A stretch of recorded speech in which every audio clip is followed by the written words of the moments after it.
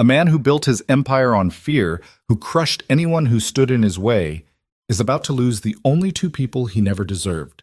His woman is bleeding out on a table. His son hasn't taken his first breath. And the blood running through his veins is the only thing standing between them and death. This is not a story about a good man. This is a story about a monster who discovered something more terrifying than power. Love he couldn't control. Stay with me until the very end. Hit like. Drop a comment. Tell me what city you're watching from so I can see how far this story travels. Now, let me take you into the storm. The rain had teeth that night. It didn't fall. It attacked. Sheets of water slammed into Manhattan like the sky had cracked open and decided to punish everything below. Streets turned to rivers. Subway grates vomited foam. Somewhere downtown, a transformer blew, and an entire block went dark, swallowed whole by the black mouth of the storm. 47 floors above it all, Damien Varelli stood at a wall of glass and watched the city drown. He wore no shirt, just black trousers and bare feet on cold marble. His back was a topographical map of violence, a long scar running diagonal from his left shoulder blade to his right hip.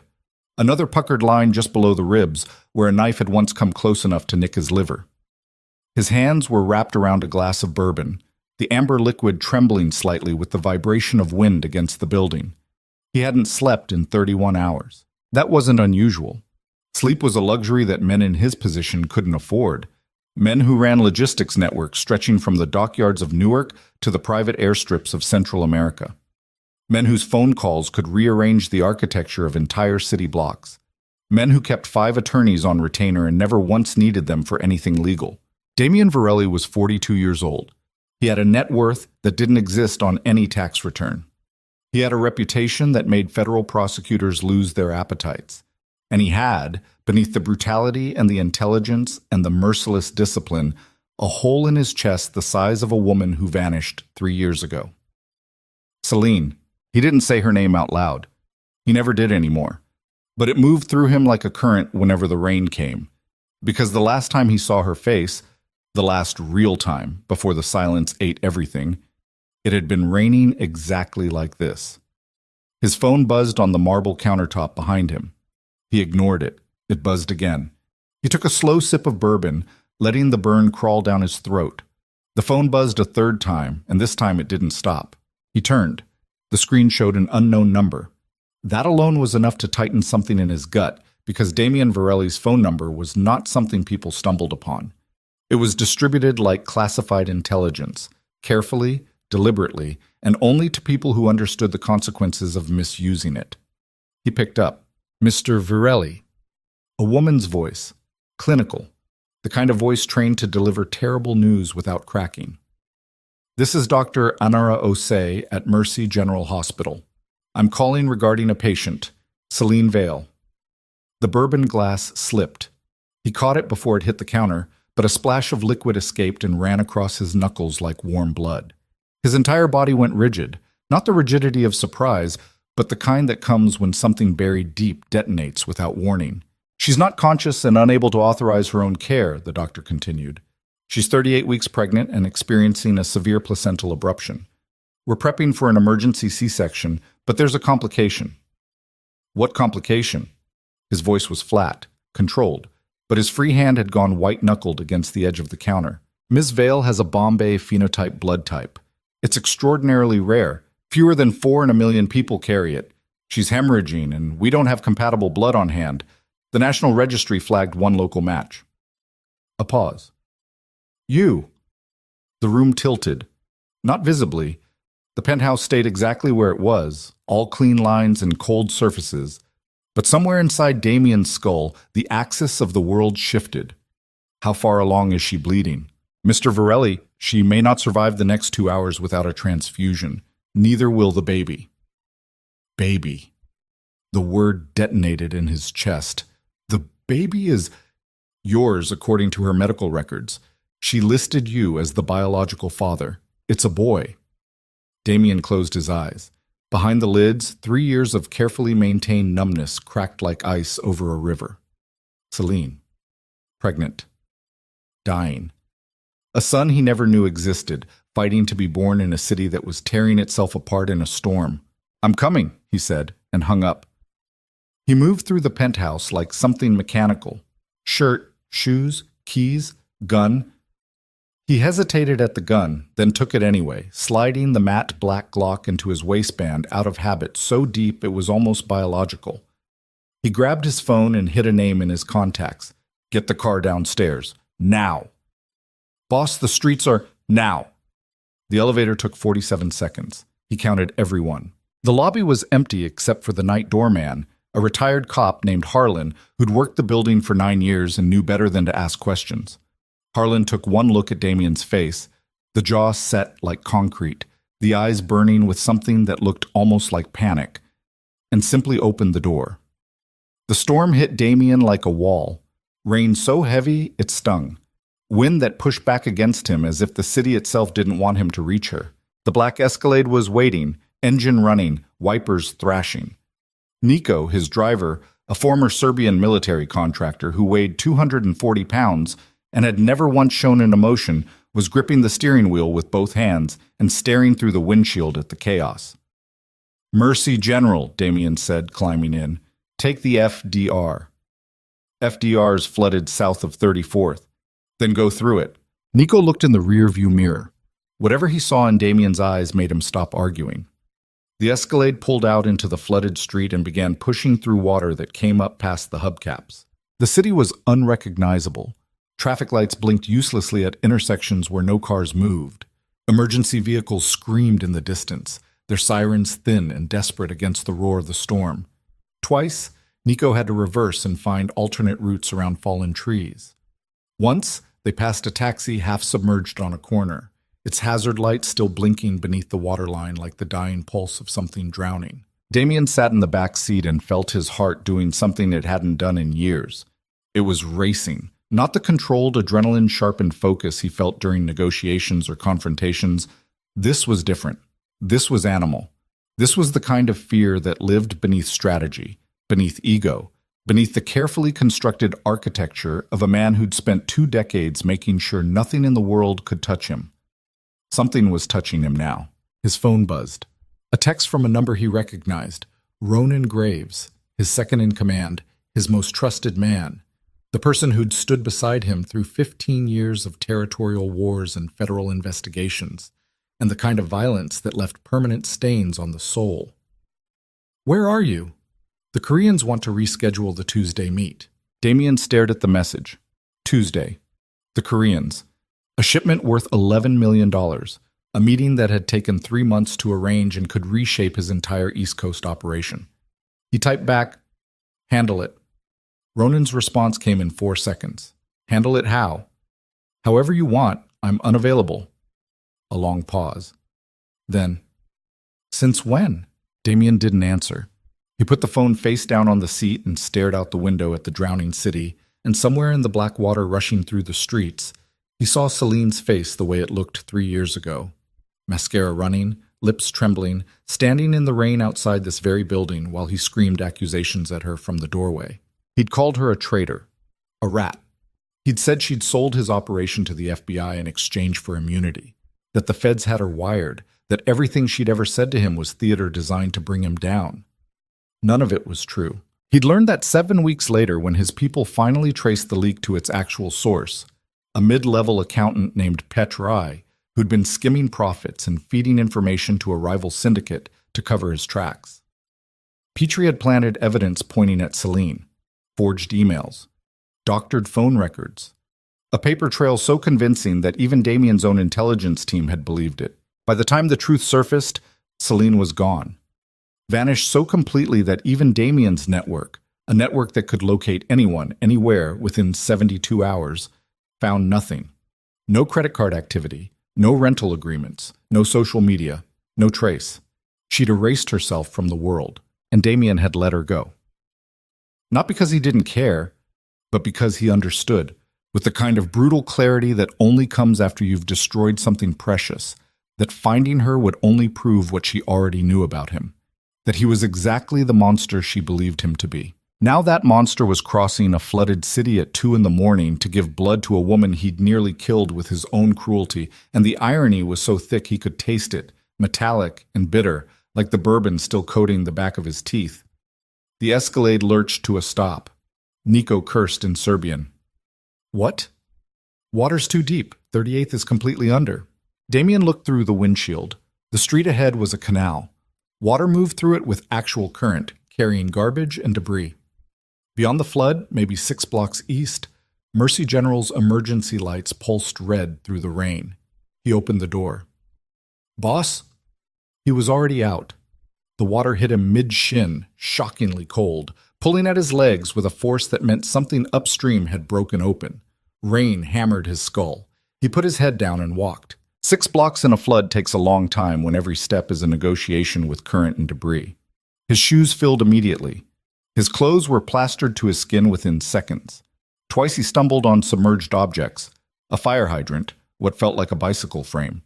And once the water surged to his knees and he had to grab a parking meter to keep from being swept sideways. He didn't stop. He didn't slow down. He moved through the flood the way he'd moved through every obstacle in his life, with the grim, mechanical determination of a man who had decided something and would not be unconvinced. Mercy General's emergency entrance was chaos. Ambulances sat crooked in the bay, their lights strobing against the rain. Paramedics rushed gurneys through automatic doors that kept jamming. The lobby smelled like wet concrete and antiseptic and fear. Damien walked in dripping, soaked to the bone, his shirt clinging to the scars on his back, water pooling beneath his shoes. He looked like something the storm had dragged in and spit out. The triage nurse glanced up, started to speak, and then stopped when she saw his face. Whatever was on it was not something she wanted to argue with. Celine Vale, he said. I'm the blood match. Where do I go? They took him to a room on the surgical floor. White walls, fluorescent lights that buzzed and flickered with the storm's assault on the power grid. A phlebotomist, a young man with steady hands and nervous eyes, was already waiting with tubes and needles and bags. How much does she need? Damien asked, rolling up his sleeve.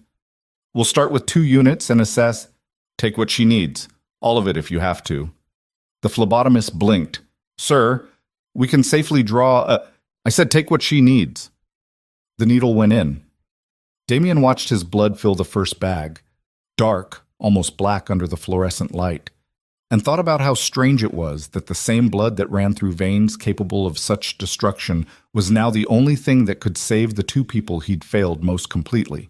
They took 2 units, then a third, against protocol, because the surgical team sent word that Celine's hemorrhaging was worsening. By the time the 4th bag was halfway full, Damien's vision had gone soft at the edges and his hands were shaking. Not from fear, from the simple biological reality that his body was running out. That's enough, the phlebotomist said firmly, pulling the needle. Any more and you're the one who'll need a bed. Damien stood. The room swayed. He grabbed the doorframe, steadied himself, and walked out into the corridor on legs that felt like they belonged to someone else. The surgical observation window was 30 feet down the hall. He made it there by leaning against the wall the entire way, his shoulder leaving a wet streak on the white surface. And when he reached the glass, he pressed both palms against it and looked down into the operating room. Celine. She was smaller than he remembered, or maybe the surgical table made her look that way, surrounded by machines and masked figures and the relentless glare of surgical lights. Her hair was longer, darker, spread across the pillow like something spilled. Her skin was the color of old paper. Tubes ran from her arms, monitors beeped in rhythms that Damien couldn't decode but understood instinctively. Too fast, too erratic, too desperate. He watched them cut into her, watched the controlled violence of surgery, so different from the violence he knew. This violence was precise, purposeful, aimed at saving rather than destroying. He watched gloved hands reach inside her and pull something out, something small and slick and impossibly fragile. The baby didn't cry. Damien's hands pressed harder against the glass. The surgical team moved with sudden urgency. Someone carried the infant to a warming table. Tiny limbs hung limp. A mask was placed over a face so small it barely seemed real. 30 seconds of silence that lasted years. Damien felt his legs giving out. He slid down the wall until he was sitting on the cold hospital floor, his back against the observation window, his blood-depleted body finally surrendering to gravity. He could no longer see into the operating room. He could only hear the muffled sounds of monitors and voices and the relentless percussion of rain against the building. Then, a sound. Thin, ragged, furious at being dragged into a world that was trying to kill it before it even started. A cry, his son's first cry. Damien Varelli, a man who hadn't wept since he was 11 years old, a man who'd watched people die and felt nothing, a man who'd built an empire on the understanding that emotion was weakness, put his face in his hands and came apart. The tears weren't graceful. They didn't stream poetically down chiseled cheekbones. They came in ugly, heaving sobs that racked his entire body, sounds torn from somewhere so deep he didn't even know the place existed. He sat on that hospital floor in his soaked clothes with his depleted blood and his useless gun digging into the small of his back. And he cried the way men cry when something fundamental inside them shatters. A nurse found him like that 20 minutes later. She was a short woman in her 50s with the exhausted competence of someone who'd seen everything. "Mr. Varelli, your son is stable. 4 pounds, 11 ounces. He's being moved to the NICU. He looked up at her with red eyes and a face that would have been unrecognizable to anyone in his organization. "And Celine? She's out of surgery, critical but stable. The blood you gave, it was enough. Just barely. Just barely." The story of everything he'd ever done that mattered. They let him see the baby first. The NICU was a quiet room filled with machines that breathed for people too small to breathe for themselves. His son lay in an incubator, a glass box that looked terrifyingly like a coffin to Damien's exhausted mind. Wires ran from patches on the baby's chest. A tube helped him breathe. His skin was red and translucent, veins visible beneath the surface. And his hands, those hands were so small that Damien could have fit both of them on his thumbnail. "You can touch him," the NICU nurse said softly. "Through the porthole. Just your finger." Damien reached through the small circular opening in the incubator. His hand was enormous inside that space, scarred, calloused, capable of violence that would make most people sick. He extended his index finger and touched his son's palm. The baby's fingers closed around it.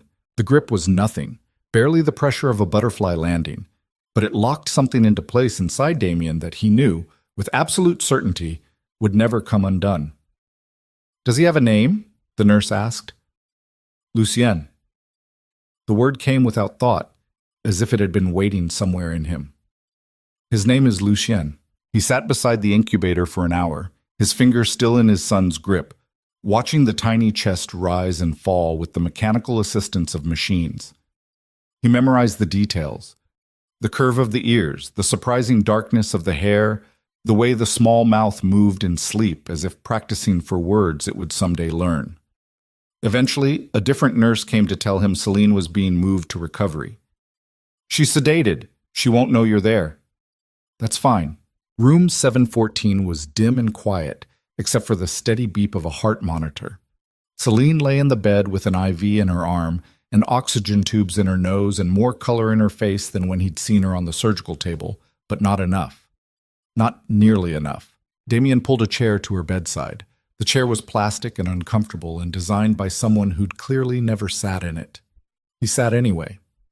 He looked at her face, the sharp jaw, the full mouth, the small scar on her left eyebrow from a childhood fall she'd told him about once, laughing in a different lifetime.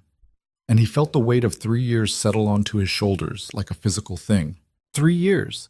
She'd been pregnant. She'd been alone. She'd carried his child through whatever kind of life she'd been forced to build after he threw her out, and she'd done it without a word, without asking for help, without even letting him know the boy existed. Because she was afraid of him. The realization was a knife, not a clean blade, a serrated one, the kind that tears going in and tears worse coming out. She was afraid of him. The woman who'd once slept with her head on his chest, who'd once traced his scars with her fingertips and said they made him real, who'd once looked at him with the kind of trust that made him feel like maybe the world wasn't entirely composed of threats. That woman had chosen to face pregnancy and poverty and anonymity alone rather than let him know he had a son, because she believed he would hurt them. And the worst part, the part that made the knife twist, was that she was probably right. 3 years ago, he would have seen the child as leverage, as a vulnerability, as something that needed to be controlled and managed within the framework of his empire. 3 years ago, Damien Varelli would have taken that baby and used it as a chain to bind Celine to his side, not out of love, but out of ownership. He knew this about himself. That was the curse of intelligence paired with self-awareness. You couldn't hide from your own nature. You could only sit beside the hospital bed of the woman you destroyed and reckon with the mathematics of damage. He stayed in that chair all night. He didn't sleep. He just sat and watched her breathe and listened to the storm slowly exhaust itself outside the windows. The rain tapering from violence to persistence to a soft, almost apologetic patter that sounded like the sky saying it was sorry. By morning, the flood had receded. The city was a mess. Streets littered with debris, traffic lights dead, power still out in chunks of downtown. But the emergency was passing. Mercy General's generators held. The surgical floor hummed with the aftermath of a brutal night. Damien was on his third bad coffee from the nurse's station when Celine woke up. He heard it from the hallway, the change in the heart monitor's rhythm, a shift from the slow cadence of sedation to something quicker, more alert. He set the coffee down and walked to the doorway of room 714 and stopped. Her eyes were open. They found him immediately, as if she'd known he was there even while unconscious. Those eyes, dark brown, almost black, with the kind of depth that made you feel she could see the architecture of your thoughts, fixed on him with an expression that contained so many things at once, it was impossible to catalog them all. Fear. That was there, unmistakable. Anger, old, deep, the kind that had calcified into something structural. Confusion. Pain, both physical and otherwise. And beneath all of it, buried so far down that Damien almost missed it, something that might have been relief. She tried to speak, coughed, tried again. Get out! Her voice was a wreck, hoarse, barely above a whisper, scraped raw from the intubation tube they'd removed an hour ago. But the words were clear enough. Damien didn't move. Celine, get out!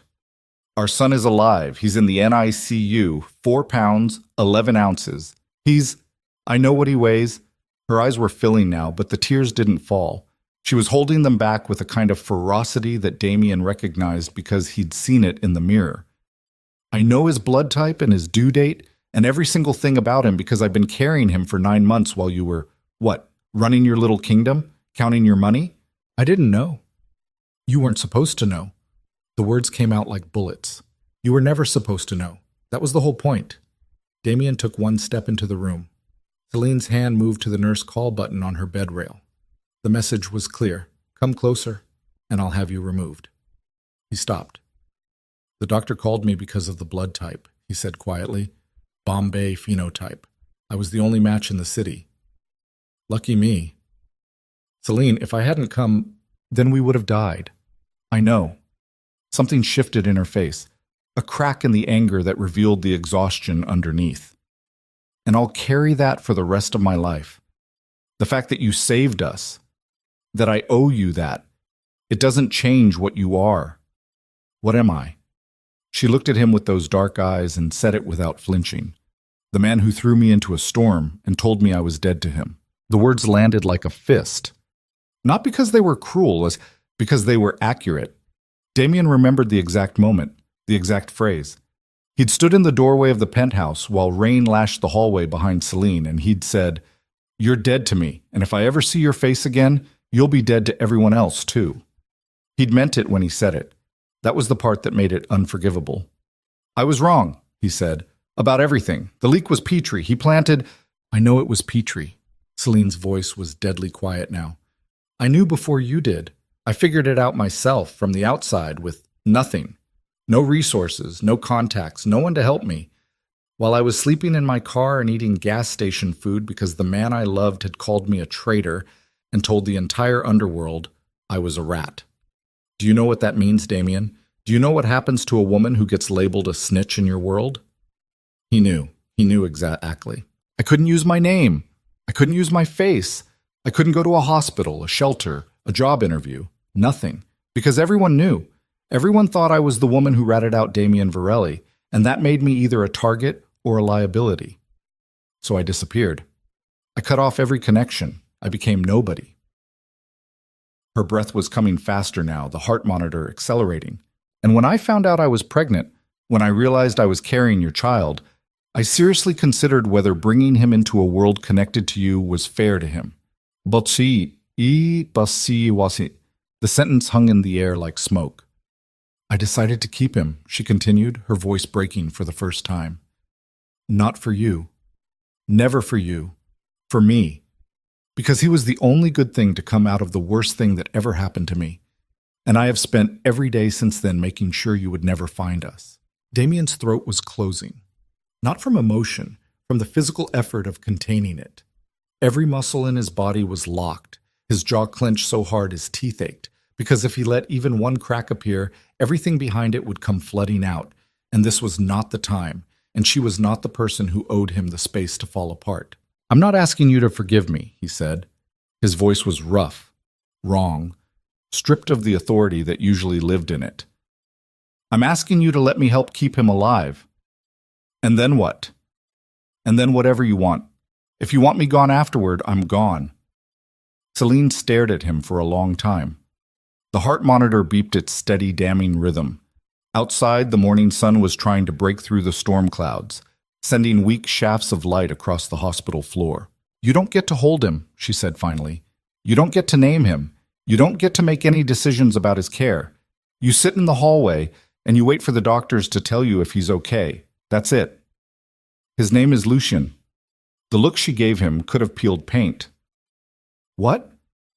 The nurse asked when he was in the incubator. You named my son. Our son. Don't. The word was a blade. Don't you dare say our like you have any claim. You didn't earn that word. You don't get to walk in here after 3 years and... She stopped. Her face contorted. One hand went to her abdomen, pressing against the surgical dressing, and the heart monitor spiked. Damien moved before he could think. He was at the bedside in 2 strides, his hand reaching for the call button.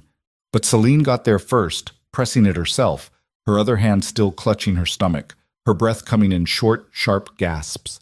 Don't touch me, she hissed through the pain. Don't you ever touch me. The nurse arrived, and Damien stepped back. He watched as they checked Celine's vitals, adjusted her medication, spoke to her in calm, professional tones.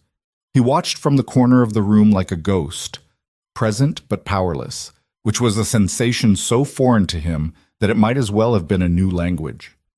When Celine's pain subsided and her eyes closed again, the nurse turned to Damien. She needs rest. You should step out. He nodded. He walked to the door. And then he stopped, because something Celine had said was working its way through his mind like a worm through soil, turning up things that didn't make sense. She'd said she disappeared. She'd said she cut off every connection. She'd said she became nobody. But the hospital had his number. The hospital knew his blood type. The hospital knew he was the father. Someone had put that information in her medical records.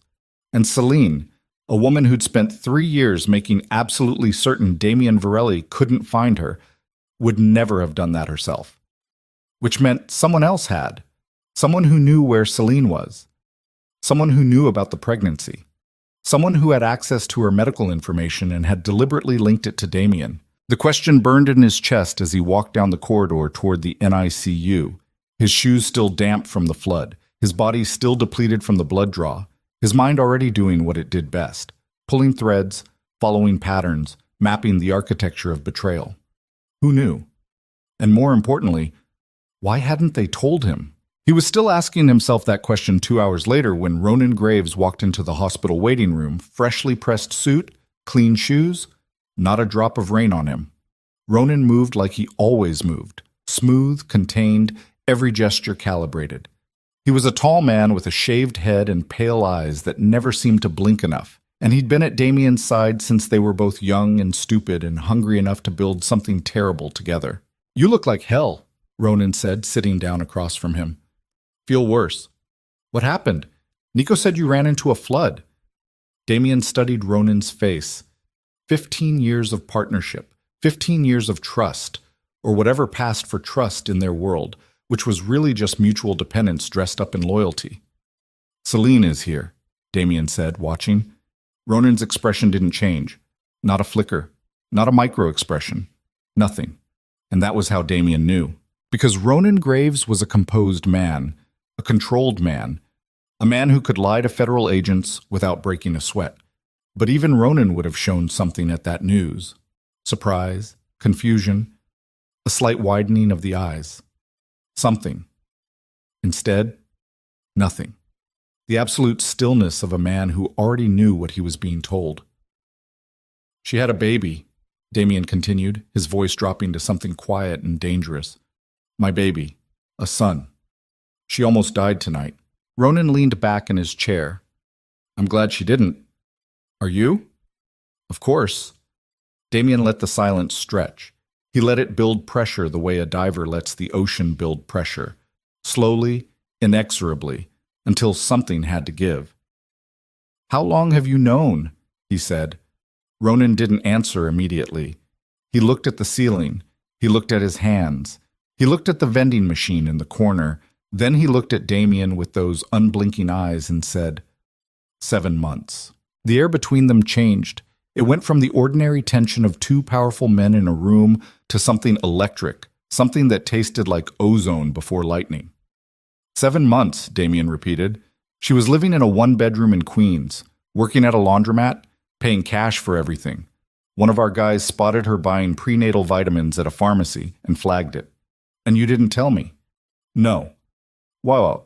Ronan leaned forward. His voice was low, steady. The voice of a man who'd rehearsed this conversation in his head 100 times. Because you would have gone to her.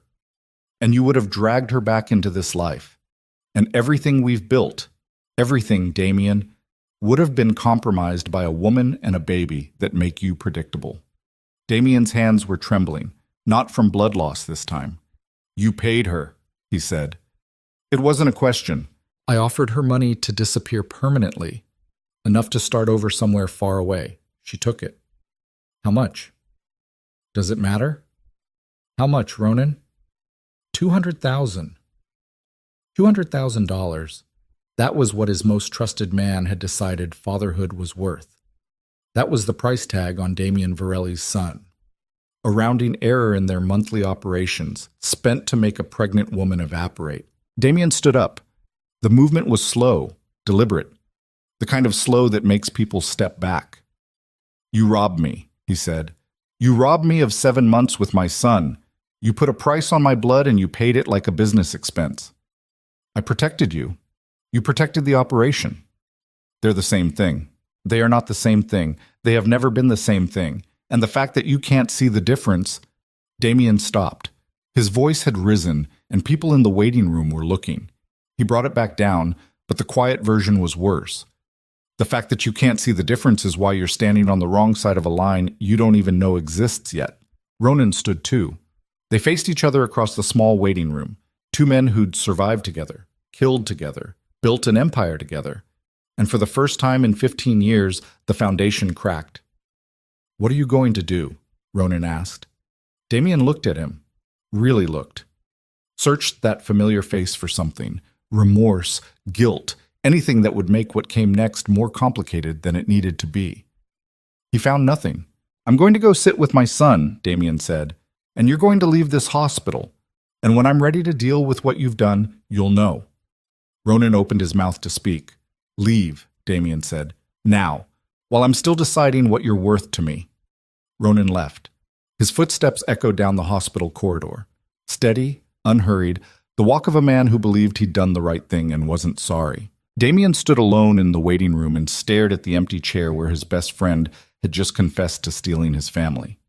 Then he walked back to the NICU, sat beside his son's incubator, and began the long, terrifying work of figuring out how to be something he'd never been trained to be. A father. Somewhere in the hospital, Celine slept with surgical wounds and 3 years of fury and a secret she hadn't yet revealed. The full truth of what Ronan Graves had done to keep her away, and the threat he'd made if she ever came back. A threat that changed everything. A threat Damien didn't know about yet. But he would. Part 2.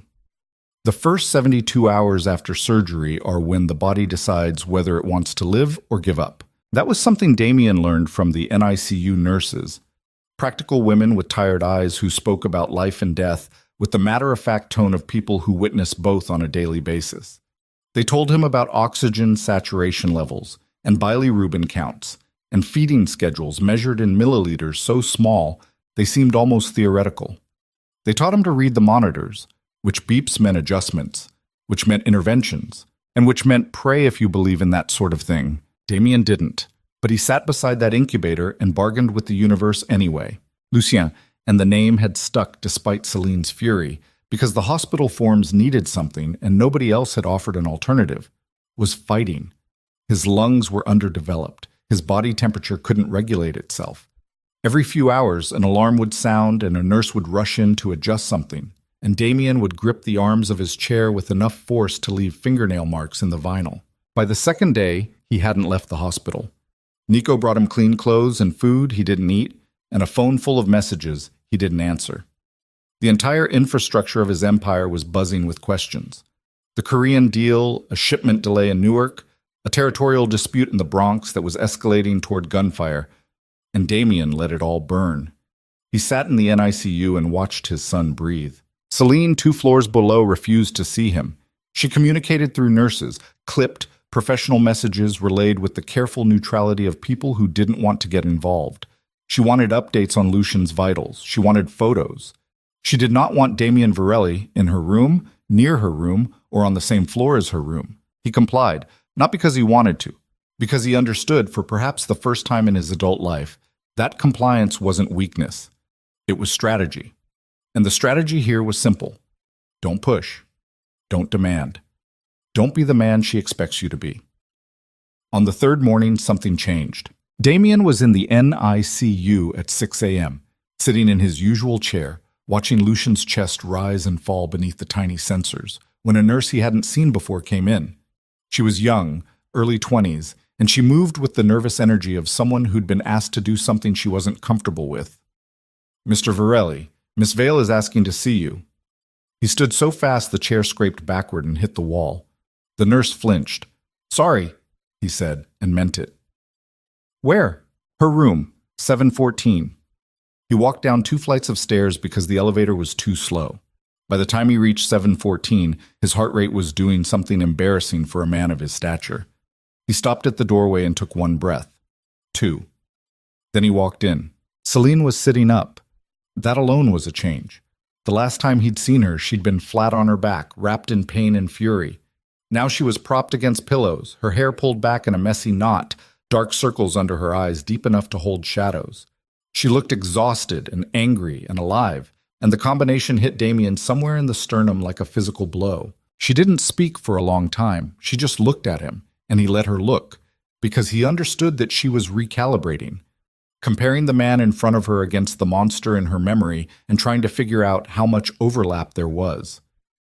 "Sit down," she said finally. He sat. "The nurse says you've been here for 3 days." "Yes." "You haven't left the building." "No." "Why?" "Because my son is here." "Your empire is out there." "I know." She studied him. Her eyes moved over his face with the attention of someone reading a document for hidden clauses. He let her read. "I'm going to tell you something," she said, her voice low and controlled. "And when I'm done, you're going to want to kill someone. And I need you to not do that. Not here. Not now. Can you manage that?" Something cold moved through him. "Tell me." "When Ronan found me, it wasn't just money he offered." Celine's jaw tightened. "He came to my apartment, in Queens. I was 6 months pregnant.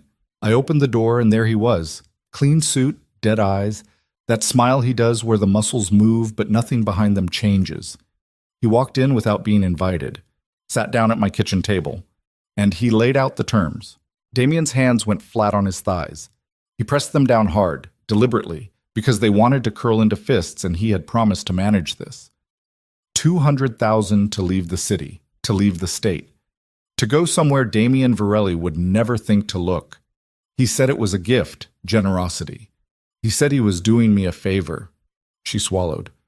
Then he told me what would happen if I didn't take the gift. The heart monitor beeped.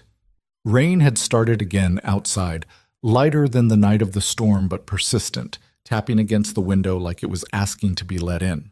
He said if I came back, if I ever contacted you, if you ever found out about the baby, he would make sure I was charged with federal conspiracy. He had documents, Damien. Files. Things with my name on them that I'd never seen before. He showed me photographs of forged bank records linking me to offshore accounts, emails that looked like I'd sent them, phone logs from numbers I'd never called. He said he could put me in a federal prison for 20 years. And the baby, her voice cracked. She stopped, breathed, started again. He said the baby would go into the system, that he'd make sure no family member, no friend, no one I'd ever known would be approved for custody. The baby would disappear into foster care, and I would rot in a cell knowing I'd let it happen. The room was very quiet. The monitors beeped, the rain tapped. Somewhere down the hall, a phone rang and went unanswered. Damien sat absolutely still. Every muscle in his body was engaged, locked down, controlled with the kind of effort that left tremors visible in his forearms. His face had gone blank. Not calm, but blank, the way a screen goes blank just before the system crashes. "Why didn't you run?" he said. His voice sounded like it was coming from the bottom of a well. "I tried. I was going to leave. I had a plan.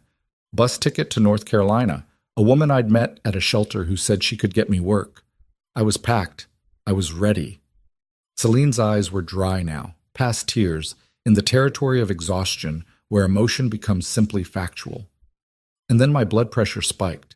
The cheap clinic I'd been using for prenatal care said I had preeclampsia, said I needed monitoring, said if I traveled, I could seize. The baby could die. "So you stayed." I stayed, in that one bedroom, working at the laundromat, paying cash, hiding, waiting, praying my body would hold out long enough to deliver safely. She looked at him with a directness that felt like being dissected. And then the storm hit, and my placenta tore away from the wall of my uterus. And the only hospital close enough to save me was the one where Ronan's bribe money had already made sure my records connected to you. Understanding arrived like a wave. Not small, not gradual. A wall of comprehension that restructured everything. "The records," Damien said. "Your medical file listing me as the father, the blood type match. That wasn't you." "No, that was Ronan. He set it up months ago. A fail-safe, he called it.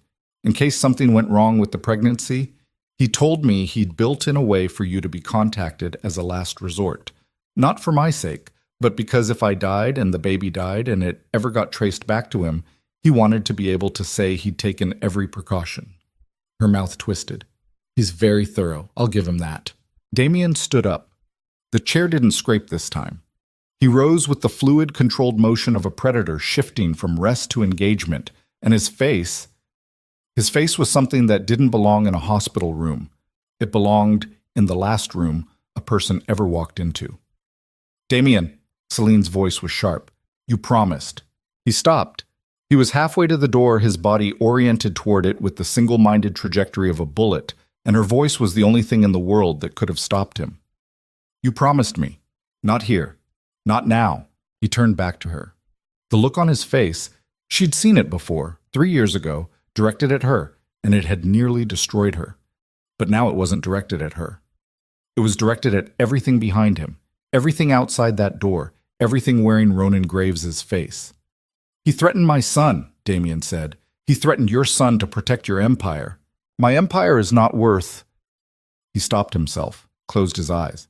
When he opened them, something had shifted, not diminished, redirected, contained. "What else?" "What do you mean, what else? What else did he do that I don't know about?" Celine was quiet for a long time. The heart monitor traced its rhythm. Outside, an ambulance arrived, its siren cutting through the rain before being swallowed by the hospital's brick and glass. "He checked on me," she said softly. "Every few weeks, not in person. He'd send someone, different person each time. They'd come into the laundromat, buy soap they didn't need, watch me for a while, leave. Reporting back, making sure I was still where he'd put me. Surveillance. Control. He was managing me the same way he manages your shipments. I was inventory, Damien, human inventory. Tracked and monitored and stored in the correct location, The metaphor was precise enough to draw blood. Damien felt it land, felt it open something that had been sealed for years. The quiet understanding that the world he'd built was a machine, and machines didn't distinguish between cargo and people. He'd built it that way. He'd designed it to be efficient and ruthless and indifferent, and now that indifference had been applied to the woman he loved and the son he'd never met, and the machine had performed exactly as intended. He sat back down, not because his legs gave out, because he needed to be level with her, needed to look her in the eyes without the advantage of height. "I'm going to fix this," he said. "You can't fix this." "I can." "You can't fix 3 years, Damien. You can't fix a woman hiding in a laundromat for 7 months because your best friend threatened to take her baby. You can't fix any of it. It's done. It happened. The only thing you can do is decide what happens next." "Then tell me what happens next." She stared at him, and for the first time, the anger in her eyes cracked just enough to show the weariness underneath. The bone-deep, cellular-level exhaustion of a woman who had been surviving alone for so long that the concept of help had become almost theoretical. "I need somewhere safe," she said, "for Lucien. He's going to be in the NICU for at least 2 more weeks, and after that, he'll need round-the-clock monitoring. I don't have insurance, I don't have income, I have $300 in a coffee can under my bathroom sink, and a lease on a 1-bedroom that's probably flooded right now." She looked at him with something that wasn't quite trust, but was adjacent to it. "I hate that I need you. I want you to know that. I hate it with everything in me." "I know. If I agree to let you help, and I'm not agreeing yet, there are rules." "Name them." "Separate spaces. I don't care if you have 100 rooms. I get my own, with a lock, and you don't come in uninvited. Ever." "Done. I make all decisions about Lucien. Feeding, schedule, doctors, everything. You don't overrule me. You don't go behind my back. Done. No surveillance, no tracking, no men following me. If I go to the store, I go to the store. I am not inventory." The word hit its mark. He didn't flinch, but he absorbed it. "Done. And Ronan stays away from us. I don't want to see his face. I don't want to hear his name. If he comes near Lucien, I will take my son and disappear so completely that even you won't find me. And this time, Damien, I mean it. Ronan will be dealt with. Not through violence." He paused. That one was harder. "Damien, I am not going to raise my son in a home where problems are solved by breaking people. Promise me." The silence stretched. He looked at her. At the surgical tape on her abdomen, the IV bruise on her hand, the dark circles, the fierce jaw, the eyes that dared him to lie. And he understood that this was the first real test. Not whether he could save her life or give blood or stare down a rival, whether he could deny his own nature when it mattered. "I promise," he said. "Not through violence." She held his gaze for a count of 10.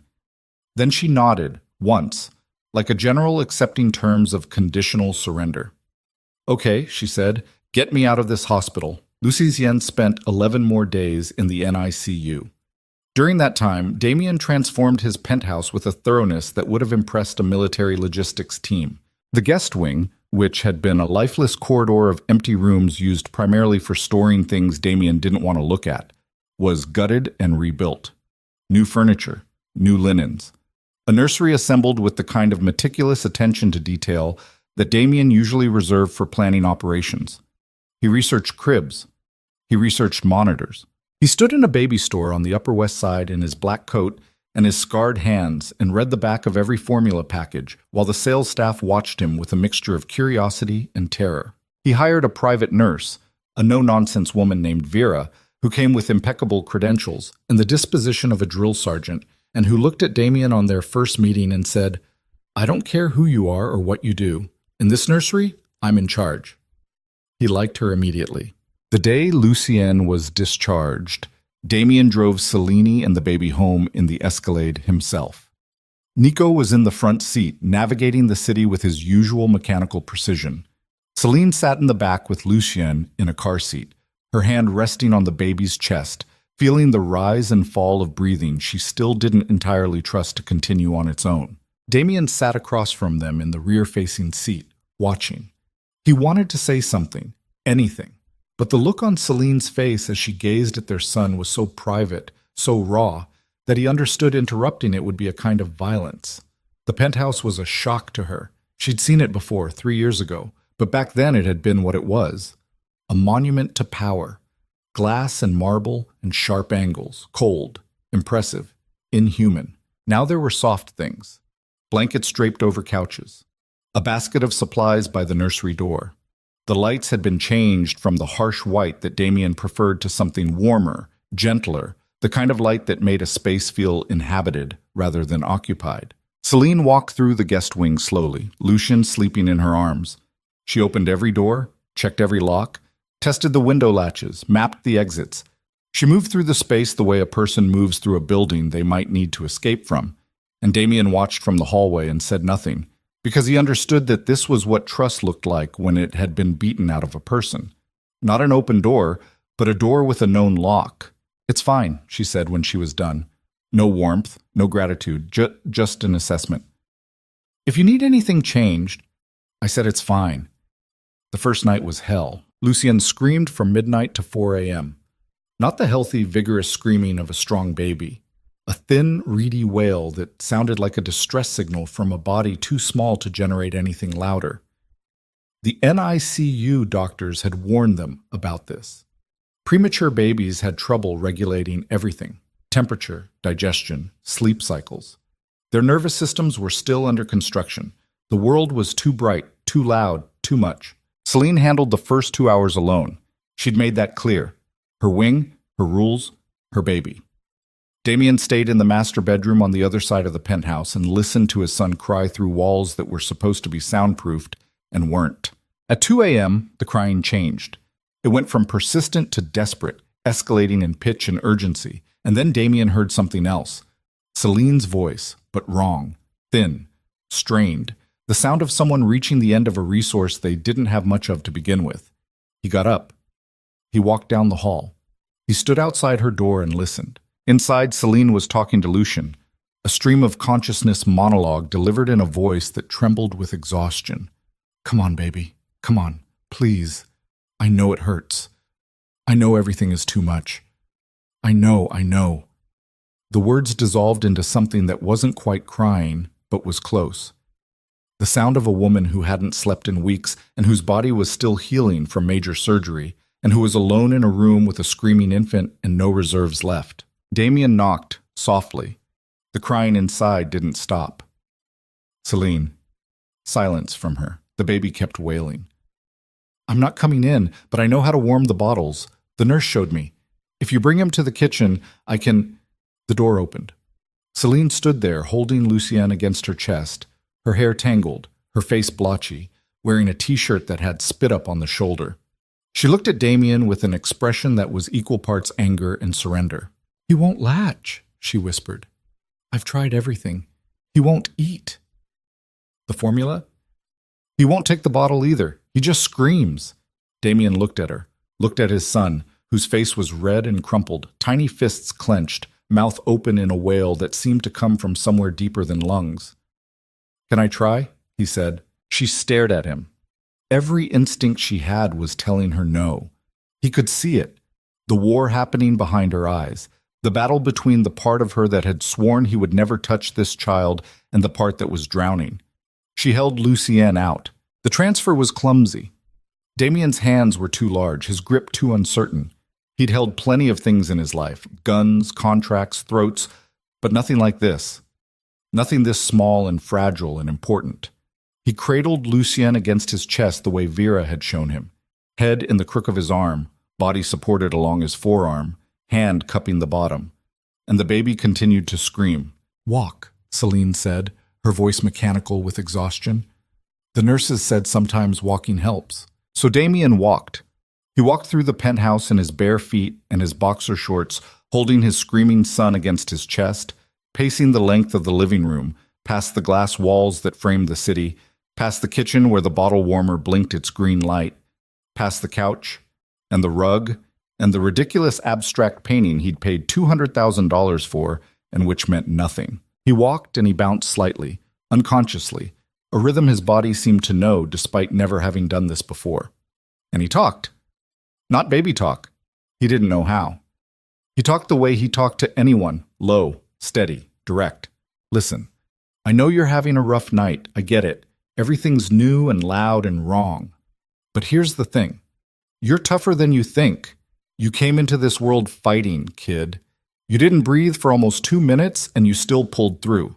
So a bad stomach at 2 in the morning, that's nothing. You've already done the hard part. The screaming didn't stop, but it changed. The pitch dropped slightly. The intervals between wails grew longer. Lucienne's rigid body began to soften against Damien's chest, the tension slowly draining from those tiny muscles as the walking and the low voice and the steady heartbeat did their work. By 3 a.m., the screaming had become whimpering. By 3:30, Lucienne took 2 ounces from a bottle that Damien held with one hand while cradling the baby with the other, a feat of coordination that felt more difficult than anything he'd ever done in his life. By 4 a.m., Lucienne was asleep. Damien stood in the living room, motionless, afraid to move, afraid to breathe, afraid that any shift would break the spell. His son slept against his chest with the absolute trust of a creature too young to know that the arms holding him belonged to someone dangerous. Celine was standing in the hallway, leaning against the wall. He didn't know how long she'd been there. Her arms were crossed, her face unreadable, but her eyes were doing something that looked like recalculation. "You're good at that," she said quietly. "Beginner's luck." "There's no such thing with babies." A silence. Not hostile. Not warm. Something in between. The sound of 2 people occupying new territory that neither knew how to map. "I'll take him," she said, and came forward to collect Lucien. The transfer back was smoother this time. Their hands brushed during the handoff. An accidental contact that sent a visible jolt through Celine, a flinch she tried to disguise as an adjustment. She turned and walked back toward her wing without another word. Damien stood in the empty living room, his arms suddenly cold where the baby had been, and looked out at the city. Dawn was coming.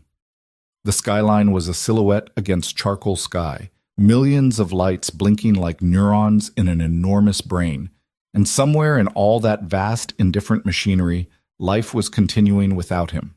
His phone had 17 unread messages. 3 were from Ronan. He picked it up and read Ronan's texts.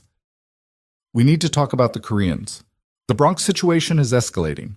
Santos is arming up. Call me." Damien typed back 4 words. "Don't contact me again."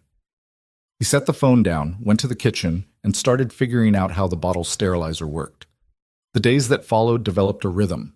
Not comfortable, not easy, but identifiable. A pattern emerged from the chaos the way shapes emerge from static if you stare long enough. Mornings belonged to Celine. She fed Lucien, bathed him, handled the pediatrician's phone calls, managed the medications. She moved through these tasks with the efficiency of someone who'd been doing them alone for months, and didn't need help, and didn't want it, and would not ask for it under any circumstances. Afternoons belonged to Vera, the nurse, who took over while Celine slept. Vera ran the nursery like a military operation. Scheduled feedings, tummy time, monitored naps. She tolerated Damien's presence with the grudging acceptance of a general allowing a civilian to observe maneuvers. Nights belonged to Damien, not because anyone assigned them to him, because Celine's body was still healing, and she needed sleep more than she would admit, and at some point during the second week, an unspoken arrangement formed. When Lucien woke, screaming after midnight, Damien got up. He learned things he never expected to learn. How to change a diaper in the dark. How to test a bottle's temperature on his wrist. How to tell the difference between a hungry cry and a pain cry and a lonely cry. 3 distinct sounds that he cataloged with the same analytical precision he once applied to reading people across a negotiation table. He learned that a premature baby's skin is so thin you can see the blood moving underneath it. He learned that infant fingernails grow terrifyingly fast and must be trimmed with scissors so small they look like they belonged in a doll's house. He learned that a newborn's neck can't support its own head, and that forgetting this for even a second produces a panic so visceral it makes every other fear in your life seem theoretical. He learned that at 3 a.m., when the city is silent and the penthouse is dark, and a baby is finally sleeping on your chest, the boundary between strength and tenderness dissolves entirely. And every night, after Sister Lucienne was settled, Damien sat in the dark living room and dealt with the other thing. The thing that lived outside these walls. The thing with teeth. His phone vibrated constantly. The organization didn't stop needing him just because he'd stopped answering. Deals still needed approving, disputes still needed arbitrating, money still needed laundering. The machine ran on its own momentum, but momentum only lasted so long without someone at the controls. He handled what he could through encrypted texts and burner phones, keeping his responses short and his instructions clear. He delegated more than he'd ever delegated, pushing authority down to lieutenants and sub-bosses who were competent but not visionary, who could maintain but not grow. Ronan, predictably, didn't listen. The texts continued. The Santos crew hit one of our stash houses in the Bronx. 2 men down. Not dead, but close. Marco Surratt is talking, loudly, telling everyone you've gone soft. Damien, I'm handling this as best I can, but I need you on the line. This is bigger than a family situation. Damien read these messages in the dark, his sleeping son breathing against his chest, and each one felt like a hand reaching through the walls of the penthouse, trying to drag him back to a version of himself he was beginning to fear. Not fear because it was dangerous, fear because it was comfortable. The old Damien, the one who answered every challenge with escalation, every threat with annihilation, that man was easy to be. That man had rules and systems and a clarity of purpose that reduced the world to a chessboard.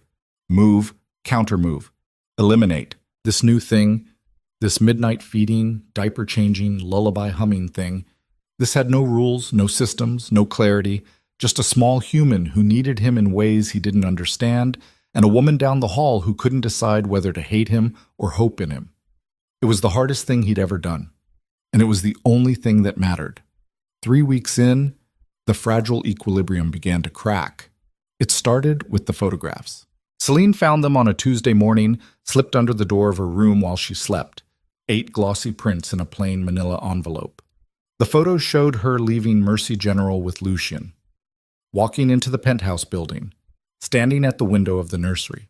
All taken from across the street, all time-stamped, all sent with no note, no explanation, no demand, just images that said, "We see you." Celine brought the envelope to Damien at the breakfast counter, her hand steady but her face drained of color. She set it down without a word. He looked through the photographs once, twice. His face didn't change, but something behind his eyes went dark. A light switching off, a system engaging, the old machinery spinning up with a hum that Celine could practically hear. "How did these get inside the building?" he asked. "That's what I'd like to know." Damien picked up his phone and called Nico. The conversation was 30 seconds long and conducted in a tone that Celine hadn't heard him use since the hospital. Quiet, precise, deadly. "Nobody gets in or out without credentials and a camera check," he said to her when he hung up. "Starting now." "Who sent them?" "I have ideas." "Tell me." "Marco Surratt runs a competing operation on the east side. We've had tension for years, territorial, financial, personal. He's been expanding while I've been occupied." The word tasted bitter. "These are a message, a warning shot." "A warning of what?" Damien looked at the photos again, his son, visible through a window. Photographed by someone standing on a building across the street with a telephoto lens. The vulnerability of it, the transparent, obscene vulnerability of a baby visible through glass, made something shift inside his chest. A gear engaging, a mechanism locking into place. "Of what happens when people think I'm not paying attention," he said. That night, after Lucien was asleep and Celine had retreated to her wing with the door locked, Damien made a call he'd been avoiding. Ronan answered on the first ring. "Finally," Ronan said. "I've been—" "Shut up. Listen. Surratt put surveillance photos under Celine's door, inside the building, inside my building, which means either someone on my security team is compromised or someone gave Surratt access.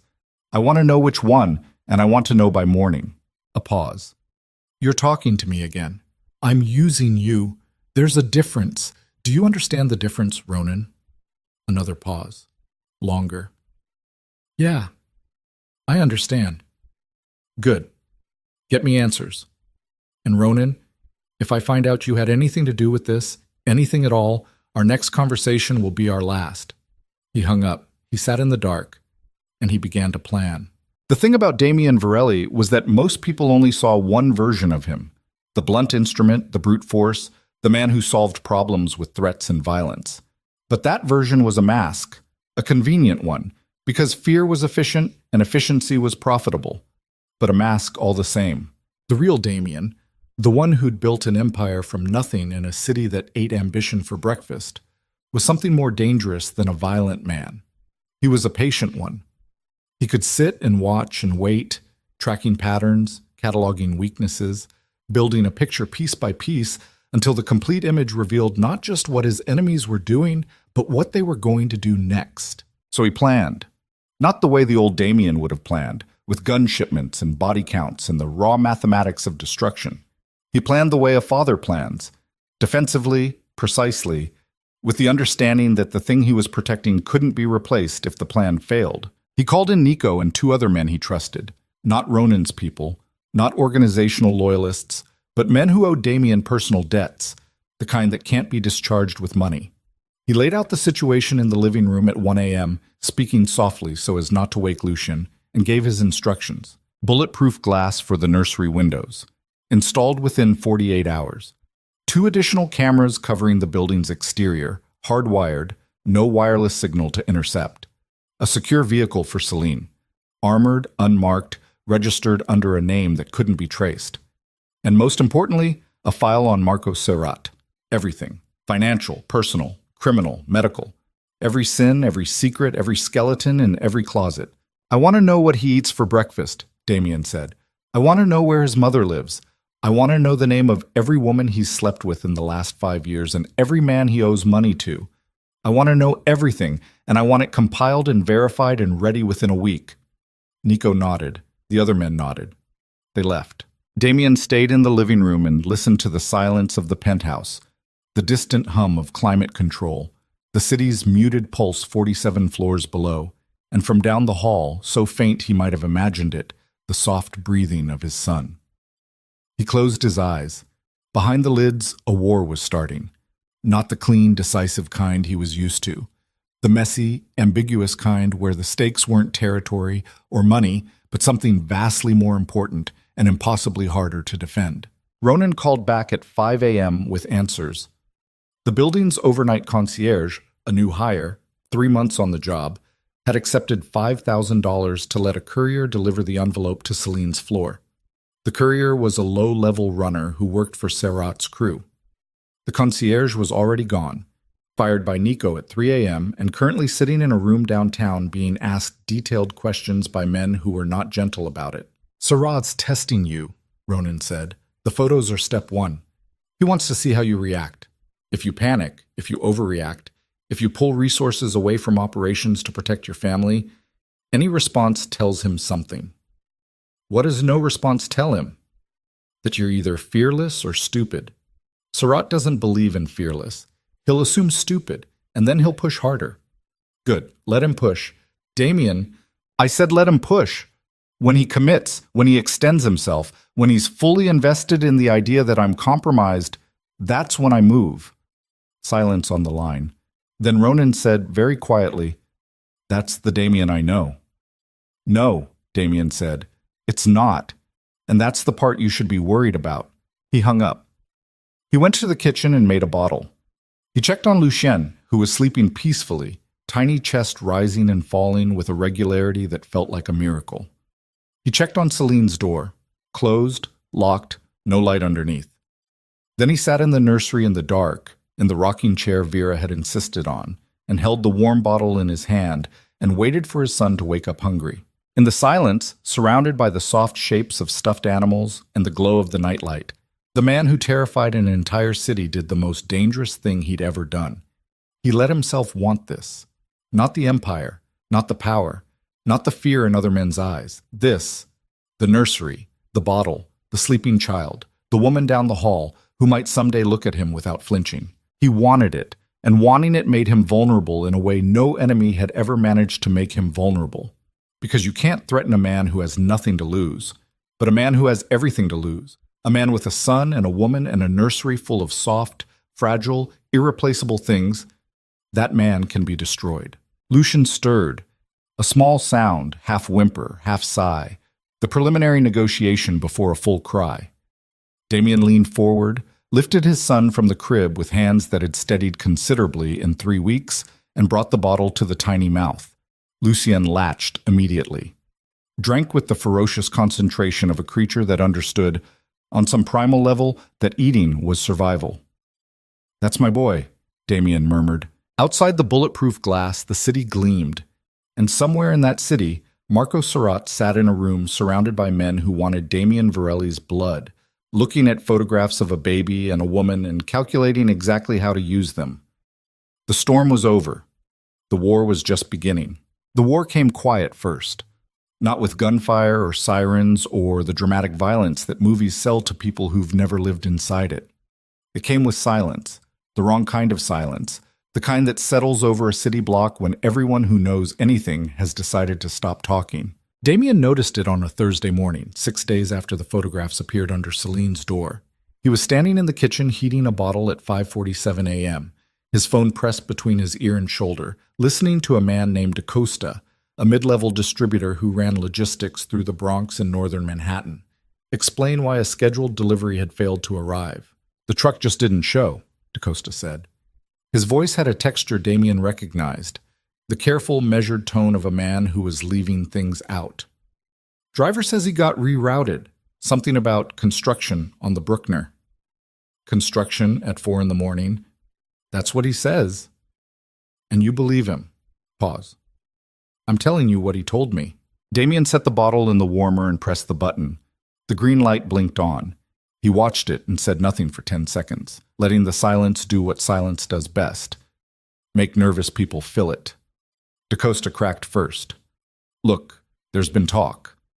I don't want to spread anything that isn't solid, but people are saying Surratt's crew has been making contact with some of our drivers, offering incentives. Nothing concrete, just conversations, friendly conversations." "Who's saying this?" "I hear things." "Who?" DaCosta. Another pause, longer. When DaCosta spoke again, his voice had dropped. "Paulie Mink. He runs the garage where we stage the vehicles. He says 2 of Sarah's guys came by last week, asked a lot of questions about schedules, routes, who drives what, when." "And Paulie told you this?" "He told Ronan first. Ronan told him to keep quiet. Then Paulie told me because Paulie doesn't trust Ronan any more than he trusts his ex-wife." The bottle warmer beeped. Damien pulled the bottle out, tested the temperature on the inside of his wrist, a gesture that would have been unimaginable to him a month ago, and processed what he'd just heard. Ronan told him to keep quiet. There it was. The thread. The small, almost invisible filament that connected one wrong thing to another wrong thing, forming a pattern that Damien could see the way a pilot sees weather. Not as individual clouds, but as systems, vast and interconnected and capable of killing you if you misread them. "DaCosta, I want you to do something for me." "Name it." "Keep having those conversations. With Paulie. With anyone who's been approached by Surratt's people. Write down names, dates, what was said. Don't tell Ronan. Don't tell anyone. Just document and wait for my call." "You think Ronan's—" "I think I need information before I think anything. Can you handle that?" Yeah, I can handle that." "Good." He hung up.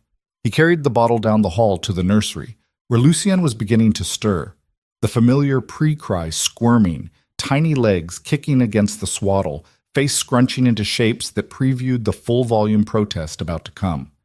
Damien picked him up with one arm, settled into the rocking chair, and brought the bottle to his son's mouth. Lucien drank. His eyes, dark, enormous, still figuring out how to focus, stared up at Damien's face with the intensity of someone trying to memorize a map. "We've got a problem, kid," Damien murmured. "Actually, we've got about 6 problems, but we'll get through them, you and me." From down the hall, he heard Celine's door open. Her footsteps, barefoot, soft, slightly uneven, because her left side still hurt where the surgical incision was healing, came closer and stopped at the nursery doorway. "You're up early," she said.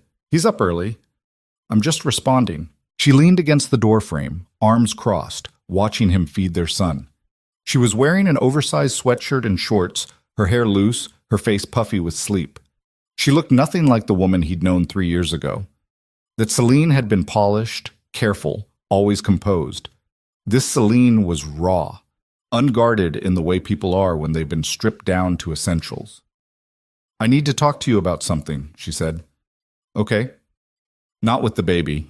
He doesn't understand English yet. Damien. He looked at her. Something in her voice, a vibration underneath the words like a string pulled tight, told him this wasn't about bottle schedules or nursery temperatures. Let me finish feeding him. I'll come to the kitchen. 15 minutes later, Lucien was back in his crib, belly full, already sliding into sleep. Damien walked into the kitchen where Celine sat at the counter with both hands wrapped around a mug of tea she wasn't drinking. The steam rose between her fingers and dissipated into the cold air of the penthouse. She didn't look at him when he sat down across from her. Someone called me yesterday, she said. Called you how? You don't have a phone. The hospital. They forwarded a call to the nurses' station on the maternity floor. Apparently someone told them I was still admitted. The nurse on duty, she remembered me. She was sweet about it. She patched the call through to my room. Except I don't have a room anymore. So they called the number on my discharge paperwork. Your landline. Damien went very still. Who called? He didn't give a name. Male voice. Calm. Polite, even. He asked how the baby was doing. He asked about the nursery. He described the color of the walls. Sage green. Damien, the exact shade we picked 3 days ago. Then he said he hoped I was getting rest because things were about to get busy. The kitchen was silent except for the refrigerator's hum and the distant sound of traffic 47 floors below. What else? That was it. He hung up. The whole call was maybe 45 seconds. Did the hospital record the incoming number? They said it came from a payphone. Are those still even a thing? Damien's jaw was working. A small, involuntary motion, the muscles flexing and releasing as he ground through what he'd just been told. The surveillance photos were one thing, brazen, aggressive, but ultimately external. Someone watching from outside. This was different. This was intimate. The color of the nursery walls.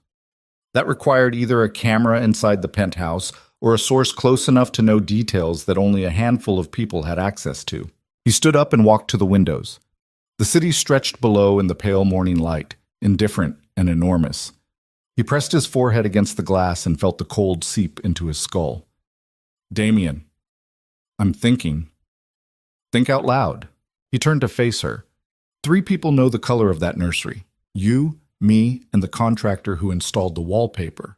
The contractor works for a firm that Nico vetted personally, which means either the vetting missed something or someone has eyes inside this apartment. Cameras. I'll sweep every room today, but that's the immediate problem. The deeper problem is that Surat isn't just circling. He's inside the perimeter. He's past the walls. He knows things he shouldn't know, and he's making sure we know that he knows. Why? Because it's more effective than a threat. A threat tells you what someone might do. This tells you they can already do it whenever they want. Celine set the mug down. Her hands were steady. She'd trained herself for steadiness during 3 years of living on fear. But her eyes told a different story. They had the flat metallic look of someone who was running calculations about survival and not liking the numbers. I want a gun, she said. No. I'm not asking permission.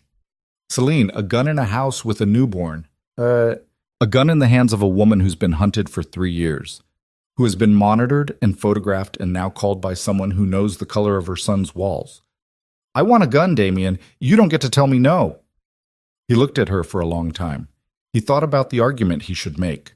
Safety, statistics, the risk of an infant in proximity to a firearm. He thought about all the reasonable, responsible objections. Then he thought about Celine alone in a 1-bedroom apartment in Queens, 6 months pregnant, opening the door to find Ronan Graves sitting at her kitchen table. Do you know how to use one? I learned, after you threw me out, a range in Jersey. I went every week for 6 months. Something about that sentence, the matter-of-fact delivery, the implication of a woman preparing for violence because a man had made violence her reality, hit Damien harder than any of the accusations she'd hurled at him in the hospital. I'll get you something appropriate, he said. Small frame. It stays in a safe with a biometric lock. Your fingerprint only. The safe goes in your room. Fine. And you let me teach Vera the combination in case of an emergency where you're not conscious. She considered this. Fine. The conversation was over, but neither of them moved. They sat on opposite sides of the kitchen counter in the quiet morning light, 2 people bound together by a child and a threat and a history of damage. and for a moment the space between them felt less like distance and more like a bridge that hadn't been built yet. Then Selena picked up her tea, walked back to her room, and closed the door. The lock clicked. Damien pulled out his phone and called Nico. "I need a full electronic sweep of the penthouse. Every room, every fixture, every vent. Today." "Copy." "And Nico, keep it quiet.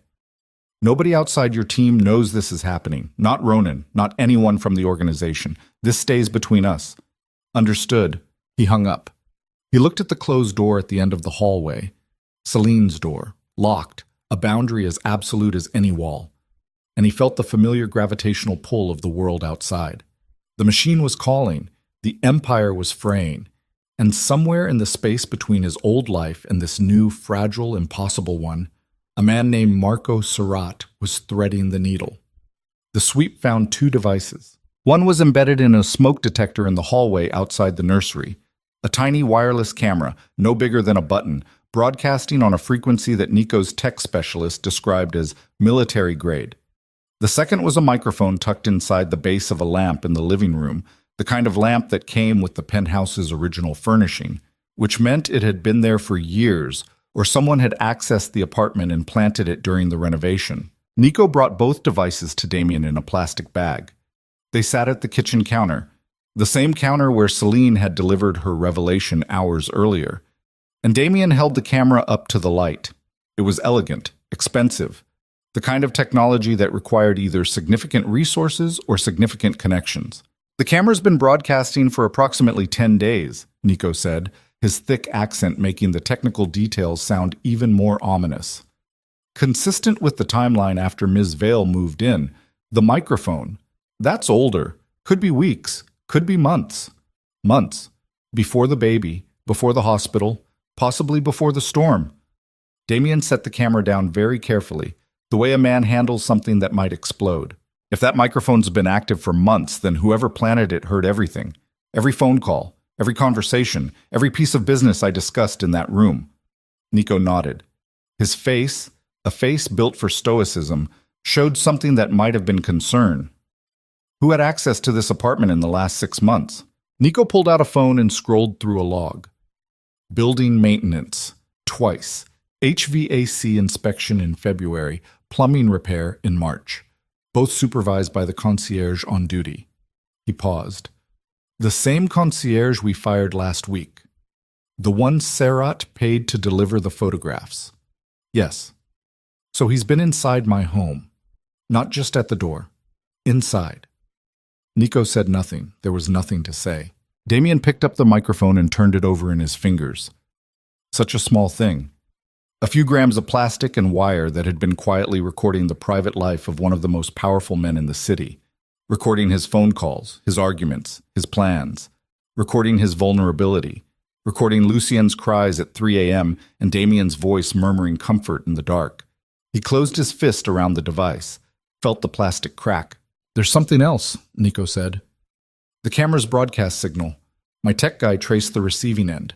It's bouncing through 3 relays, but the origin, the physical location where the feed was being watched, is a building on East 58th Street." "What building?" "It's a private club. Members only. The kind that doesn't have a sign on the door." Nico met his eyes. "Ronan Graves is a member." The words dropped into the kitchen like stones into still water. Damien watched the ripples spread.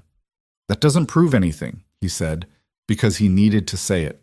Needed to hold the possibility that 15 years of partnership hadn't been building toward this. "No," Nico agreed, "it doesn't. But combined with what DaCosta told you this morning about Ronan suppressing information, you were listening. I'm always listening. That's my job." Damien looked at the broken microphone in his hand. Pieces of it had cut into his palm. A thin line of blood ran between his fingers. "Set up a meeting," he said.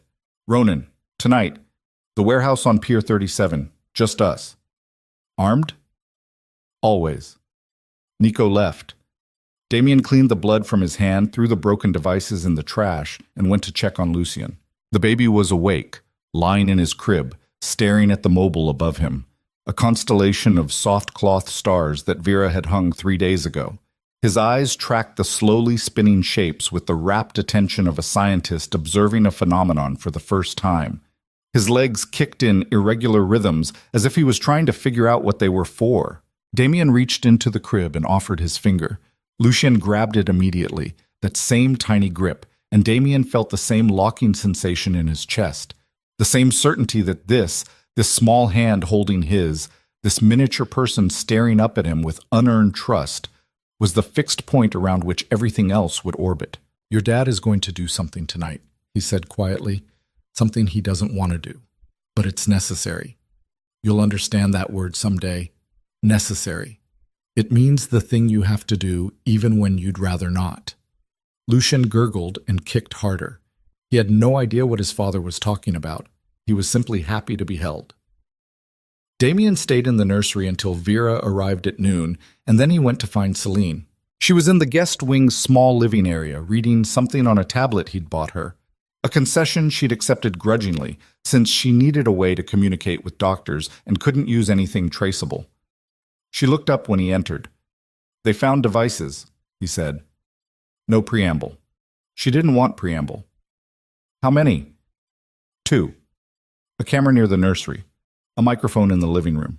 He watched her absorb this, watched the information travel through her body. A tightening of the shoulders, a clench in the jaw, a slight shift in breathing pattern. She processed fear the way soldiers process incoming fire. Acknowledge, assess, respond. Were they Surats? Probably. But the signal was going to a location connected to Ronan. Celine set the tablet down. "Say that again." "The camera's broadcast was being received at a building where Ronan has membership.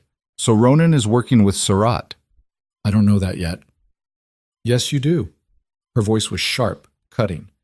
"You know it and you don't want to know it, because if Ronan is working with Surat, then everything you've built, your entire operation, every deal, every contact, every relationship that went through Ronan in the last 15 years, is compromised.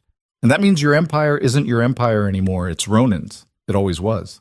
The words hit home, not because they were new. Damien's own mind had been running the same calculations since Nico's revelation, but because hearing them from Celine made them real in a way his internal monologue couldn't. "I'm meeting him tonight," he said. "To do what?" "To find out the truth." "You already know the truth. He told you himself at the hospital. He kept your son from you. He threatened me with federal charges. He forged documents with my name. And now he's funneling surveillance from inside your home to a man who's threatening your family. What more truth do you need, Damien?" "I need to hear him say it. I need to look at his face and hear the words and understand why." Celine stared at him. The look on her face was something between pity and frustration. The expression of a person watching someone walk toward a cliff and choosing not to stop them because they know the lesson has to be learned through falling. "You still care about him," she said. Not accusatory, just observational, clinical. "He was my brother. He was your employee who played the role of brother because it gave him access." "You don't know that. I know he sat in my kitchen and threatened to take my baby. I know he looked at me, 6 months pregnant, alone, terrified, and he calculated the cost-benefit analysis of my existence and decided I wasn't worth the risk to his investment. That's not brotherhood, Damien. That's asset management." The phrase echoed what she'd said in the hospital. Human inventory, asset management. She had a talent for naming the unnameable, for stripping away the comfortable language of loyalty and family that men like Damien used to disguise the transactional reality of their relationships. "I need to handle this my way," he said. "Your way gets people hurt. My way is the only way I know. Then learn a new way." They stared at each other across the small room. The tension between them was a living thing, fed by 3 years of damage and 5 weeks of uneasy coexistence, and the growing, terrifying awareness that they still had the ability to reach each other in places no one else could touch. "I promised you," he said quietly, "not through violence." "Then keep your promise." "I intend to, but I need you to understand something." He stepped closer. Not threateningly, cautiously, the way you approach an animal that's been hurt. "If Ronan is working with Surat, then the threat to you and Lucien isn't just external, it's structural. It's built into the foundation of everything I control. And removing it without violence, removing it cleanly, permanently, in a way that keeps you safe, requires me to be in a room with Ronan, alone, and have a conversation that's going to be the hardest one of my life. Celine's eyes searched his face, looking for the lie, looking for the angle, looking for the version of Damien who used reasonable words to justify unreasonable actions. "Come back," she said. The words were so quiet they barely existed. "Whatever happens at that meeting, come back." He comes back to this apartment. It wasn't a declaration of love. It wasn't forgiveness. It was something more practical and more honest. The acknowledgement that her safety and her son's safety depended on this man, and losing him would leave them exposed. "I'll come back," he said, sober, uninjured, with all your fingers. A ghost of something, not quite a smile, more like the memory of what smiles used to feel like, crossed his face. "All my fingers." Pier 37 was a rotting industrial dock on the west side of Manhattan, a relic from the era when the city's economy ran on shipping and manual labor. The warehouse that sat at its end hadn't been operational in 20 years. Its roof leaked. Its walls were corrugated metal eaten thin by salt air. The floor was cracked concrete littered with pigeon feathers and broken glass. Damien arrived at 10 p.m. in the Escalade, Nico at the wheel. He wore a black coat, black boots, and the Glock in his waistband, not because he planned to use it, but because meeting Ronan Graves unarmed would send a message of trust he no longer felt. The warehouse was dark except for a single work light hanging from a beam near the center of the floor. It cast a cone of harsh yellow illumination that made everything beyond it look like the edge of the world. Ronan was already there, standing in the light, hands in his pockets, wearing that same tailored composure he always wore, the invisible armor of a man who'd convinced himself that control and conscience were the same thing. Damien walked toward him. His footsteps echoed on the concrete. The sound bounced off the metal walls and came back distorted, multiplied, as if the building itself was counting the steps. He stopped 10 feet away. "Nice place for a chat," Ronan said. His voice was easy, almost amused, the voice of a man who believed he could talk his way through anything because he always had. Damien didn't reply. He just looked. He studied Ronan the way he'd studied the surveillance photos, clinically, systematically, searching for information in the details.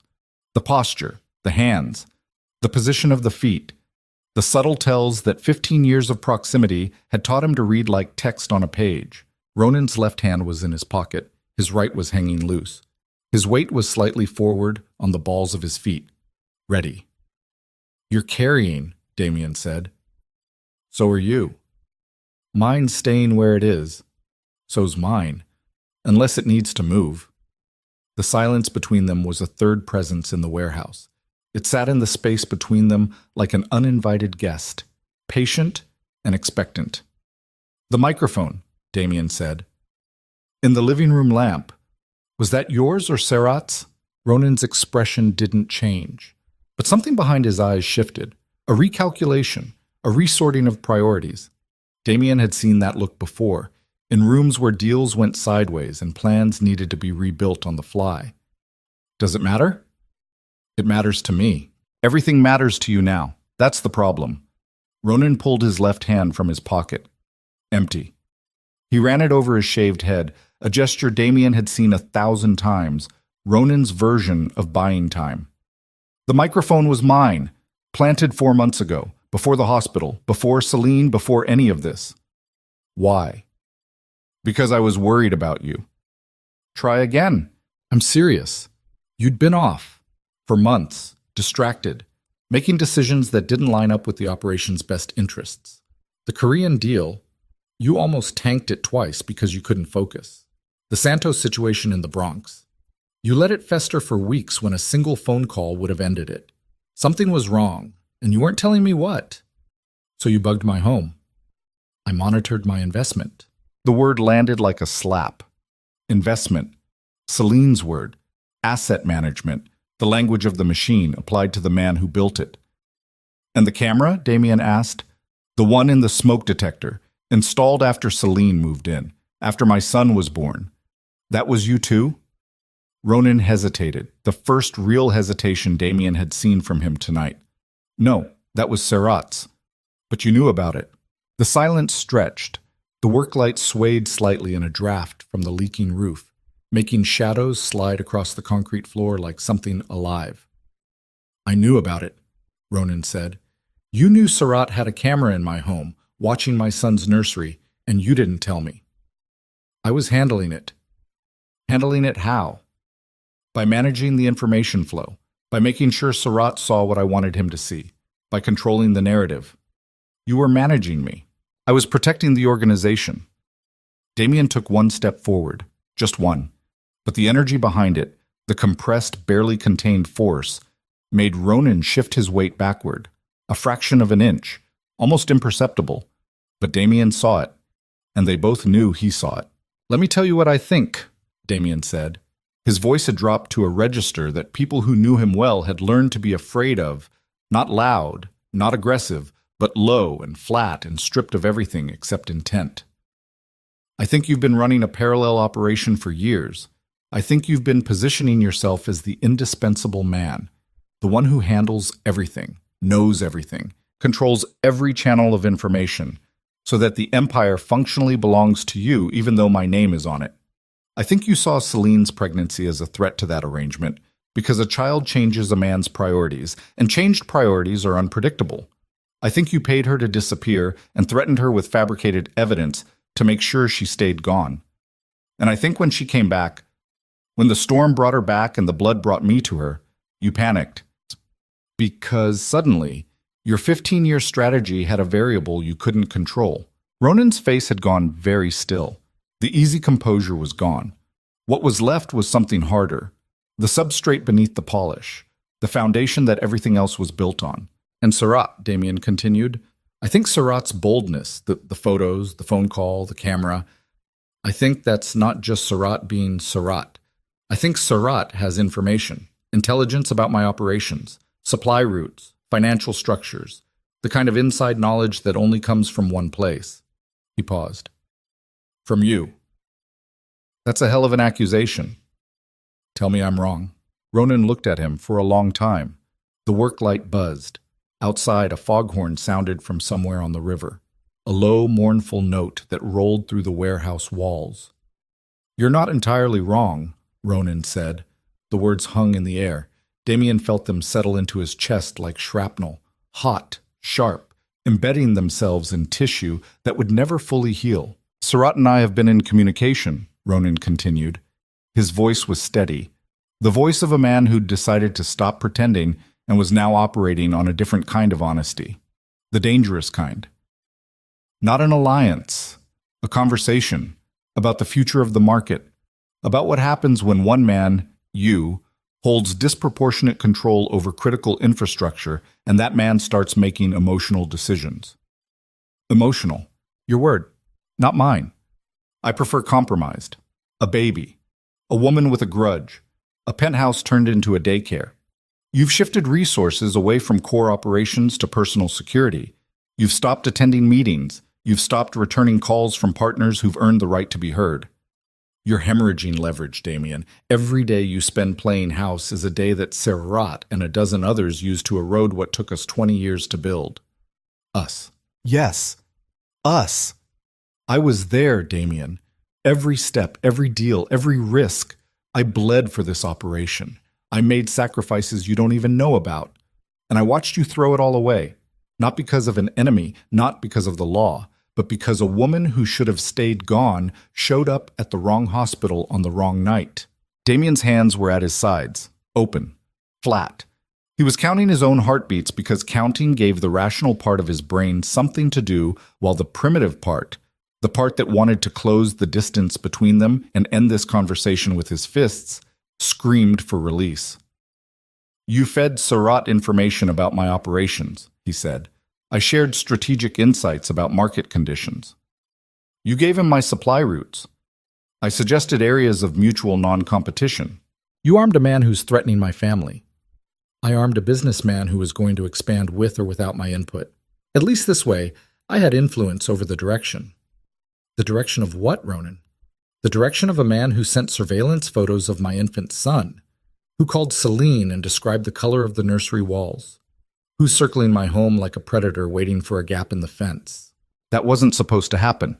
The first crack in Ronan's voice, small, almost inaudible, but real. The photos, the phone call, that was Surratt going off script. He was supposed to apply pressure, market pressure, competitive pressure, not that. Not threatening a baby. No, but you gave him the tools. You gave him the access. You gave him the inside knowledge that made the threat possible. And now you're standing in front of me saying it wasn't supposed to happen, as if the fire isn't your fault because you only meant to light a match. Ronan's jaw tightened. Something shifted in his posture. A squaring of the shoulders, a straightening of the spine. The posture of a man planting his flag. I did what I had to do to protect the organization from you, he said, because you wouldn't protect it yourself, because the moment that woman came back into your life, you forgot what matters, and someone had to remember. My son matters. Your son is a liability. The word detonated, not loudly. Damien didn't shout, didn't lunge, didn't reach for the gun at his back. But something in the warehouse changed. The air pressure shifted, the temperature dropped. The shadows seemed to draw closer, leaning in to witness whatever was about to happen. Damien took another step forward. Ronan held his ground this time. They were close enough now that Damien could see the pulse in Ronan's neck. Elevated, rapid, betraying the calm that the rest of his body was performing. Say that again, Damien whispered. Ronan met his eyes, held them. And in that moment, in the unflinching contact between two men who had once trusted each other with their lives, the last illusion of loyalty died. He's a liability, Ronan repeated, and so is she. And if you can't see that, if you're so far gone that a baby and a woman you already lost once have blinded you to reality, then you're not the man I built this empire with, and the empire needs someone who is. The silence that followed was absolute. Not even the pigeons in the rafters stirred. Damien stood in it for 10 full seconds. He let the words exist. He let them fill the space. He let Ronan see that he'd heard them, absorbed them, given them their full weight. Then he spoke. You're done. Damien, effective now. You are removed from all operations, all access, all authority. Every account you touch will be frozen by morning. Every contact that went through you will be redirected. Every asset, every deal, every handshake that bears your fingerprint. I'm auditing all of it. You can't run this operation without me. Watch me. You don't have the infrastructure. Half the supply chain runs through my contacts. The laundering network. The entire Eastern Seaboard pipeline is built on relationships I cultivated. You pull me out and the whole thing collapses. Then it collapses. The words hit Ronan like a physical blow. His composure fractured. Not completely, not dramatically, but visibly. The mask slipped, and underneath it was something Damien had never seen on Ronan's face before. Fear, not fear of violence, not fear of losing money or power or status. Fear of being unnecessary. Fear of being removed from the only structure that gave his life meaning. Fear of discovering that the empire he'd spent 15 years running wasn't his, had never been his, and that the man he'd tried to control was now cutting him free. You're making a mistake, Ronan said. His voice was different now, rougher. The polish was gone. Maybe, but it's my mistake to make, not yours. That's what you never understood, Ronan. The decisions, the risks, the consequences, the failures, they were always mine. You were supposed to advise, execute, support. Instead, you decided to steer, and you steered my family off a cliff. I steered the operation towards survival. You steered a pregnant woman into hiding and a baby away from his father. That's not survival, that's theft. Ronan's hand moved toward his pocket. Damien's hand didn't move, but his eyes did, tracking the motion with the predatory focus of a man who'd spent a lifetime reading physical intent. Don't, Damien said softly. Ronan's hand stopped, hovering. The moment balanced on a razor's edge, two armed men in an empty warehouse, 15 years of history compressed into a single crystalline point of decision. Ronan withdrew his hand. Empty. We're done here, Damien said. Leave the city. Tonight. Take whatever money you have in accessible accounts and go somewhere far away. If I see your face again, if you contact Celine, if you come near my son, if I even hear your name in the context of my business, I'll forget the promise I made to a woman who deserves better than both of us. Ronan stood there for a long time. The work light cast deep shadows across his face, carving features that Damien had trusted for 15 years into something unrecognizable. A stranger's face, a competitor's face, the face of a man who had been a brother and chosen to be an enemy. Sarat won't stop, Ronan said. You know that. He's already in motion. Whatever I shared with him, whatever intelligence he has, it's out there now. You can't recall it. You can't contain it. And without me managing the relationship, he's going to come at you with everything he has. I know. You can't protect them alone. I know that too. Then you know what's coming. I know exactly what's coming. And I know I'd rather face it without you than face my son knowing I kept the man who called him a liability in my circle. Ronan nodded. Not agreement. Acknowledgement. The nod of a chess player recognizing checkmate. Not accepting defeat, just recognizing the position on the board. He turned and walked toward the warehouse door. His footsteps echoed the same way Damien's had. Hollow, multiplied, the sound of departure ricocheting off empty walls. At the door he stopped, didn't turn around. For what it's worth, he said, his voice carrying through the dark. I wasn't trying to hurt them. I was trying to save what we built. You don't get to decide what's worth saving, Damien said. Not anymore. Ronan walked out. The warehouse door groaned shut behind him. The sound reverberated through the empty space and died. Damien stood alone in the cone of yellow light. His hands were shaking. His chest felt hollow. Not empty, but evacuated, like a building after an explosion, where the structure is still standing, but everything inside has been blown out. 15 years. Gone in 20 minutes. He pulled out his phone, called Nico. It's done. How done? He's out. Everything. Start the asset freeze. And Nico, double the security at the penthouse. Starting tonight. Ronan knows the layout, the codes, the schedules. Change everything. Copy. And Sarat? Damien looked at the warehouse door where Ronan had disappeared. Beyond it, the city waited. Vast, hungry, indifferent.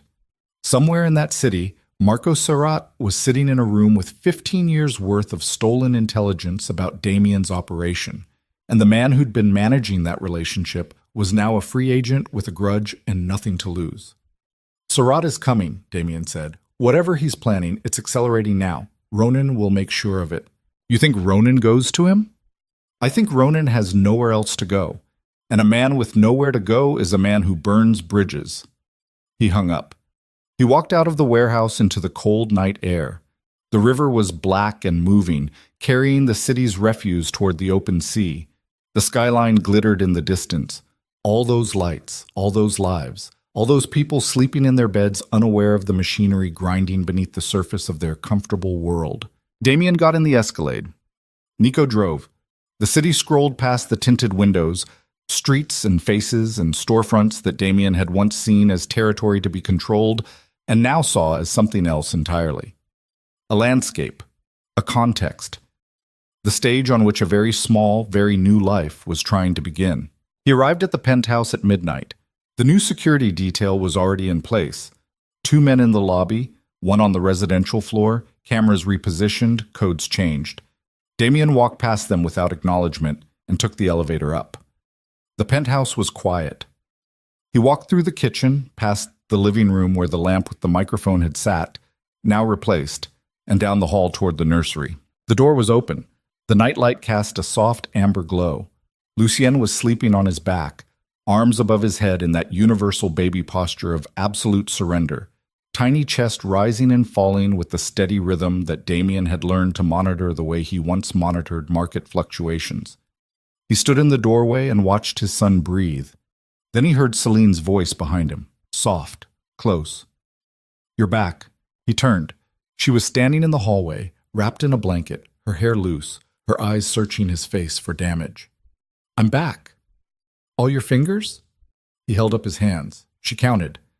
Something that wasn't quite a smile moved across her face and disappeared. What happened? He's gone. Out of the organization, out of the city, out of our lives. And Sarat? Damien looked back at his sleeping son, looked at the bulletproof glass that now covered the nursery windows, looked at the soft, fragile, irreplaceable world that existed inside these walls, and the vast, predatory world that existed outside them. Surat knows everything, he said. Every route, every contact, every vulnerability. Ronan gave him the keys to the kingdom, and now Ronan is out there with nothing to lose and every reason to make sure I suffer for cutting him loose. Celine's hand tightened on the blanket around her shoulders. So what do we do? Damien turned to face her. In the amber light of the nursery, with their son sleeping 3 feet away, with the city sprawling beneath them and enemies closing in from every direction, he said the words that changed everything. I end it. All of it. The operation. The empire. Everything. Celine stared at him. You can't be serious. I dismantle it before Sarat can take it. I burn it down on my own terms before someone else burns it down on theirs. I sell what can be sold, destroy what can't, and walk away with enough legitimate capital to build something clean. Damien, that's your entire life. No, he said, and his voice was steady in a way it hadn't been all night. That was my entire life. This is my life now.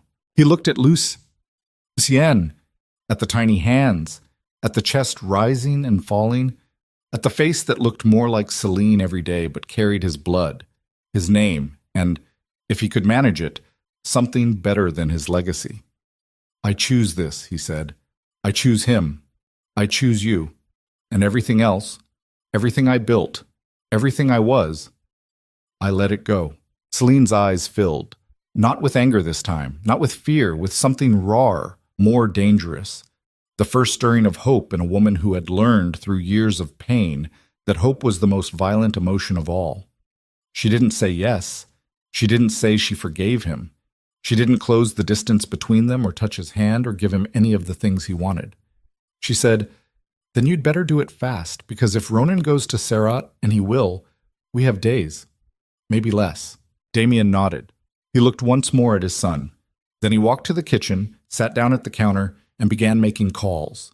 The demolition of an empire, it turned out, started with a phone call at 12:30 in the morning to a man who laundered money through real estate, and the first words were, I'm out. Tell me what it costs. Outside the bulletproof glass, the city glittered. And somewhere in that city, 2 men who had once been brothers were now racing toward a collision that only one of them would walk away from. While in a penthouse nursery, a baby slept through the first night of a war that would decide whether he grew up with a father or without one. The demolition began at dawn. Damien hadn't slept. He'd spent the hours between midnight and sunrise at the kitchen counter with 3 phones, a legal pad, and a pot of coffee that went cold twice before he remembered to drink it. His handwriting, sharp, angular, the penmanship of a man who'd learned to write in juvenile detention, filled page after page with names, numbers, account codes, and the architectural blueprint of an empire being taken apart from the inside. The first call went to Victor Salis, a corporate attorney who specialized in the kind of financial restructuring that required both a law degree and a willingness to forget where money came from. Victor answered on the second ring despite the hour, because men who billed $800 an hour didn't sleep through calls from their most valuable client. I'm liquidating, Damien said. No preamble. Silence on the line. Then, liquidating what specifically? Everything. A longer silence.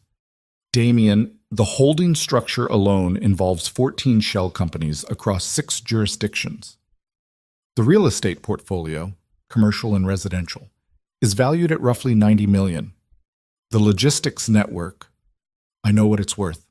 I built it. Now I need it dismantled, legally, quickly, and in a way that leaves me standing on the other side with clean hands and enough capital to start something legitimate. How quickly? Days. That's not possible. Then make it possible. That's what I pay you for. He hung up and dialed the next number. Then the next. Then the next. Each call was a brick removed from the wall. A distribution contract canceled. A partnership dissolved. A revenue stream diverted into legitimate channels. Some calls were easy. Some involved shouting.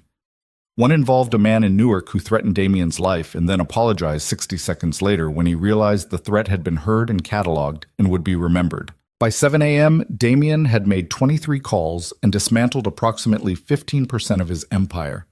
His throat was raw, his eyes burned, his hand ached from gripping the phone, and the legal pad was almost full, a document that, in the wrong hands, could put him in prison for the rest of his natural life. He tore the pages out, fed them into the shredder under his desk, and watched the thin strips of paper curl into the bin like dead snakes. Celine appeared in the kitchen at 7:15. She was carrying Lucien, who was awake and alert, his dark eyes tracking the morning light that slanted through the windows. She looked at the 3 phones on the counter, looked at Damien's face, the shadows under his eyes, the tension in his jaw, the particular shade of gray that sleepless nights paint on skin. She said nothing. She went to the bottle warmer, prepared a feeding, and sat at the far end of the counter. They existed in the same space without speaking. The only sounds were Lucien's soft gulping as he drank and the distant pulse of the city waking up below. At 7:30, Damien's primary phone buzzed. Nico. Problem. What kind? The accounts. Ronan's accounts. The ones you told me to freeze. They're empty. Damien's hand stopped moving. He'd been reaching for his coffee. Now the hand just hung there, suspended between the counter and the mug, frozen in the specific stillness of a man absorbing an impact. Define empty. 0 balance. All 6 accounts. Cleaned out between 2 a.m. and 5 a.m. while you were making your calls. Wire transfers to offshore entities I can't trace without the bank's cooperation, and the bank is in the Caymans, so cooperation isn't coming. How much? Combined, roughly 18 million. 18 million. Damien closed his eyes. The number echoed in his skull, bouncing off walls of implication. Ronan hadn't just left the organization, he'd robbed it on the way out. And the timing, the precise surgical timing, executing the transfers while Damien was distracted with his demolition calls, meant Ronan had anticipated this, had planned for it, had known, perhaps for months, that this moment would come and had prepared an exit strategy that included looting the treasury. There's more, Nico said. Of course there is. 3 of our drivers didn't show up for work this morning. All 3 are Ronan's recruits, and Paulie Mink, the garage manager, he's not answering his phone. Is the garage secure? I sent someone. The gates are locked, but nobody's inside. Vehicles are gone. 6 panel trucks, registered to our logistics subsidiary, just gone. Damien opened his eyes. Celine was watching him from the other end of the counter, Lucien still drinking against her chest. She couldn't hear the other end of the call, but she could read his face. She'd always been able to read his face. It was one of the things that had drawn him to her years ago, the unnerving sense that she could see the machinery behind his expressions. He's not running, Damien said into the phone. He's repositioning. What do you mean? 18 million, 6 trucks, 3 loyal drivers. Ronan didn't flee. He's setting up a competing operation, using my infrastructure, my money, my vehicles. He's going to Sarat with a dowry. The word was ugly and precise. A dowry. The assets a man brings to a marriage of convenience. Ronan was offering Sarat everything he'd stolen from Damien as an entry fee into a new alliance, a partnership built on the wreckage of the old one. What do you want me to do? Nico asked. Damien looked at Celine, at Lucien, at the bulletproof glass and the security cameras and the locked doors and all the defenses he'd built around this fragile new life. Accelerate the liquidation. Everything that can be sold today, sell today. Everything that can't be sold, shut it down. I don't care about value recovery. I care about speed. And Nico, pull everyone we trust into this building, not the organization's people, our people, the ones who answer to me, personally, not to a title or a paycheck. That's maybe 12 men. Then 12 men is what we have. He hung up. The kitchen was quiet again. Lucien had finished his bottle and was making the small, contented sounds of a baby whose world consisted entirely of warmth and milk, and the heartbeat of the person holding him. How bad? Celine asked. Bad. How bad is bad? Ronan took 18 million and 6 vehicles. He's going to Sarat. They're going to merge what Ronan stole with what Sarat already has, and they're going to come after what's left. What's left of the operation? What's left of me? Celine's face did something complicated, a series of micro-expressions that flowed into each other like weather patterns. Fear, anger, a flash of something that might have been I told you so but was too tired to fully form. And beneath all of it, the steady, grinding determination of a woman who had survived worse than this and would survive it again. "The gun you promised me," she said. "I need it today. It'll be here by noon. And the armored car? Already downstairs." She nodded. She stood up, shifted Lucien to her shoulder, and patted his back with the practiced rhythm of someone who'd been burping babies alone for months. When the small, wet sound came, she wiped Lucien's mouth with a cloth and looked at Damien with eyes that were absolutely clear. "Whatever you're planning, and I know you're planning something because your left eyebrow does that thing when you're 3 moves ahead, you tell me first. Before you do it, not after, not when it's already in motion, before. That's the deal." "That's the deal," he confirmed. She walked out. Her footsteps receded down the hall. The nursery door opened and closed. Damien sat alone in the kitchen and felt the walls closing in. Not the physical walls of the penthouse, which were solid and fortified and reinforced with bulletproof glass, but the metaphorical walls of consequence.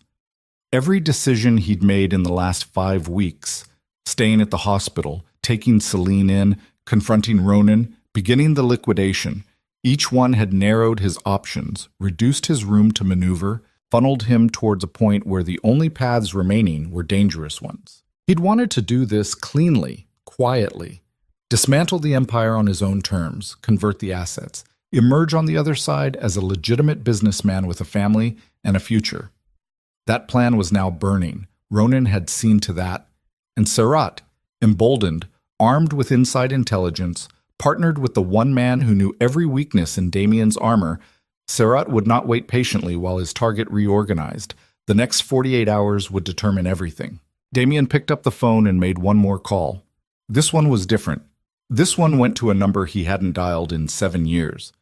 A number belonging to a woman named Celia Morrow, who worked in the Financial Crimes Division of the FBI's New York field office. The phone rang 4 times. 5. Then a voice. Clipped. Professional, immediately suspicious. "Who is this?" "Someone you've been wanting to talk to for a long time." A pause. "Virelli? I need a meeting, today, off the record." "There's no such thing as off the record with us." "Then call it a preliminary conversation, exploratory. No wires, no transcripts, no surveillance team in a van down the street." "Why would I agree to that?" "Because I'm going to give you Marco Serrat. Every operation, every account, every body he's buried, gift-wrapped, in exchange for one thing." Another pause. Longer. He could practically hear her calculating.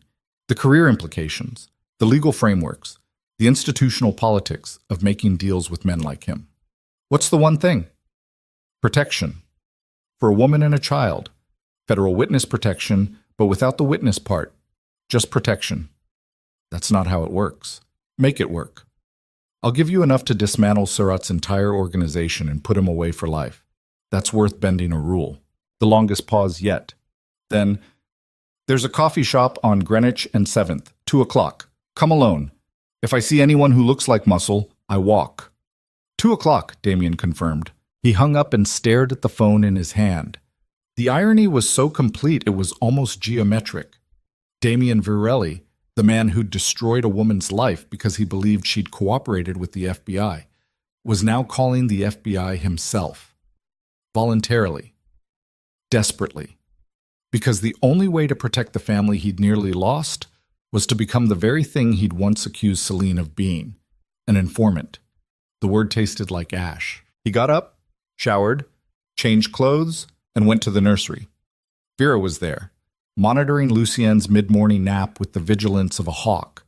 Damien stood in the doorway and watched his son sleep. The tiny fists, the pursed mouth, the absolute peace of a creature who had no concept of the chaos swirling around him.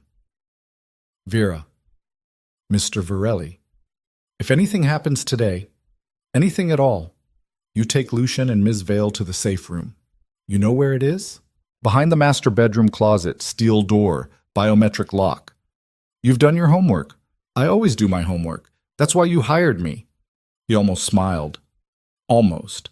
He found Celine in her room, sitting on the bed, scrolling through her tablet. She looked up when he knocked on the open door. "I'm going out," he said. 2 hours? Maybe 3. Where? He hesitated. The promise, tell me before, not after, sat between them like a test. I'm meeting with the FBI. The tablet lowered slowly. Celine's face went through a transformation that Damien watched the way you watch a building demolition, with awe and a kind of sick fascination at the speed of the collapse. You're meeting with the FBI, she repeated. Yes. You, Damien Varelli, the man who threw me out of his life because he thought I was talking to the FBI. That Damien Varelli is now going to voluntarily walk into a meeting with a federal agent. Yes. Do you understand? Do you have any idea how that makes me feel? I can imagine. No, you can't. She stood up. Her voice was tight, controlled, the way a wire is controlled when it's pulled taut enough to sing. 3 years ago, you stood in the rain and called me a traitor. You said the words. You said I was a rat. You said I was dead to you.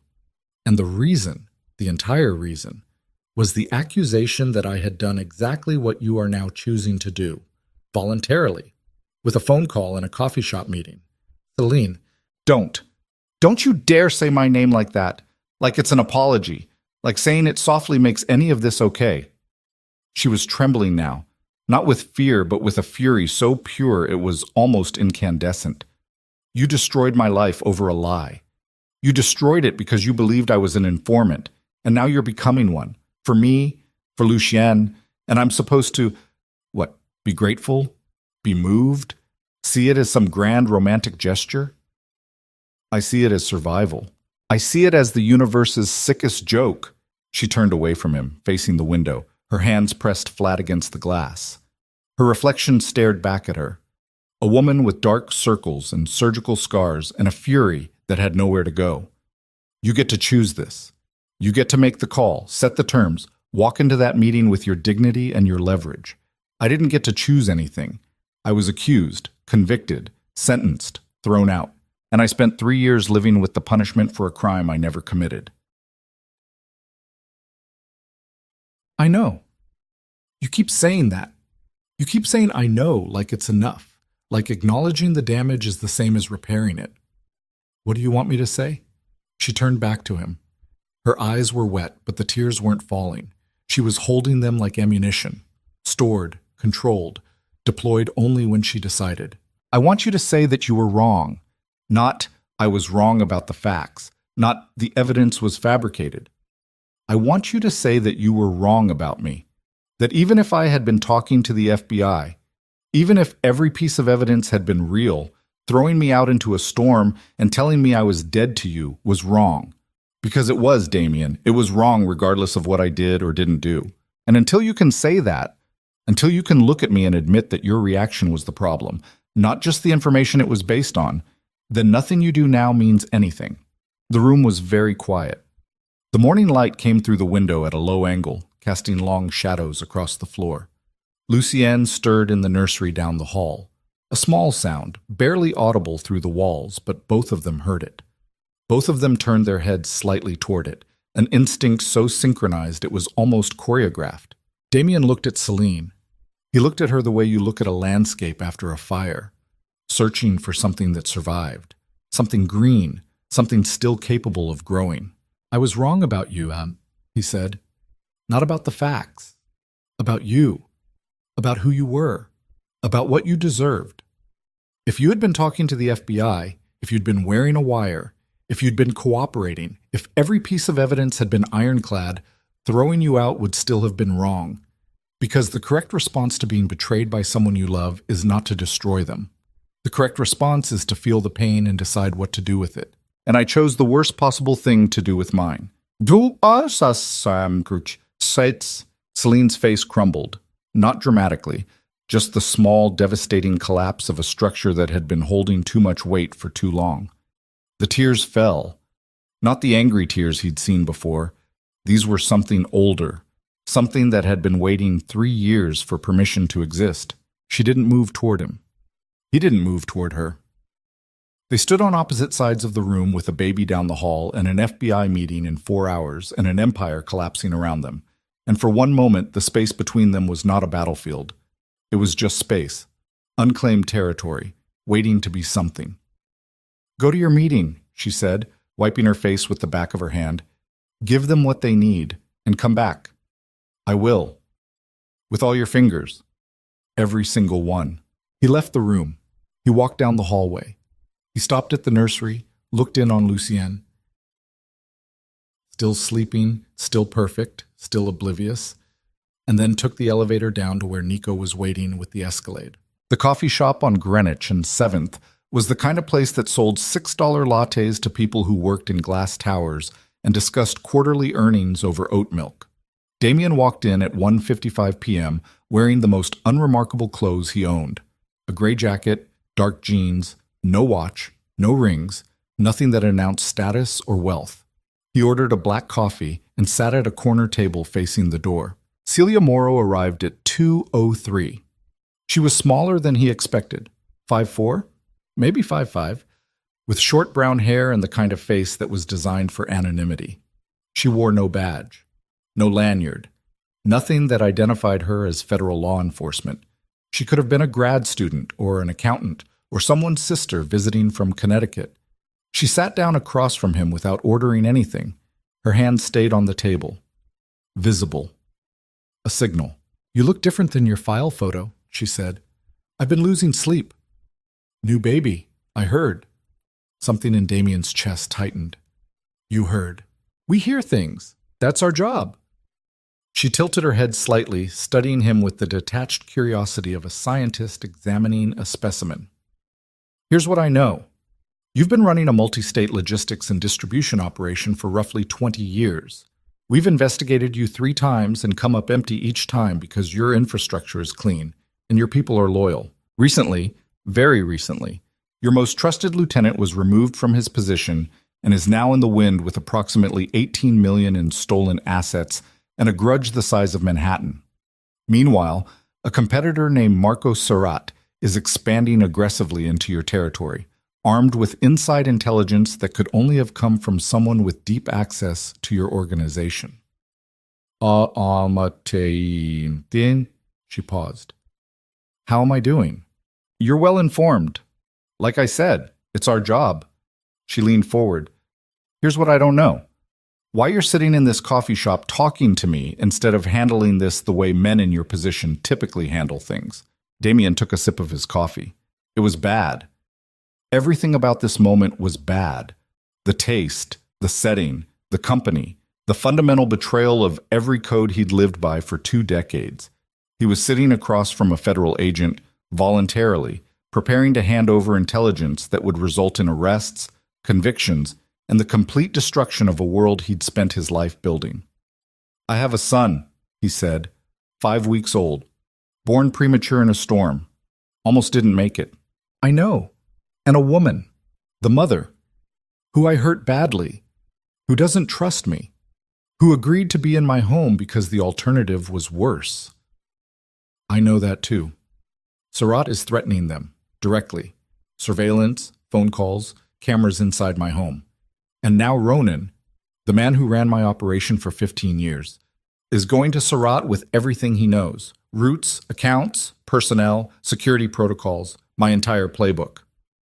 So you're exposed. Completely. And I can't protect myself. I've been doing that my whole life. But I can't protect them and fight a war at the same time.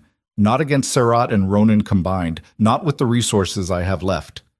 Celia studied him. Her eyes were gray and flat, like river stones, worn smooth by years of listening to men make excuses and bargains and desperate plays. What are you offering? Surratt's complete operational structure, distribution network, financial channels, personnel, names, dates, amounts. I know where his money goes. I know how it gets there. I know which banks look the other way and which port officials take the envelopes. I can give you enough for a RICO case that would make careers. And in return, Celine Vale and Lucien Varelli disappear. New identities, federal protection, not witness protection. They're not witnesses. Protective relocation, whatever you call it when you move people to safety without requiring them to testify. That program doesn't exist. Then build it. Mr. Varelli. Damien. Mr. Varelli, what you're describing requires approval from people well above my pay grade. It requires a formal cooperation agreement, which means disclosure of your own criminal activities. It means exposure, legal vulnerability. You'd be opening yourself up to prosecution. I understand. Do you? Because right now you're a free man. You walk out of this coffee shop and you're still Damien Varelli. Scary, powerful, untouchable. You sign a cooperation agreement and you're a defendant, an informant, a name on a case file that will follow you for the rest of your life. I know what it costs. I don't think you do. I think you're sitting here in crisis mode, making crisis decisions, and you haven't thought through what this looks like in 5 years. In 10. Your son will grow up knowing his father was a cooperating witness. Your woman, Ms. Vale, she'll know that the man who accused her of being an informant became one himself. The underworld will know. Everyone will know. I've made my decision. Celia leaned back. She looked at him for a long time, not with suspicion or triumph or the predatory satisfaction that he'd expected from a federal agent who'd just been offered the case of her career. She looked at him with something closer to recognition, the look of someone who had seen enough of the world to understand that desperation and love sometimes produce the same expression. I'll make some calls, she said.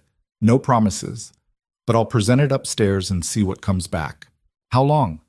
24 hours, maybe 48. These things don't move fast.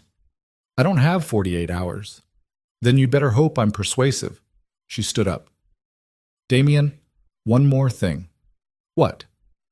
If this goes forward, if we formalize this, you give us everything, not just Surratt, everything, your operation, your history, your contacts, all of it. We don't do partial cooperation. The words hit him like a cold wind. Everything. Not just the enemy, himself, his own empire, his own crimes, his own 2 decades of illegality laid bare on a federal desk. He'd walked in here thinking he could trade Surratt for protection. He was walking out understanding that the price was total surrender. I understand, he said. I hope so. She left. Damien sat alone in the coffee shop for 10 minutes. His coffee was cold. The afternoon light was shifting, casting long shadows across the table. A couple at the next table laughed about something. A genuine, easy laugh, the kind that comes from people whose biggest problem is choosing between vacation destinations. He envied them with a ferocity that surprised him. His phone buzzed. Nico. Boss, we have a situation. What now? Surratt just bought the building across the street from us. The words took a moment to register. When they did, Damien's spine straightened and his hand tightened around the phone. What building? The residential tower at 440 West, 28 floors. He purchased it through a shell company this morning. The paperwork went through at 11. The building's management was notified an hour ago. That's 60 meters from our lobby. 57, I measured. Surratt had bought this building across the street. Not rented a room. Not placed a surveillance team. Bought the entire building. The message was extravagant in its audacity. I'm not watching from the shadows anymore. I'm moving in next door. I'm planting my flag within sight of your front door. There's more, Nico said. Ronan was seen entering 440 West 20 minutes ago. 8th floor. He's there now. So it was done. The merger was complete. Ronan had gone to Surratt, bringing with him $18 million, 6 vehicles, intimate knowledge of every aspect of Damien's operation, and worst of all, the understanding of Damien's vulnerabilities that only a brother could possess. They were across the street, 57 meters away, close enough to see the nursery windows if the angle was right. Damien stood up, left cash on the table, walked out into the afternoon sun. The city moved around him, pedestrians, traffic, the relentless machinery of 10 million lives grinding forward, and he moved through it like a man walking underwater. Every step felt heavy. Every breath required deliberate effort, the weight of what was happening, the convergence of threats from every direction, the simultaneous collapse of his empire and his security and his options pressed down on him like gravity had doubled. He got in the Escalade. Nico drove. Neither spoke. The silence between them was the silence of men preparing for something that didn't have a good outcome. At the penthouse, Damien went straight to Celine's room. He knocked. She opened. Surratt bought the building across the street, he said. Ronan is there. They're working together. Celine's face went white. Not the white of fear, the white of something more fundamental. The color draining from a face the way blood drains from a wound. Biological, involuntary. How close? She whispered. 57 meters. She reached behind her and picked up Lucien from the bed, held him against her chest, backed up 2 steps, instinctively moving deeper into the room, away from the windows, even though the windows were bulletproof and the blinds were drawn. "We need to leave," she said. "There's nowhere to go that they can't follow. Ronan knows every safe house, every backup location, every bolt hole I've ever used. He designed half of them. Then we go somewhere he doesn't know, somewhere you've never been, a motel, a shelter, anywhere. A woman with surgical complications and a premature infant in a roadside motel. That's not safety, Celine. That's a different kind of danger. Then what, we sit here and wait for them to come through the door? They won't come through the door. That's not how Surratt operates. He squeezes. He applies pressure until the target makes a mistake, and then he exploits the mistake. So we're prisoners. We're fortified. Same thing." Her voice cracked. For the first time since the hospital, Damien heard something in it that sounded like defeat. Not the anger, not the fury, the exhaustion underneath, the marrow-deep weariness of a woman who had been running and hiding and surviving for 3 years and had finally reached the end of her reserves. "I can't do this again," she said. Her voice was barely audible. "I can't run again. I can't disappear again. I can't start over with nothing in a strange place with a newborn and pretend that everything is fine. I did it once and it nearly killed me. I can't." She stopped. Her breath hitched. Lucienne, sensing the change in her body's rhythm, began to fuss. Small, uncertain sounds that were the preamble to a full cry. Damien took 1 step into the room. Celine didn't recoil. She didn't tell him to stop. She stood there with their son against her chest and tears running silently down her face, and let him come 1 step closer. "I met with the FBI today," he said. "I know. I offered them Surratt, everything I have on him, in exchange for protection for you and Lucienne." She looked at him through the tears. "And for you? The deal requires full cooperation. My operations, my history, everything. If it goes through, I'm likely looking at prosecution. Reduced sentencing in exchange for testimony, but prison time, real time." The words settled into the room like sediment in water. "How much time?" she asked. "I don't know. Years? Maybe 5, maybe more." "So you're trading yourself." "I'm trading everything I have for the one thing that matters." Lucienne was crying now. The thin, reedy sound that premature babies make. Not the lusty bellow of a healthy infant, but the fragile protest of a small body overwhelmed by a world it wasn't ready for. Celine bounced him automatically, the motion mechanical, her eyes never leaving Damien's face.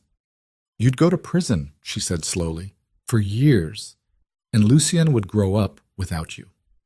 Lucien would grow up safe. That's more important than growing up with me." "Don't say that." "It's true." "It's not true. It's the kind of thing men say when they think sacrifice is the same as love. But it's not. Sacrifice is giving something up. Love is staying. Love is being there. And if you go to prison for 5 years, you're not there. You're a name, a photograph, a man behind glass that a child visits on weekends if they're lucky." "Celine, I grew up without a father." The words came out sharp, edged, the kind of sharp that cuts the person saying it as much as the person hearing it. "He left when I was 4. Not prison, just left. And I spent my entire childhood wondering what was wrong with me that made him go. I refuse to let that be Lucien's story." "Then what do you want me to do?" "You want me to..." The question was genuine, not rhetorical, not strategic, not the calculated framing of a man who'd already decided and was engineering agreement. Damien Varelli, for perhaps the first time in his adult life, was asking someone else to make the decision. Because his own decisions had led to this. This room, this fear, this woman holding his crying son while enemies gathered 57 meters away. And he no longer trusted himself to know the right move. Celine looked at him. The tears had stopped.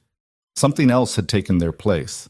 A clarity, a hardness, the particular steel that forms in people who've been forced to make impossible choices and discovered they could survive them. "You said you could give the FBI enough to destroy Surratt," she said. "Yes."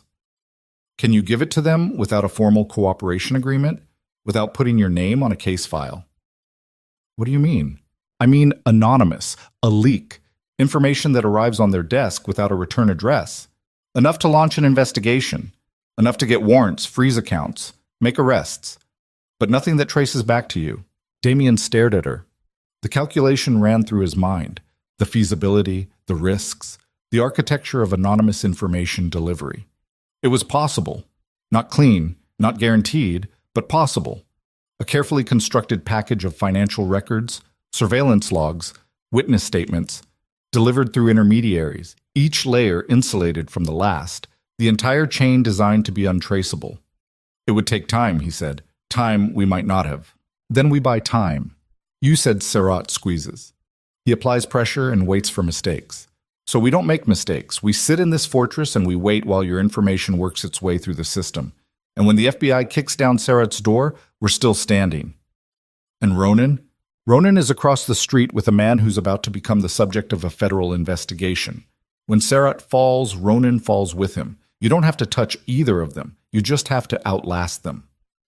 The simplicity of it was beautiful and terrifying, because it required the one thing Damien had never been good at: patience without control, sitting still while events unfolded, trusting a process he couldn't direct.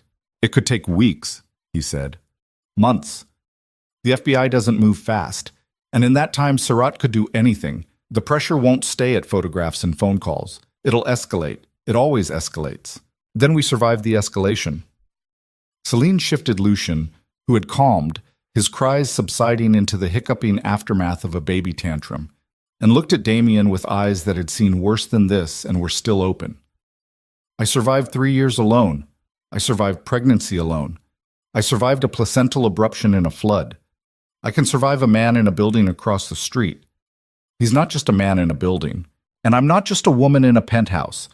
I'm the woman who disappeared from Damien Varelli's network for 3 years without leaving a trace. If I can hide from you, I can hide from him. There was a defiance in her voice that Damien recognized, not from their shared past, but from his own mirror. The refusal to be beaten. The stubborn, almost irrational insistence on survival that separates the people who make it from the people who don't. Okay, he said, we do it your way. Our way. He paused. The word, our, landed differently now. Not as the presumptuous claim he'd made at the hospital. Not as the boundary violation she'd recoiled from. This time it sounded like what it was, a reluctant, imperfect, necessary alliance between two damaged people who had no one else. Our way, he repeated. That night, Damien began assembling the package. He worked in the master bedroom with the door locked, the lights low, and a single laptop connected to a VPN routed through 3 countries. He pulled files from encrypted drives. He organized financial records into chronological order. He cross-referenced account numbers with names, names with dates, dates with locations. He built a case against Marco Serrat the way an architect builds a building. Foundation first, then structure, then detail, creating a document so comprehensive and so damning that any competent prosecutor would weep with gratitude upon receiving it. He worked until 3 a.m. Then Lucien cried, and he stopped. He went to the nursery. Celine was already there, lifting Lucien from the crib, murmuring to him in the low, urgent tones of a mother performing the oldest function in the world. She looked at Damien in the doorway and didn't tell him to leave. He warmed the bottle. She fed the baby. They existed in the same space, in the same light, at the same hour, doing the same work. And for 10 minutes, the walls of the fortress disappeared, and it was just 2 people and a baby in the quiet dark. I never stopped, she said suddenly. Her voice was soft, almost inaudible beneath Lucien's feeding sounds. Never stopped what? She didn't answer. She didn't need to. The sentence completed itself in the space between them, heard without being spoken, understood without being explained. Damien felt something crack inside his chest. Not break, crack. The hairline fracture that precedes a larger shift, the sound a frozen lake makes in spring when the ice begins to thaw. He didn't say it back. Not because he didn't feel it, because saying it now, in this moment, under this pressure, with enemies across the street and a federal case in progress and their entire future balanced on a knife's edge, would have cheapened it, would have made it sound like desperation instead of truth. So he said nothing. He stood in the doorway and watched her feed their son and held the feeling inside him like a live coal, burning and bright, and waited for the moment when saying it would mean something more than survival. That moment was coming. But first, the phone on the kitchen counter began to ring. 3:17 a.m. A number Damien didn't recognize. He walked to the kitchen, picked up. Mr. Varelli. A voice he knew, smooth, confident, amused. Marco Surratt. I hope I'm not waking the baby. Damien's blood went cold. I hear you've been busy. Phone calls, meetings, liquidation. Very industrious, very desperate. A chuckle. Your friend Ronan sends his regards. He's told me the most fascinating things about you, about your woman, about your little boy. Did you know Lucien smiles in his sleep?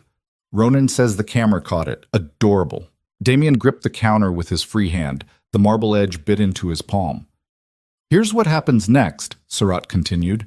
Tomorrow evening, 8 o'clock, there's going to be a meeting. Pier 37. I believe you know the place. You're going to come alone. You're going to bring every file, every document, every piece of evidence you've been compiling about my operations. And you're going to hand it all over, willingly, completely. And if I don't, then at 8:01, a very talented man with a very precise rifle is going to put a bullet through the nursery window of your penthouse. Now, I know what you're thinking. Bulletproof glass. You're right, it is. But, Mr. Varelli, you should know, Ronan gave us the specifications, the exact brand, the exact rating, the exact thickness. And my man has the appropriate ammunition. The kitchen was silent. The refrigerator hummed. Down the hall, Lucien made a small sound. A sleep noise. Innocent, meaningless. 8 o'clock, Surratt said. Pier 37. Alone. Or I make your son an orphan before he's old enough to remember your face. The line went dead. Damien stood in the dark kitchen with the phone against his ear, listening to the silence where Surratt's voice had been, and felt the last remaining options collapse into a single, narrow, lightless corridor. He could go to the pier and hand over everything, surrender the files, surrender his leverage, surrender the only weapon he had against the man threatening his family, and then Surratt would own him, completely, permanently. A man with no secrets to protect and no leverage to wield. A puppet. Or he could refuse, and bet his son's life on bulletproof glass that Ronan had already compromised. Or he set the phone down. He walked to the nursery. Celine was still there, Lucien asleep on her shoulder, her hand moving in slow circles on the baby's back. She looked at his face and knew immediately. What happened? Surratt. He wants a meeting tomorrow. Pier 37, 8 p.m. He wants all the files, everything I've been building against him. Or? Damien looked at the nursery window, the bulletproof glass, the glass that was supposed to be the last line of defense, the glass whose specifications Ronan had handed to the enemy like a technical manual. Or he kills Lucien. The words came out flat, toneless, stripped of everything except information. Because if he let emotion into those words, if he allowed even a fraction of what he was feeling to color his voice, he would collapse.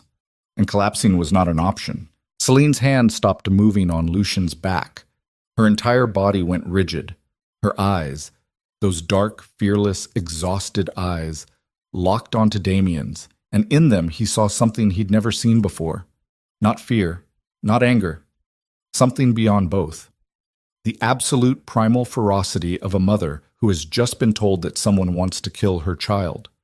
Then we leave, she said. Right now, tonight. We take Lucien and we disappear. I've done it before. I can do it again. Ronan knows every exit strategy I have, every safe house, every route, every contact. Then we use mine, my routes, my contacts, the ones I built during 3 years of hiding from you. The ones Ronan doesn't know about because he never found me until that pharmacy in Queens. Damien stared at her. The realization bloomed slowly. Celine had been invisible for 3 years. Invisible to his network, invisible to Ronan's surveillance, invisible to an apparatus designed to find anyone, anywhere. She hadn't done that by accident. She'd done it through skill, through planning, through the systematic construction of a shadow life that existed beneath the radar of one of the most sophisticated criminal organizations in the Northeast. She had infrastructure. Not his kind, not money and muscle and fear. Her kind. Quiet. Invisible. Designed not for power, but for survival. Where? He said. I know a woman, off the grid, completely. She runs a house upstate, and not a safe house in your sense, a real house. No connection to anything, no digital footprint, cash economy. She helped me before when I first disappeared. She'll help again. Surat will look for us. Surat will look for you. He'll look in the places you'd go. He'll think like you, move like you, search like you, but he won't think like me. He doesn't know how I move. He doesn't know my world. She looked at him with a fierceness that bordered on terrifying. I'm very good at not being found, Damien. I did it for 3 years. Give me one more night. The clock on the kitchen wall read 3:31 a.m. Surat's deadline was less than 17 hours away. Somewhere across the street, in a building owned by a man who wanted to destroy them, Ronan Graves was sleeping in a bed purchased with stolen money, dreaming whatever dreams traitors dream. Damien looked at Celine, at Lucien, at the nursery that had become, in 5 short weeks, the center of his universe. Then he made the hardest decision of his life. Not to fight, not to run, not to surrender. To trust. To put his life, and his son's life, and every remaining scrap of his future into the hands of the woman he'd destroyed 3 years ago. To follow her into a world he didn't know, using routes he hadn't built, relying on contacts he hadn't vetted, moving through a shadow network designed by the one person who had every reason to leave him behind. Tell me what you need, he said. Celine's eyes widened. For just a moment, a fraction of a second, the armor dropped. And underneath it, in the raw space where Celine Vale actually lived beneath all the fury and the fear and the survival instinct, something moved.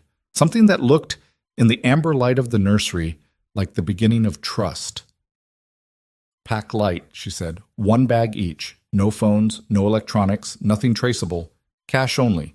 Whatever you have in the safe. How much? All of it. And the files? The case against Surat? Celine looked at him. A decision was forming behind her eyes. Something calculated and dangerous and absolutely necessary. We take them with us. Every document, every record. And when we're safe, when Lucien is safe, we send them. Not to the FBI, not through official channels. To every newsroom, every financial regulator, every law enforcement agency in the tri-state area. Simultaneously.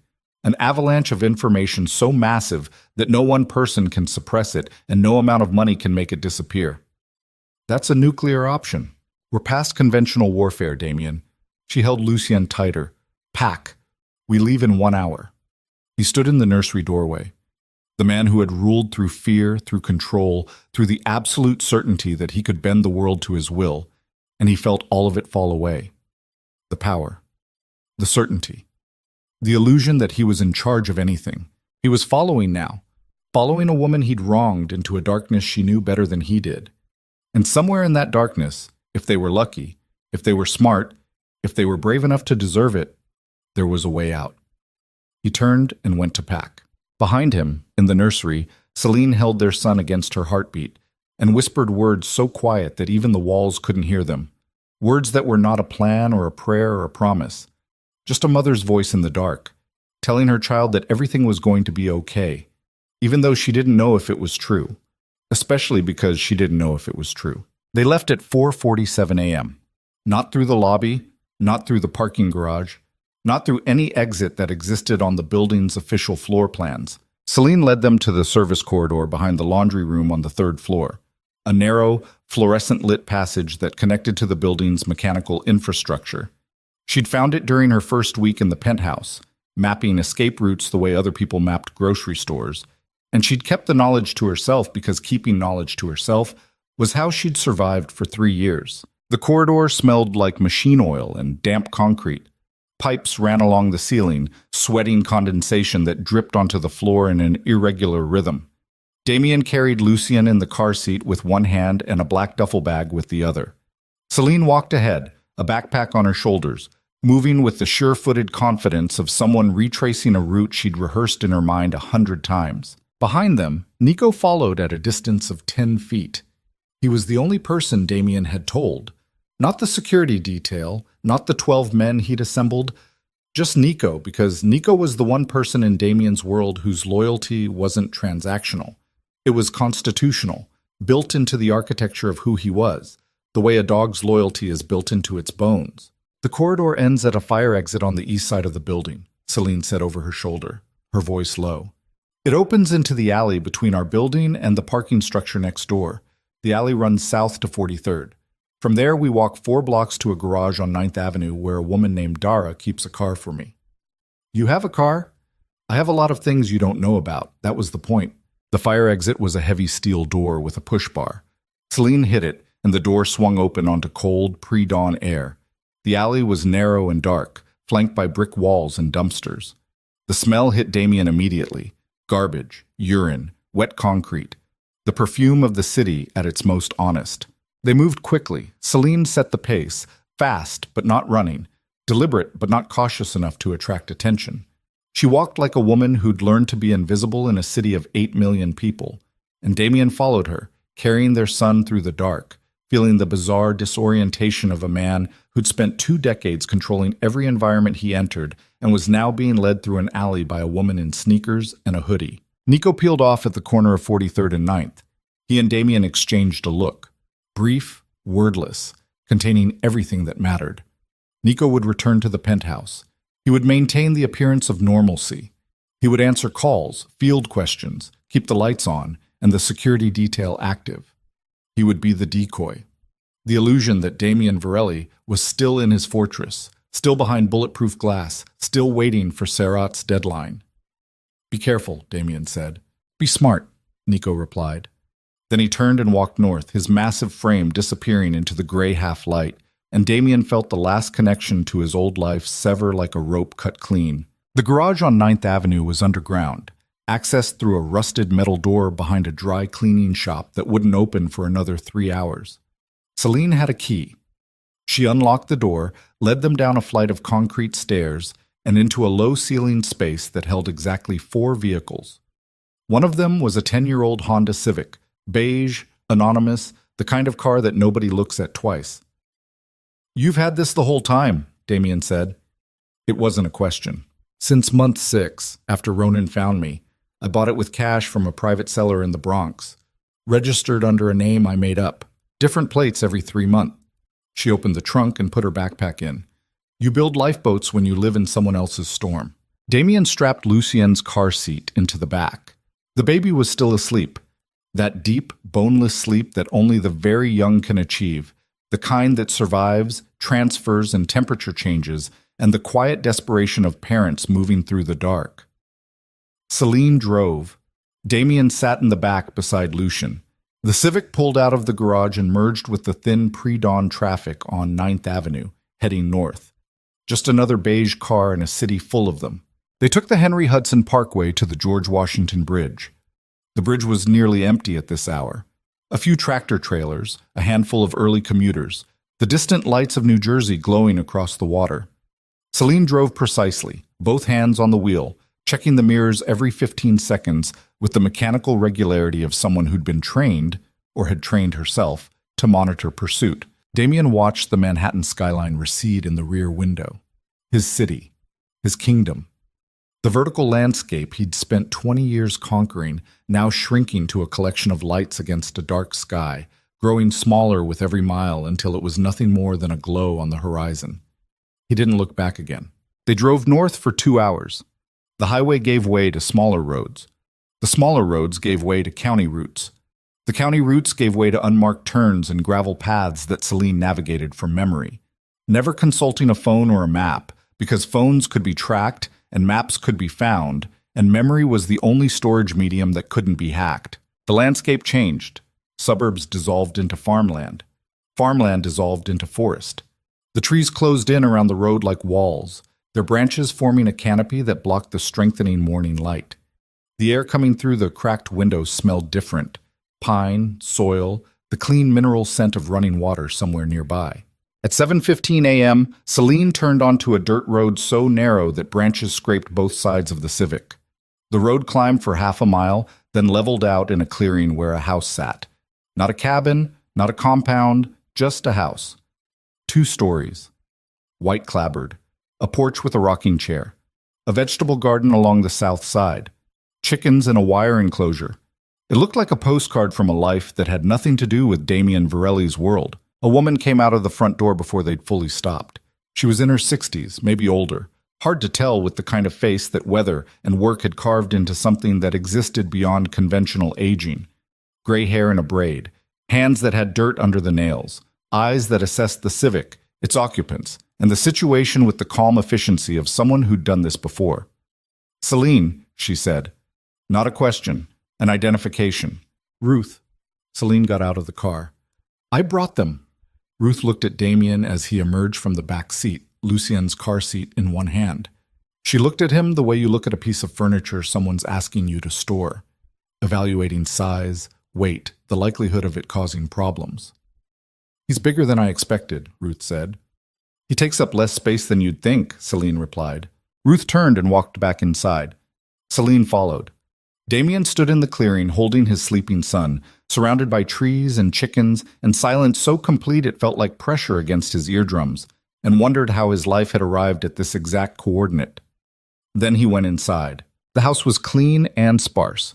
Wooden floors, a kitchen with a cast-iron stove, bedrooms upstairs.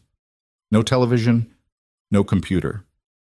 A single landline phone mounted on the kitchen wall, the rotary kind, connected to a local exchange that predated the internet by decades. Ruth showed them to a room on the second floor. Twin bed, a dresser, a window that overlooked the clearing. She'd already set up a portable crib, old, sturdy, the kind made of wood and fabric rather than plastic and electronics. Bathrooms down the hall. Hot water takes 3 minutes. Don't use the phone unless it's life or death, and even then, think twice. She looked at Damien.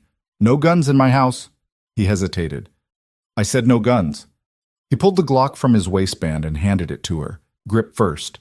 She took it with the casual competence of someone who'd handled weapons before and didn't enjoy it, and walked out. Celine was already setting up Lucien's space, arranging the crib, unpacking bottles and formula, and the small pharmacy of supplements the pediatrician had prescribed. She moved with efficiency, wasting no motion, transforming the austere bedroom into something functional within minutes. Damien sat on the twin bed and felt the mattress sag beneath him. It was the most uncomfortable surface he'd sat on in 20 years. It was also, he realized with a strange clarity, the safest. "How do you know her?" he asked. Ruth ran a network for women escaping dangerous situations.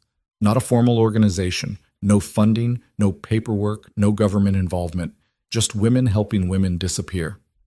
"She took me in for 3 weeks after I left you, taught me how to live without a digital footprint, how to move without being followed, how to build a life in the spaces between the systems.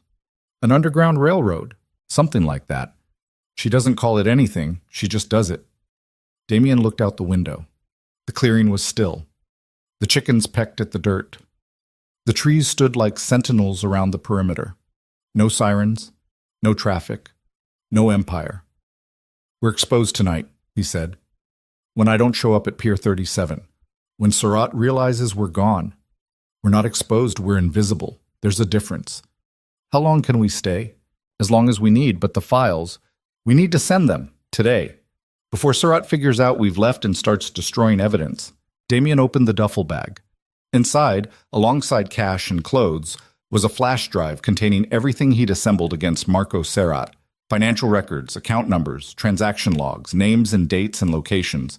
The entire anatomy of a criminal empire documented with the precision of a man who'd built one himself and knew exactly where the bones were buried.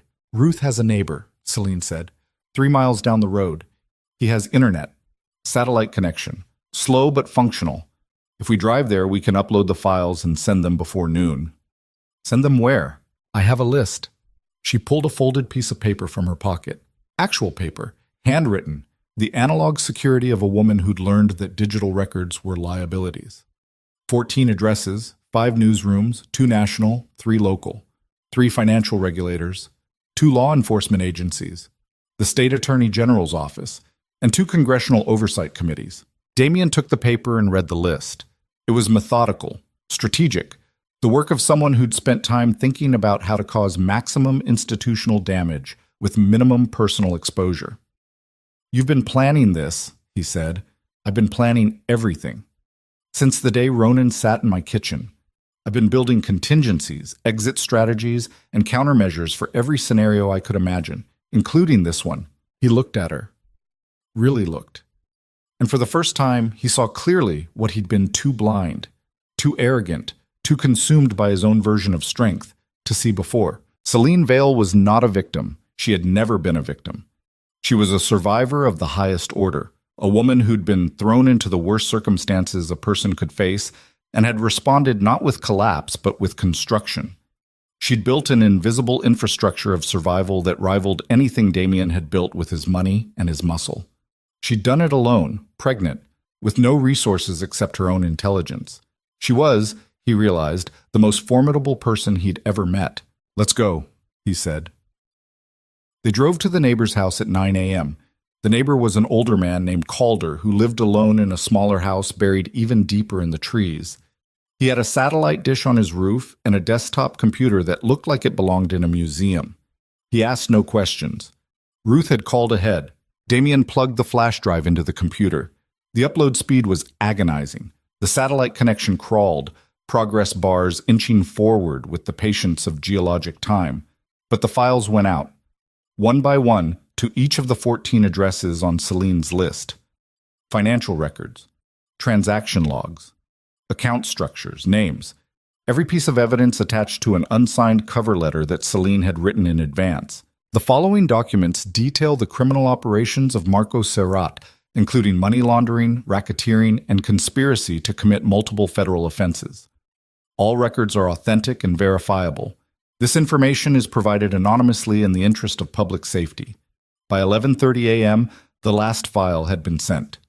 Damien pulled the flash drive from the computer, snapped it in half, and dropped the pieces in Calder's wood-burning stove. The plastic hissed and melted. The data died. They drove back to Ruth's house in silence.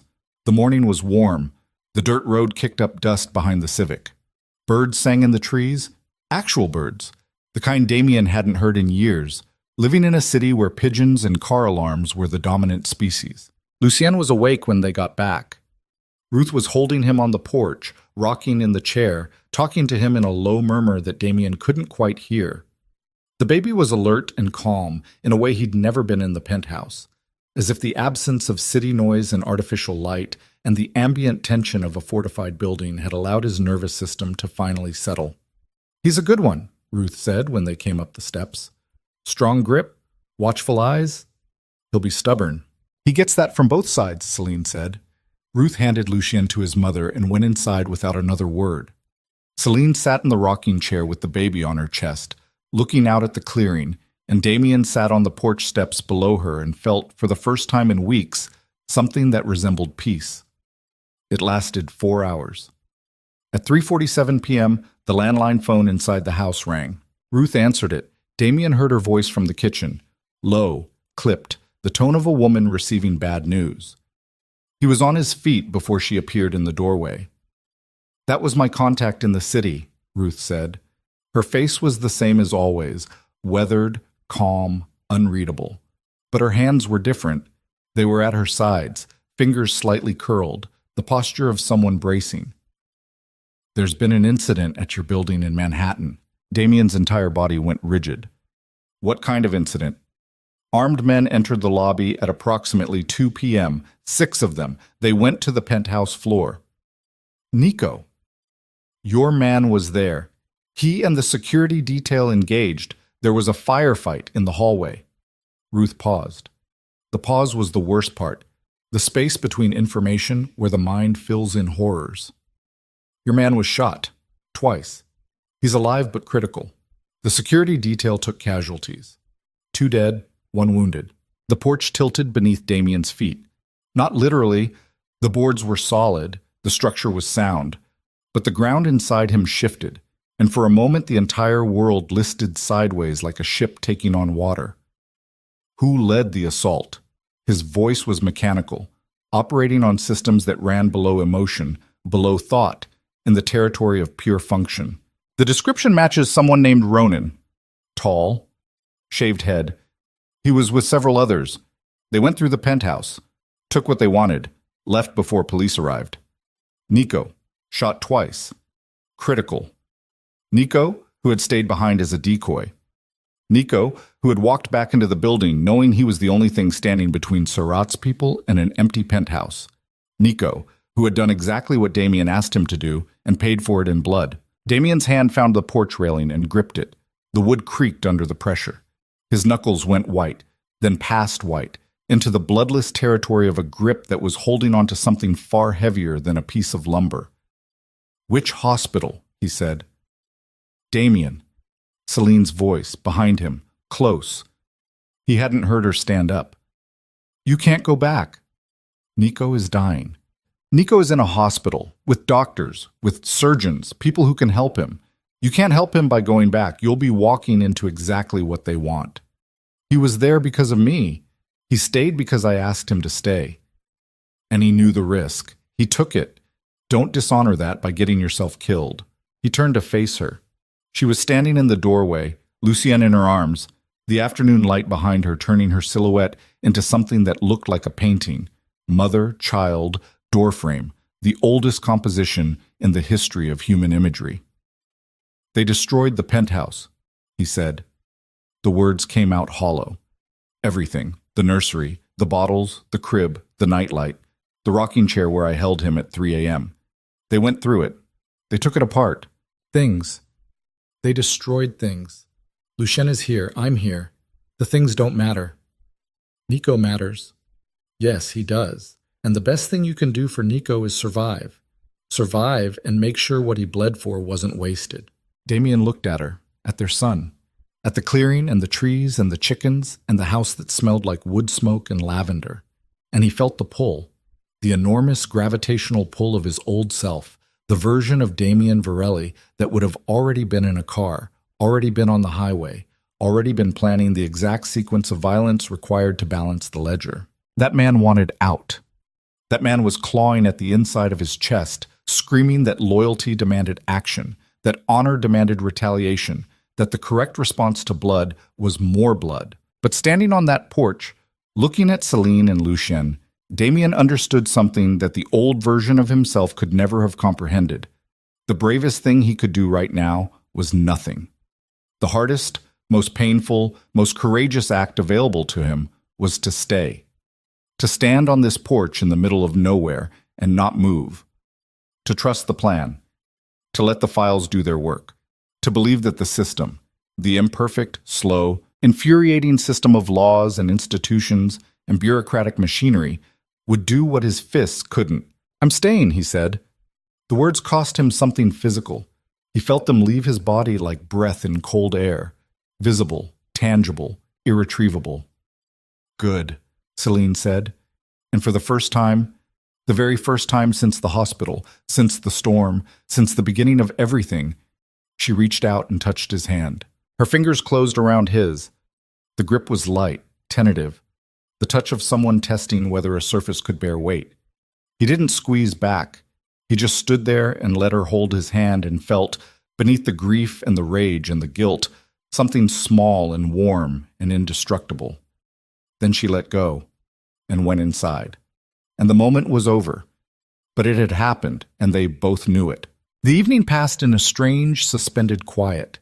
Ruth cooked dinner, beans, cornbread, greens from the garden. They ate at a table in the kitchen, the four of them plus Lucien in his portable crib beside Celine's chair. The food was simple and good. Nobody talked much. The landline didn't ring again. After dinner, Damien went upstairs and fed Lucien his evening bottle. The baby drank with his usual fierce concentration, tiny hands gripping the bottle as if afraid it might be taken away. When he was done, Damien held him upright against his shoulder and patted his back, waiting for the burp, staring out the window at the darkening tree line. The forest was black beyond the clearing. No streetlights, no buildings, no civilization visible in any direction. Just trees and sky and the first stars appearing in a darkness so complete it felt like the edge of existence. "Your dad used to be somebody," Damien said quietly to the baby against his shoulder. "He had buildings and cars and men who did what he said. He had a name that made people cross the street. He had everything, and none of it, not a single piece, was worth this. Worth holding you in a stranger's house and knowing you're safe." Lucien burped. a wet, satisfying sound that seemed to comment on the speech. Fair enough, Damien said. At 8 p.m., the exact moment he was supposed to be standing at Pier 37 handing Marco Surratt his leverage, Damien was sitting on the porch in the dark, listening to crickets. Somewhere in Manhattan, Surratt was standing in an empty warehouse, realizing that Damien Varelli hadn't shown up, realizing that the penthouse was empty, realizing that the woman and the baby and the files were gone. Damien imagined Surratt's face at that moment, the smooth confidence curdling into something uglier, the calculation behind those eyes recalibrating, the understanding dawning that the prey had slipped the net, and then, within hours, the other realization. The worse one. That 14 separate institutions had received comprehensive evidence of every crime Marco Surratt had committed in the last decade. That the information was already in the hands of journalists and prosecutors and regulators who would, even now, be verifying it against known records and finding it devastatingly authentic. The avalanche was starting, and nobody, not Surratt, not Ronan, not anyone, could stop an avalanche once the snow began to move. The phone rang at 10:14 p.m. Ruth answered, spoke briefly, hung up, came to the porch. The FBI executed search warrants on 3 of Surratt's properties in Manhattan at 9 p.m., she said, including the building he purchased across from yours. Agents seized computers, financial records, and a cache of weapons from the 8th floor. Multiple arrests. The news is already running it. Damien exhaled. The breath came from somewhere deep, deeper than lungs, deeper than muscle. From the place where he'd been holding tension for so long, it had become structural. Surratt?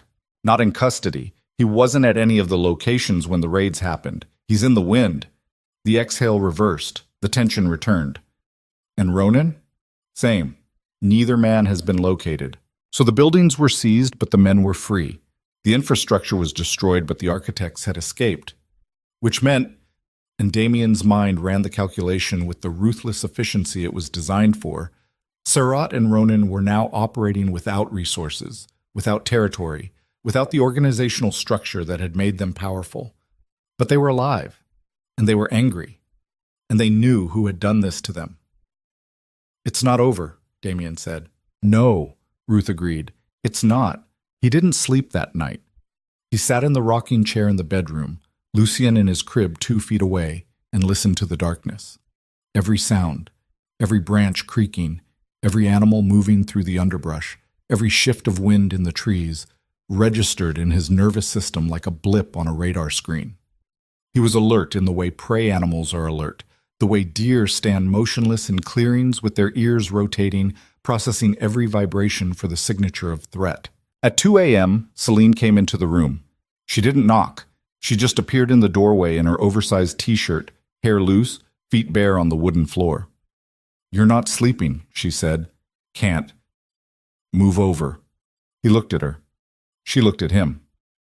The twin bed was barely wide enough for one person. There's a blanket in the closet, she said. Put it on the floor. I'll take the bed with Lucien. You sleep on the floor beside us. Celine, you don't have to. I'm not doing it for you. I'm doing it because I can't sleep either, and the only time I've slept through the night in 3 years was when I knew someone was between the door and my son. He pulled the blanket from the closet, laid it on the floor. It was thin, and the floorboards were hard, and it was the most purposeful bed he'd ever made. Celine lifted Lucien from the crib and settled him in the center of the twin bed, building a wall of pillows on the far side. Then she lay down on the near side, curving her body around the baby, her arm draped protectively across his chest. Damien lay on the floor beside the bed. His head was level with the mattress. If he reached up, he could touch Celine's hand where it rested on Lucien's belly. He didn't reach up. Damien. Yeah, if they find us, Surratt, Ronan, anyone, if they come here. They won't, but if they do, you protect Lucien first, not me, him, no matter what. I protect both of you. Him first. Promise me. The darkness was absolute.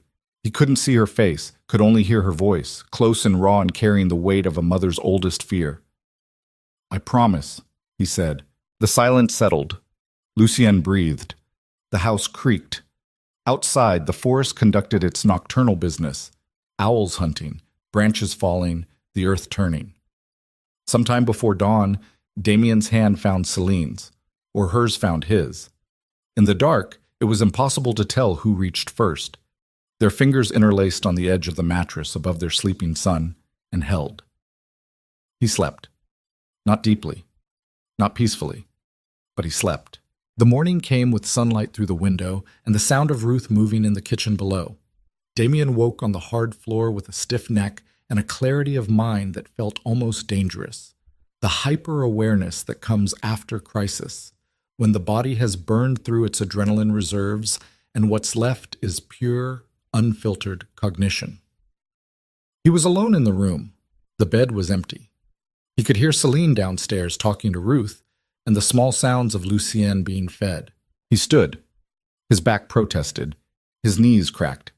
42 years old and sleeping on floors. This was not how kingpins were supposed to age. He went downstairs. The kitchen was warm and smelled like coffee and toast.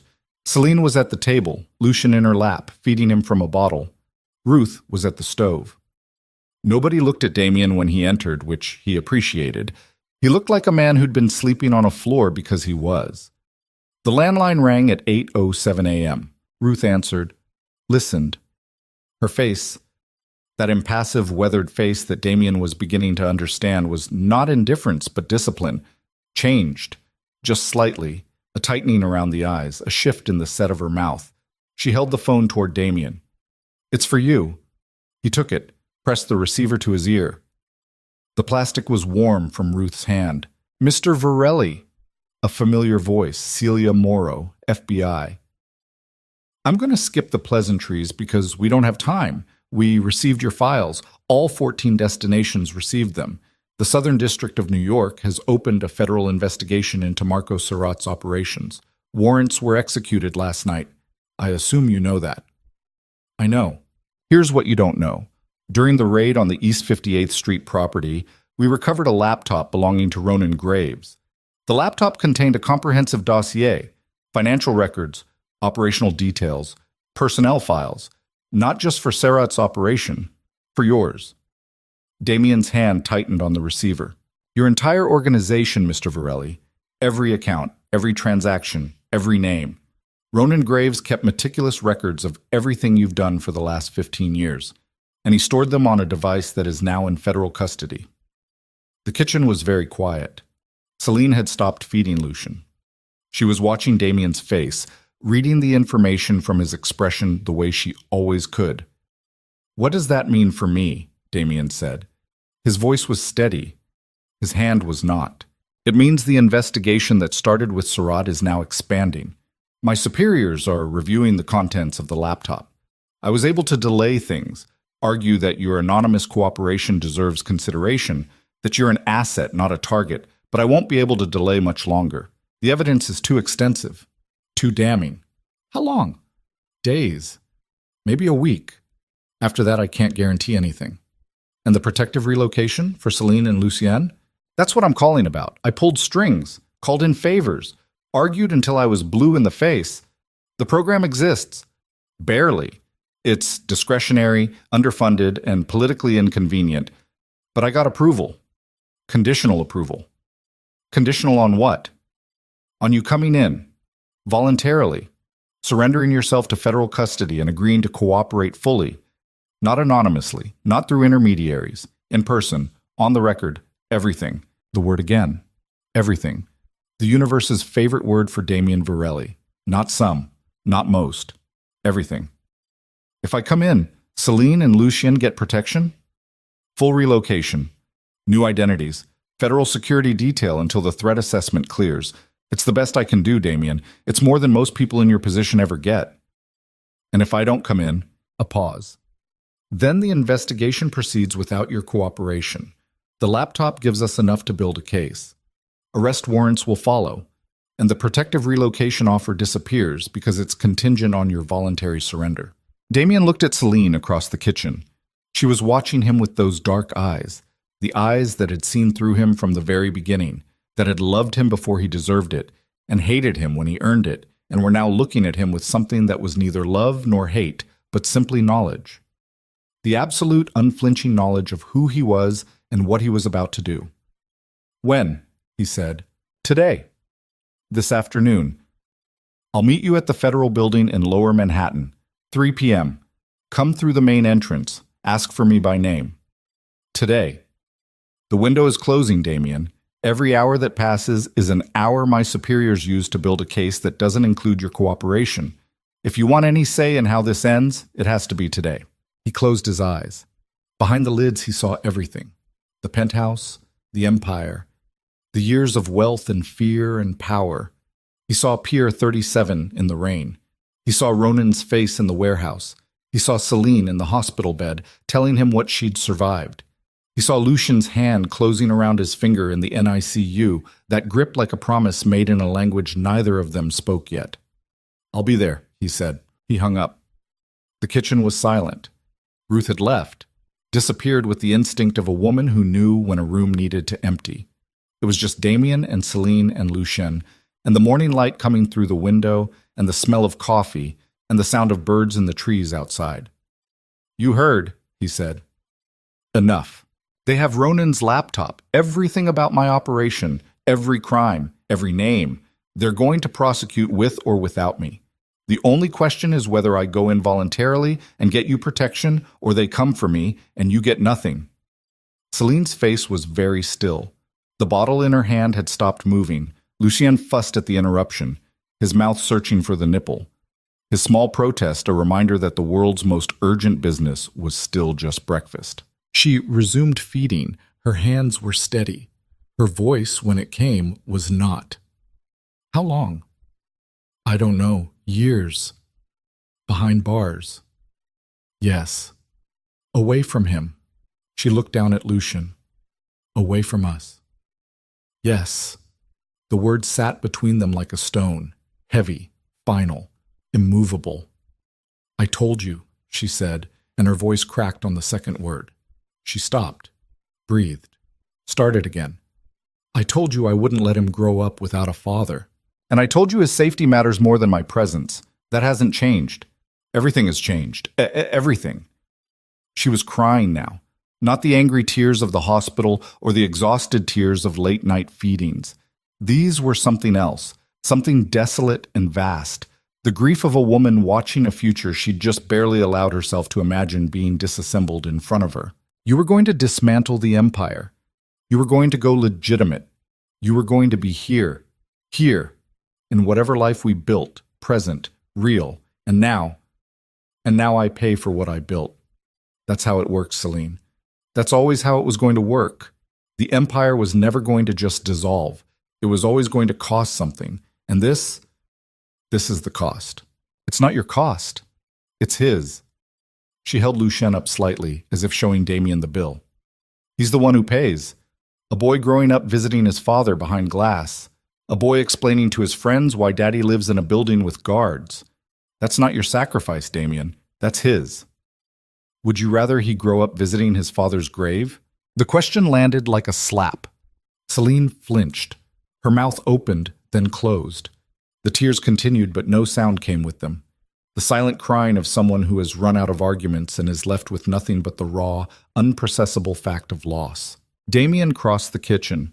He knelt in front of her chair. He was on his knees on Ruth's kitchen floor, looking up at the woman who held his son, and the geometry of the position, him below, her above, the baby between them, felt like the truest arrangement of their relationship. She had always been above him. He had just been too tall to see it. I will come back, he said. Not like before. Not with promises that dissolve when things get hard. I will serve whatever time they give me. I will cooperate fully. I will give them everything. And then I will walk out the other side and find you, wherever you are, whatever name you're using, however long it takes. You don't know that. I know that I crossed a flood to give blood for a woman and a baby I didn't know I had. I know that I held my son at 3 a.m. and learned how to warm bottles and change diapers and survive on no sleep.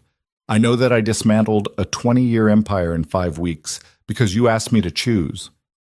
And I chose. I will always choose. The distance doesn't change the choice. Lucien had finished his bottle.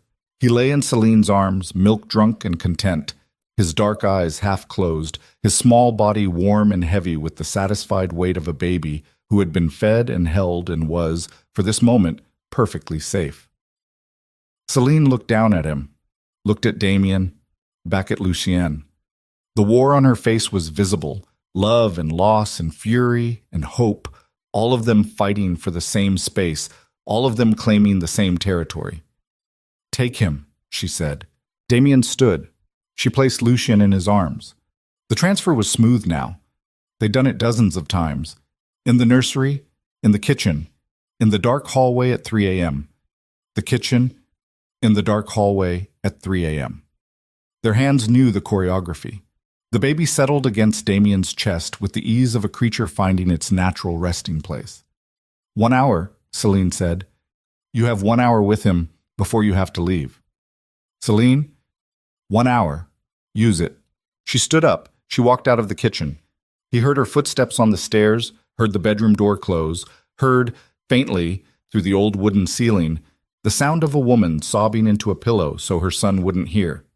Damien stood in Ruth's kitchen with his son in his arms and the morning light turning everything gold, and he used the hour. He walked with Lucien on the porch, showed him the chickens, the garden, the trees, held him up to see the sky. An enormous, cloudless blue that went on forever, stretching over the mountains and the forest and the invisible city where everything had begun. He talked to him. Not baby talk. Not platitudes. He talked to him the way he'd always talked to him. Straight, honest, direct. "I'm going away," he said. "Not because I want to, because it's the only way to keep you safe. And I know you won't remember this. I know you won't remember my voice, or my face, or this morning, or these trees. But I need to say it anyway, because saying it is the only thing I have left." Lucien stared at him with those enormous dark eyes. "I love you, not the way I loved anything before. Not power, not money, not the empire, not even your mother, though I love her too. I love you the way a drowning man loves air, the way a blind man loves the memory of light. You are the single best thing I have ever done in a life full of terrible things, and I will spend every day of whatever comes next earning the right to stand in front of you again." The baby reached up and grabbed his nose, squeezed it, made a sound that might have been a laugh or might have been gas. Either way, it was the most perfect sound Damien had ever heard. He held his son for 57 more minutes. He memorized everything: the weight, the warmth, the smell, the way the small body curled against his chest, the rhythm of breathing, the softness of hair so fine it was almost invisible. He cataloged every detail with the obsessive precision of a man who knows he is building the last memory he'll have for a very long time. Then the hour was up. He brought Lucien inside. Celine was in the kitchen again. Her eyes were red, but her face was set. The face of a woman who had cried everything out and was now operating on something beyond emotion. Duty, maybe. Or will. He placed Lucien in her arms. Their hands touched during the transfer. This time, neither flinched. "The car," he said. "I'll take the Civic to the city. You and Lucien stay here with Ruth. I know the plan. Celia Morrow, FBI. She'll contact you about the relocation. New names, new location, everything. I know. And Celine, don't." Her voice was firm, almost sharp. "Don't say goodbye. Don't make a speech. Don't do anything that makes this feel final. You said you're coming back, so come back. That's all I want to hear." He looked at her, at Lucien, at the kitchen, and the sunlight, and the life that was being built in the spaces between catastrophes. "I'm coming back," he said. "With all your fingers? Every single one." Something that was almost a smile. Then it was gone. He took the keys. He walked to the car. He got in. He started the engine. As he pulled out of the clearing, he looked in the rearview mirror. Celine was standing on the porch, Lucien against her chest, one hand raised. Not waving, just held up, open, as if holding something invisible that stretched between them. A thread, a promise, a connection that distance couldn't sever and time couldn't dissolve. He watched them until the trees closed in and the mirror showed nothing but forest. Then he drove south, toward the city, toward the federal building, toward a reckoning 20 years in the making. The drive took 3 hours. He drove in silence. No radio, no phone, no sound except the engine and the tires and his own breathing. The landscape reversed itself. Forest to farmland, farmland to suburbs, suburbs to the gray concrete sprawl of the city's outskirts. The skyline appeared on the horizon like a row of teeth, and Damien drove toward it with the grim determination of a man walking into his own sentencing. He parked the Civic on a side street in Lower Manhattan, 3 blocks from the Federal Building. He sat in the car for 5 minutes. His hands were on the steering wheel. His eyes were closed. He thought about Lucian's grip on his finger, about Celine's hand finding his in the dark, about a nursery with sage-green walls that didn't exist anymore, about a rocking chair where he'd held his son at 3 a.m. and discovered that the most powerful thing in the world wasn't fear. He opened his eyes. He got out of the car. He walked 3 blocks through the afternoon sun, past office workers and tourists and street vendors and all the ordinary machinery of a city that had no idea what was about to happen. He walked up the steps of the Federal Building, through the glass doors, past the security checkpoint where he surrendered the only weapon he had left. Not a gun, Ruth had that, but his wallet, his keys, his identity. The last remnants of Damien Varelli, as the world knew him, placed in a plastic bin and sent through an X-ray machine. Celia Morrow was waiting in the lobby. She looked at him, his rumpled clothes, his unshaven face, the look in his eyes that was equal parts surrender and defiance, and said simply, "You came." "I said I would. This way." She led him down a corridor, through a door, into a room with a table and 2 chairs and a recording device and the weight of everything he'd ever done pressing down on the air like atmospheric pressure before a storm. He sat down. Celia sat across from him. She pressed a button on the recorder. The red light came on. "For the record," she said, "state your name." Damien looked at the recorder, at the red light, at the room that was about to become the container for every truth he'd spent 20 years burying. He thought of Lucian. He thought of Celine on the porch with her hand raised. He opened his mouth. "My name is Damien Varelli," he said, "and I'm here to tell you everything." The room was 12 feet by 10. Gray walls, no windows. A table bolted to the floor. 2 chairs, 1 on each side, and a recording device with a red light that never blinked, just stared, constant and unforgiving, like the eye of something that had been waiting a long time for this moment. Damien talked for 9 hours. He started at the beginning, not the beginning of the empire, but the beginning of him. A boy in the Bronx with a mother who worked 3 jobs and a father who existed only as a name on a birth certificate and a hole in every room. He talked about the streets that raised him when his mother couldn't, about the first time he held a gun at 15 and felt the weight of it rearrange something in his brain, about the slow, seductive logic of criminal enterprise, how it starts as survival and becomes identity and then becomes everything until the man and the machine are indistinguishable. He talked about the organization, named names, gave dates, drew diagrams on a legal pad that Celia Morrow slid across the table, boxes and lines connecting people to accounts, to shipments, to locations. The entire nervous system of a 20-year operation laid bare in ballpoint pen and yellow paper. He described the supply routes through Newark and Elizabeth. He detailed the laundering networks that ran through real estate and construction companies. He identified the port officials, the customs agents, the police officers who looked the other way for envelopes of cash delivered on the 1st of every month. He held nothing back. Every name, every number, every crime. The murders he'd ordered, 3 of them, over 20 years, each one described with the clinical precision of a man who had long ago stopped lying to himself about what he was. The bribes, the threats, the systematic corruption of institutions designed to protect the public. All of it, recorded in a room with no windows, under a red light that never blinked. Celia Morrow listened with the focused patience of someone building a cathedral, brick by brick, piece by piece, understanding that the structure would only be as strong as its foundation. She asked questions when the narrative needed clarification. She pushed when the details got vague.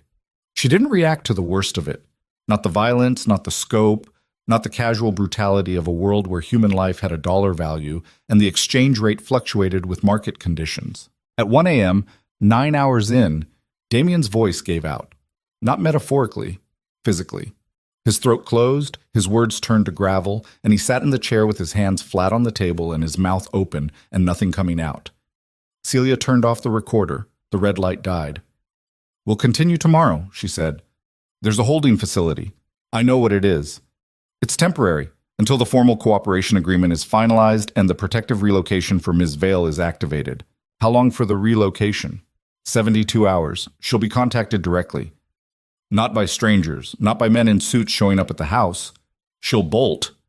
I'll handle it personally. Celia looked at him across the table. At the haggard face, the bloodshot eyes, the posture of a man who'd emptied himself out like a vessel being poured onto the floor. You did the right thing, Damien. I did the necessary thing. Don't confuse the two. They led him to a holding cell. Not a prison cell. Federal detention was cleaner than that. Almost sterile. A beige room with a cot and a toilet and a door that locked from the outside. He lay on the cot and stared at the ceiling and felt the strange, disorienting lightness of a man who no longer had anything to hide. For 20 years, every waking moment had carried the weight of secrets. The constant cognitive load of maintaining lies, managing narratives, protecting information that could destroy him if it surfaced. That weight was gone now. He'd given it all away. Every secret, every lie, every buried truth, handed over to a woman with a recorder and a legal pad, distributed across 14 institutional recipients, scattered like seeds that would grow into the systematic destruction of everything he'd built. He should have felt devastated. Instead, he felt something closer to the sensation of setting down a heavy object after carrying it so long your muscles had forgotten what it felt like to be unburdened. He slept. Deeply. For the first time in weeks, he slept without dreaming. The cooperation process took 4 months. 4 months of interviews, depositions, document reviews, and the grinding, meticulous work of converting a man's life into evidence. Damien met with prosecutors 3 times a week in a conference room at the federal building, each session lasting 4 to 6 hours, each one excavating another layer of the operation he'd spent 2 decades building. The FBI moved on Surratt first. Within 3 weeks of Damien's surrender, a federal grand jury returned a 47-count indictment against Marco Surratt: racketeering, money laundering, conspiracy, weapons trafficking, and 3 counts of obstruction of justice. Surratt was arrested at a marina in Connecticut, attempting to board a private boat to international waters. He was photographed in handcuffs on the dock, his face carrying the particular expression of a man who had believed himself untouchable and was now learning the texture of metal against his wrists. Ronan Graves proved harder to find. He'd disappeared the night of the FBI raids, slipping through the net with the same operational discipline he'd spent 15 years perfecting under Damien's tutelage. For 6 weeks, he was a ghost. No credit card activity, no phone signals, no sightings. Damien told the FBI everything he knew about Ronan's methods, his habits, his fallback plans. He described the way Ronan thought, the way he moved, the patterns buried so deep in the man's behavior that even Ronan himself might not have been aware of them. They found him in a rented room above a hardware store in Scranton, Pennsylvania, living under a false name, working a cash job at a warehouse. The arrest was quiet. 2 agents at the door, a brief conversation, handcuffs applied in a hallway that smelled like sawdust and solvents. No drama, no standoff. Just a man who'd run out of places to run. Damien learned about Ronan's arrest from Celia Morrow during a routine session at the federal building. She told him the details, the location, the circumstances, the charges, in the same clinical tone she used for everything, and he listened and nodded and felt nothing. That wasn't true. He felt something, but the something was so complex, so layered with grief and anger and the residue of 15 years of brotherhood, that his nervous system couldn't process it into a recognizable emotion. It just sat in his chest like a stone, heavy and inert, taking up space. "He asked about you," Celia said. "What did he say?" "He asked if you were cooperating. When I confirmed it, he said, and I'm quoting, 'Of course he is. He always did put his heart before his head.'"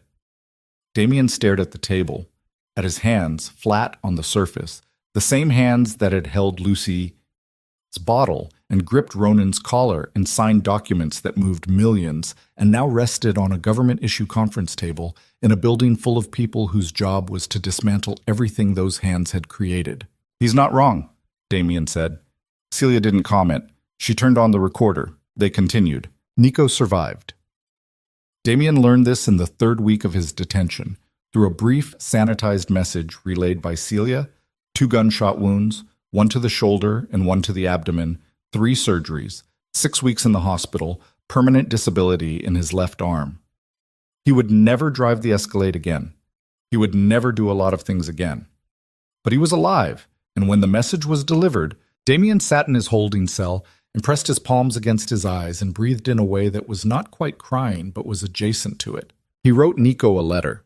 The detention facility allowed outgoing mail, reviewed and censored for security. Damien spent 2 hours on it, writing and rewriting, trying to find words that could contain the weight of what he owed. In the end, the letter was 4 sentences long. You stayed when you didn't have to. You bled for something that wasn't yours to protect. I will carry that debt for the rest of my life. Thank you is not enough, but it's what I have. He didn't know if Nico received it. He didn't know if Nico would care. But the act of writing it, of putting gratitude into language and sending it into the world, felt like the right thing to do. A new instinct for a man who was learning, slowly and painfully, what right things felt like. The sentencing came 6 months after his surrender. The courtroom was in the Southern District of New York, the same building where he'd walked in voluntarily, the same corridor Celia had led him down. Now he stood in a suit borrowed from a federal marshal's closet, his hands uncuffed for the hearing, his attorney beside him, and faced a judge who looked at him over reading glasses with the expression of a person who had heard every excuse in the book and wasn't interested in hearing another one. The prosecutor outlined the charges: racketeering, conspiracy, money laundering, obstruction. The list went on, a litany of crimes that, when read aloud in a courtroom, sounded like the biography of a man who had spent his life systematically poisoning the world around him. Damien listened. He didn't flinch. He didn't look away. He stood and absorbed every word the way a coastline absorbs waves, not by resisting, but by accepting the impact and remaining standing. His attorney argued for leniency, cited the cooperation agreement, listed the results: Thorell's conviction, Ronan's arrest, the dismantlement of 2 major criminal organizations, the identification of corrupt officials at every level of government. The argument was technical and strategic and designed to convert Damien's cooperation into mathematical reduction of sentence. The judge asked Damien if he wanted to speak. He stood. The courtroom was quiet. Somewhere in the gallery, a sketch artist's pencil moved against paper, capturing the moment in charcoal and ink. "Your Honor," he said. His voice was rough, unused to public speech, unused to the acoustics of a room designed to amplify accountability. "I'm not going to stand here and tell you I'm sorry. That word isn't big enough. I built something that hurt people, directly, systematically, for 20 years. I knew what I was doing. I did it anyway. And the reasons I did it, the poverty I grew up in, the absence of anyone who taught me a better way, those are explanations. They're not excuses." He paused. His hands were at his sides. "Still, I have a son. He's 7 months old. He was born in a storm, and he almost didn't survive. When I held him for the first time, something in me broke. Not the kind of breaking that makes you weaker, the kind that makes you different. I can't undo what I did. I can't resurrect the damage or reverse the harm, but I can choose what happens next, and I'm choosing to be the kind of man my son can look at without shame." The courtroom was silent. The judge looked at him for a long time, the same evaluating look that Ruth had given him, that Celia had given him, that every person he'd encountered since leaving his old life had given him. The look of someone measuring the distance between what a man was and what he claimed to want to become. "Mr. Varelli," the judge said, "your cooperation has been substantial and has resulted in significant law enforcement outcomes. The court recognizes the value of that cooperation. However, the scope and duration of your criminal activity demand meaningful accountability." The sentence was 7 years. Federal prison, with the possibility of reduction for continued cooperation and good behavior. 7 years. Lucillette would be nearly 8 when Damien walked out, old enough to have memories, old enough to have asked questions, old enough to have formed opinions about a father who existed only as a voice on a phone and a face behind glass. Damien absorbed the number, let it settle into his body, felt it take up residence in the same place where all the other heavy things lived: the guilt, the grief, the knowledge of what he'd done and what it cost. "Thank you, Your Honor," he said, because there was nothing else to say. They took him away. The handcuffs went back on. The borrowed suit was exchanged for a federal inmate uniform. He was processed, photographed, assigned a number, and transported to a federal correctional facility in Pennsylvania, a medium security complex surrounded by farmland and razor wire, the kind of place that looked almost peaceful from the outside and was anything but on the inside. He was allowed one phone call before intake was complete. He used it to call Ruth's landline. Celine answered on the third ring. "It's me," he said. Her breath caught. A small sound, barely audible through the phone line, but he heard it. He'd learned to hear everything in her voice, the things she said and the things she held back and the things that existed in the spaces between words. "How long?" she asked. 7 years. Silence. Not the hostile silence of their early encounters or the tense silence of crisis. This was the silence of absorption, the quiet that follows a blow when the body is still processing impact. "Celine, I'm here. The relocation, it's done. Celia handled it. We're safe. New names, new place. I can't tell you where." A pause. "They said you can have visitors after the first 90 days. 90 days, but 90 days? And then I'm coming. With Lucienne. Every visit they allow. You don't have to." "I know I don't have to. That's why it matters that I'm choosing to." He closed his eyes. The phone was pressed against his ear so hard it hurt. The pain was good, physical, real, a reminder that his body still existed, that sensation still worked, that the world hadn't gone entirely numb. "He smiled at me yesterday," Celine said. Her voice had changed, softened at the edges, warmed by something that only their son could generate. A real smile, not gas. He looked right at me and smiled. "He has your eyes, Damien. I keep looking at him and seeing you." Something broke in his chest. Not the catastrophic breaking of that night in the hospital. Something quieter, slower. The breaking of ice in spring. The cracking open of something frozen that was finally, painfully, beginning to thaw. "Tell him..." His voice gave out. He cleared his throat, tried again. "Tell him I'm coming back. I will. Tell him every day. I will. With all my fingers." She laughed. A real laugh. Brief and wet with tears, but genuine. The first laugh he'd heard from her since before the storm. Since before everything. "All your fingers," she said. The line went dead. Intake was complete. Damien Varelli, federal inmate number 47291-054, walked through the facility gates and began serving his sentence. The first year was the hardest, not because of the violence, though there was violence, the kind that exists in any place where men are caged and bored and full of rage. Damien's reputation preceded him, which was both protection and target. Some inmates wanted to test the former kingpin, others wanted to align with him. He navigated both with the same cold efficiency he'd always applied to threat assessment, establishing boundaries that were respected because the men around him could see, in the way he moved and the way he held himself, that he was not someone to push without consequence. But the hardest part wasn't the danger. It was the absence. The absence of Lucien's weight on his chest at 3 a.m. The absence of the small sounds, the coos, the cries, the gurgling, the breathing. The absence of a warm bottle in his hand and a rocking chair beneath him, and the quiet, sacred ritual of feeding his son in the dark.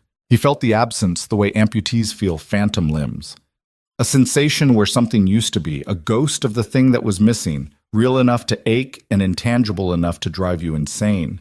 He survived it the way he survived everything, by structuring his time, by building routine, by finding work. The prison library, a quiet place with bad lighting and decent books, where he spent his days organizing shelves and reading things he'd never had time for. Philosophy, history, literature, the accumulated wisdom of people who'd thought hard about what it means to be human, which was a question Damien was finally in a position to consider without the distraction of empire. The visits began after 90 days. Celine came with Lucienne on a Saturday morning in October. The visiting room was a large, open space with tables and chairs and vending machines and the forced cheerfulness of a room designed to make incarceration feel temporary. Families sat together in clusters, mothers and children, and wives and partners, all performing the ritual of connection across the unbridgeable gap of a prison sentence. Damien sat at a table and waited. His hands were on the surface. He'd washed them 3 times that morning. He'd shaved. He'd pressed his uniform as flat as a prison-issue iron could manage. He looked, for all his effort, like exactly what he was. A man in a cage trying to be presentable for the people he loved. Celine walked in carrying Lucien on her hip. The baby was 10 months old now, bigger, rounder, with a full head of dark hair and the curious, wide-eyed expression of a child discovering that the world contained more rooms than he'd previously realized. He looked around the visiting room with the alert intensity that Damien remembered from the NICU. The same watchful focus, now applied to a larger, louder, more confusing environment. Celine looked different too. Not just physically, though she was healthier, fuller, the surgical gauntness finally replaced by the look of someone who was eating and sleeping and living without the constant burden of crisis. She looked different in a deeper way. The anger that had been the baseline of her expression for months, the default setting of a woman who'd been wronged and wasn't going to let anyone forget it, had shifted. Not disappeared. Shifted. As if the anger had been metabolized into something else, something more complex and more useful. She sat down across from him, Lucien on her lap. The baby looked at Damien with the unfiltered curiosity of a creature who had no idea who this man was, but found him interesting anyway. "Hey," Celine said. "Hey, you look thinner." "The food is terrible. I brought him something. They said I could." She reached into a bag and pulled out a small stuffed animal, a bear, brown, button-eyed, the kind of thing that costs $4 at a drugstore and means everything to the person giving it. "It's from both of us." Damien took the bear, held it, felt the cheap fabric and the polyester stuffing and the weight of what it represented. A gift from his family, carried through security checkpoints and metal detectors and the bureaucratic machinery of the federal prison system, to reach him on a Saturday morning in October. "Thank you," he said. The words were inadequate, and he said them anyway. "He's crawling," Celine said. "Started 2 weeks ago. He goes straight for the electrical outlets, every single time. Smart kid, goes for the power source. That's one way to look at it." They talked for an hour. The conversation was ordinary. Baby milestones, feeding schedules, the mundane logistics of raising a child. No drama, no accusations, no rehashing of wounds that both of them knew by heart. Just two people talking about their son in a room where everything was monitored and nothing was private, and the clock on the wall counted down the remaining minutes with the indifference of a machine that didn't care about the humans beneath it. When the visit ended, Celine stood up. Lucien was getting fussy, tired, overstimulated, ready for the car ride home. She shifted him to her other hip and looked at Damien. "Same time next month," she said. "Same time next month."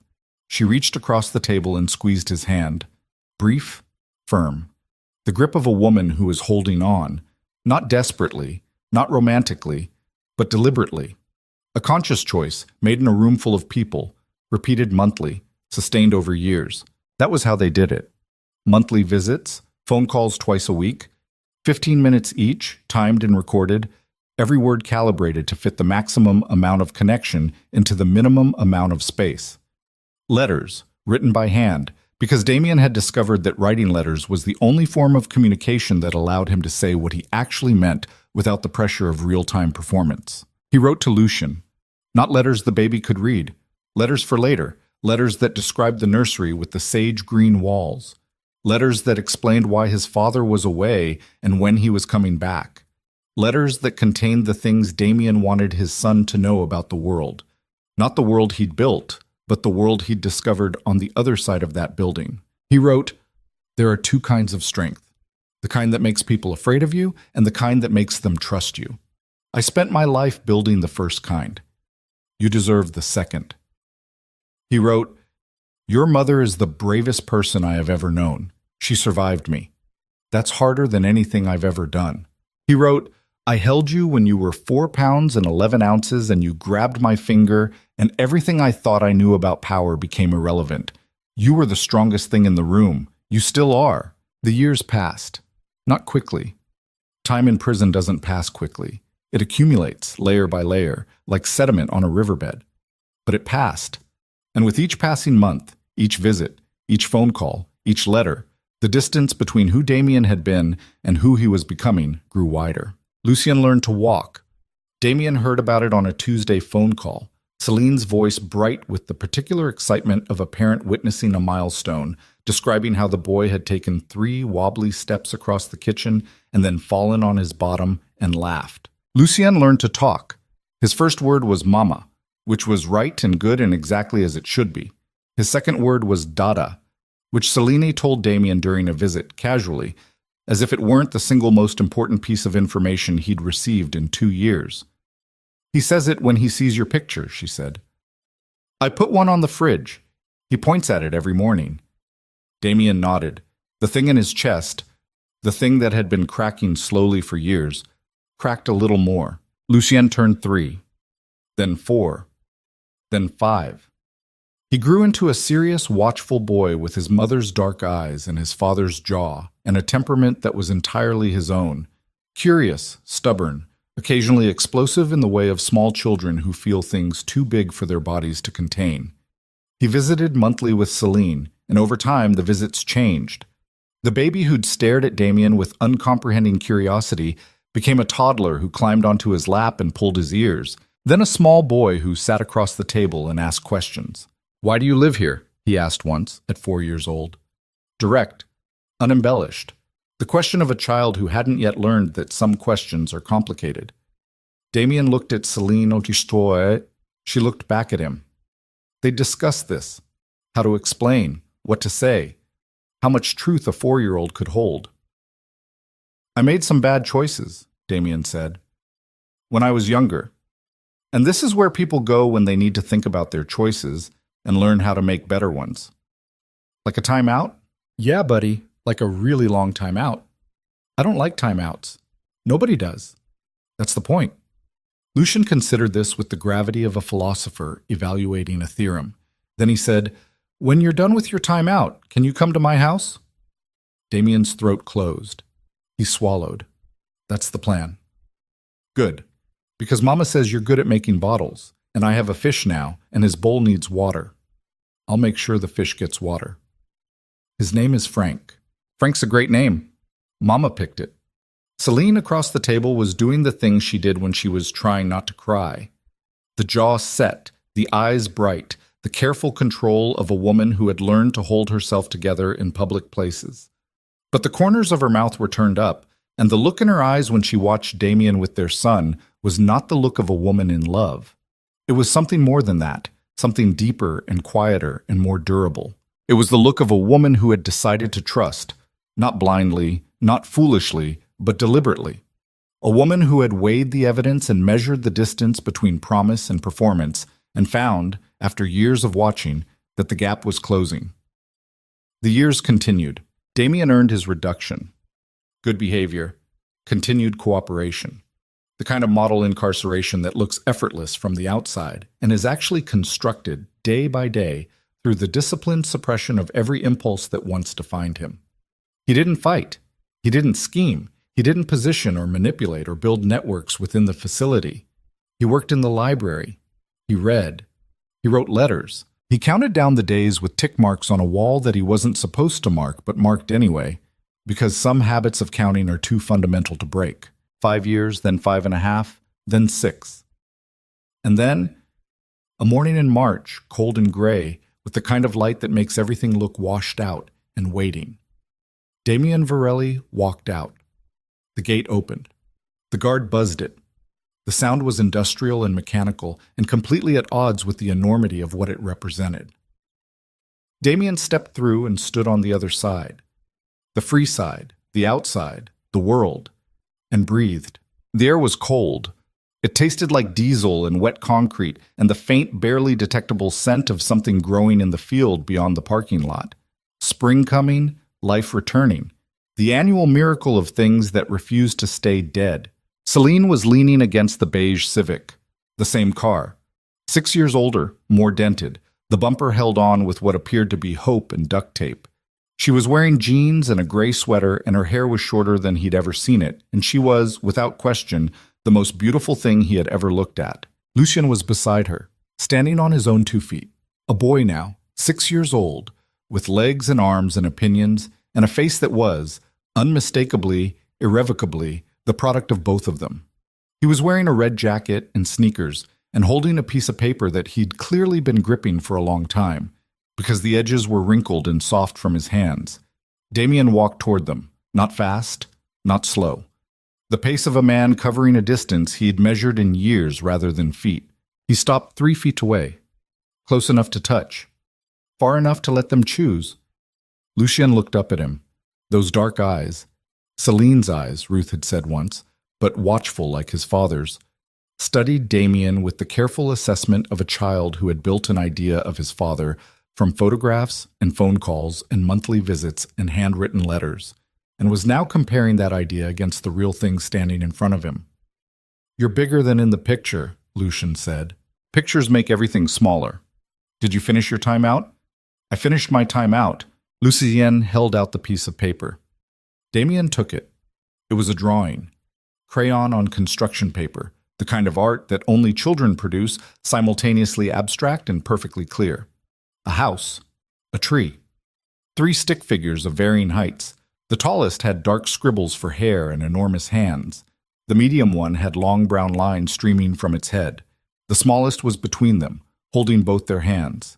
At the bottom, in the shaky, oversized letters of a child still mastering penmanship, Lucien had written, "My family." Damien looked at the drawing. He looked at it for a long time. He looked at it the way he'd once looked at blueprints and financial statements and the architectural plans of an empire, with total attention, with the understanding that the document in his hands contained everything that mattered. Then he knelt down. Not the way he'd knelt in Ruth's kitchen, or in the hospital, or at any of the other moments when gravity had brought him to his knees. He knelt the way a man kneels when he wants to be at the same height as a child, when he wants to look his son in the eye and be seen not as a figure above, but as a person beside. "Can I hug you?" he asked. Lucien considered this. "Mama says you give good hugs." "Mama's being generous.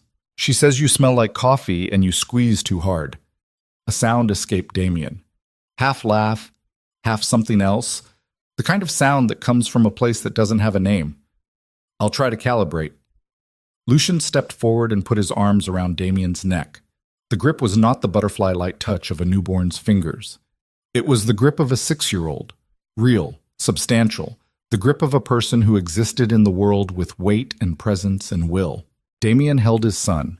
He held him the way he'd held him at 4 pounds and 11 ounces in the NICU, with the desperate care of a man holding something infinitely precious and infinitely fragile.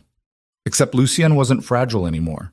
He was sturdy and warm and alive, and here, and the 6 years between the incubator and this parking lot collapsed into a single, unbearable, luminous point. He stood up, lifting Lucien with him. The boy laughed, a bright, uncomplicated sound, the laugh of a child who doesn't know about empires or betrayals or the architecture of damage, the laugh of a human being who is simply happy to be picked up by his father. Celine hadn't moved from the car.